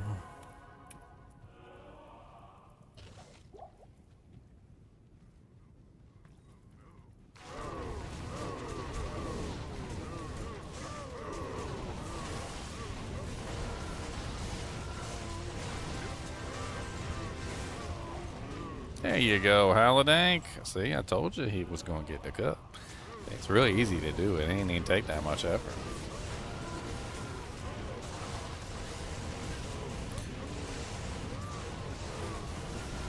I'm not the only one who can give away stuff, too. You guys can give away stuff to Twitch chat as well, if you want to. I mean, you're rich and you have lots of money. Dude, this build is enjoyable. It is very enjoyable. Like, there's just something very smooth about it, and smooth like silky butter. Like buttery silkiness. Silky buttery boys. No, I'm not playing Diablo 2, Miles. No. Nope. This is Diablo 2, like TOO. This is Diablo 2. This is the game where Diablo gets mad that you left him behind at the car park, and he wanted to go get some ice cream too, and so it's literally called Diablo 2, because like he's asking you guys to take Diablo 2. He's like, come on guys, I want to go too. Diablo wants to go too. Yeah, this is Diablo 2. Not Diablo 2.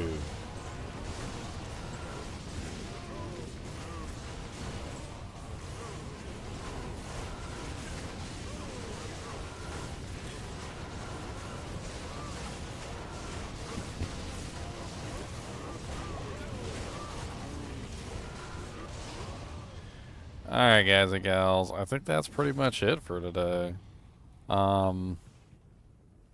I think I've got some ideas for some testing tomorrow, or there is a possibility that Titan Quest 2 is coming. There's some like conflicting reports on Titan Quest 2, and I don't necessarily know if Titan Quest 2 is coming tomorrow or if it's not.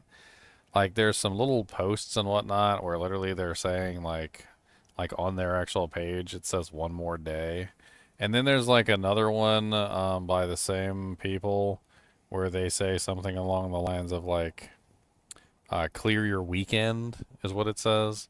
Like they're like clear your weekend for something to do. See, like it says, get a first look at what awaits with an in-depth gameplay deep dive for the early access of Titan Quest 2, right? But then he says up here, you've waited this long. Can you hold out for another 30 more hours? Go on and clear your weekend schedule. So it looks like Titan Quest 2 might be releasing tomorrow. I don't know exactly what. I guess it's just an early access. Maybe it's not like the actual full game or something. But tomorrow we might be playing some Titan Quest 2. So look forward to that, I guess. It's another ARPG that we can have some fun with. As always, I do appreciate you guys and gals joining me. Be sure to hit that like button and the subscribe button if you enjoy the content. And as always, keep theory crafted.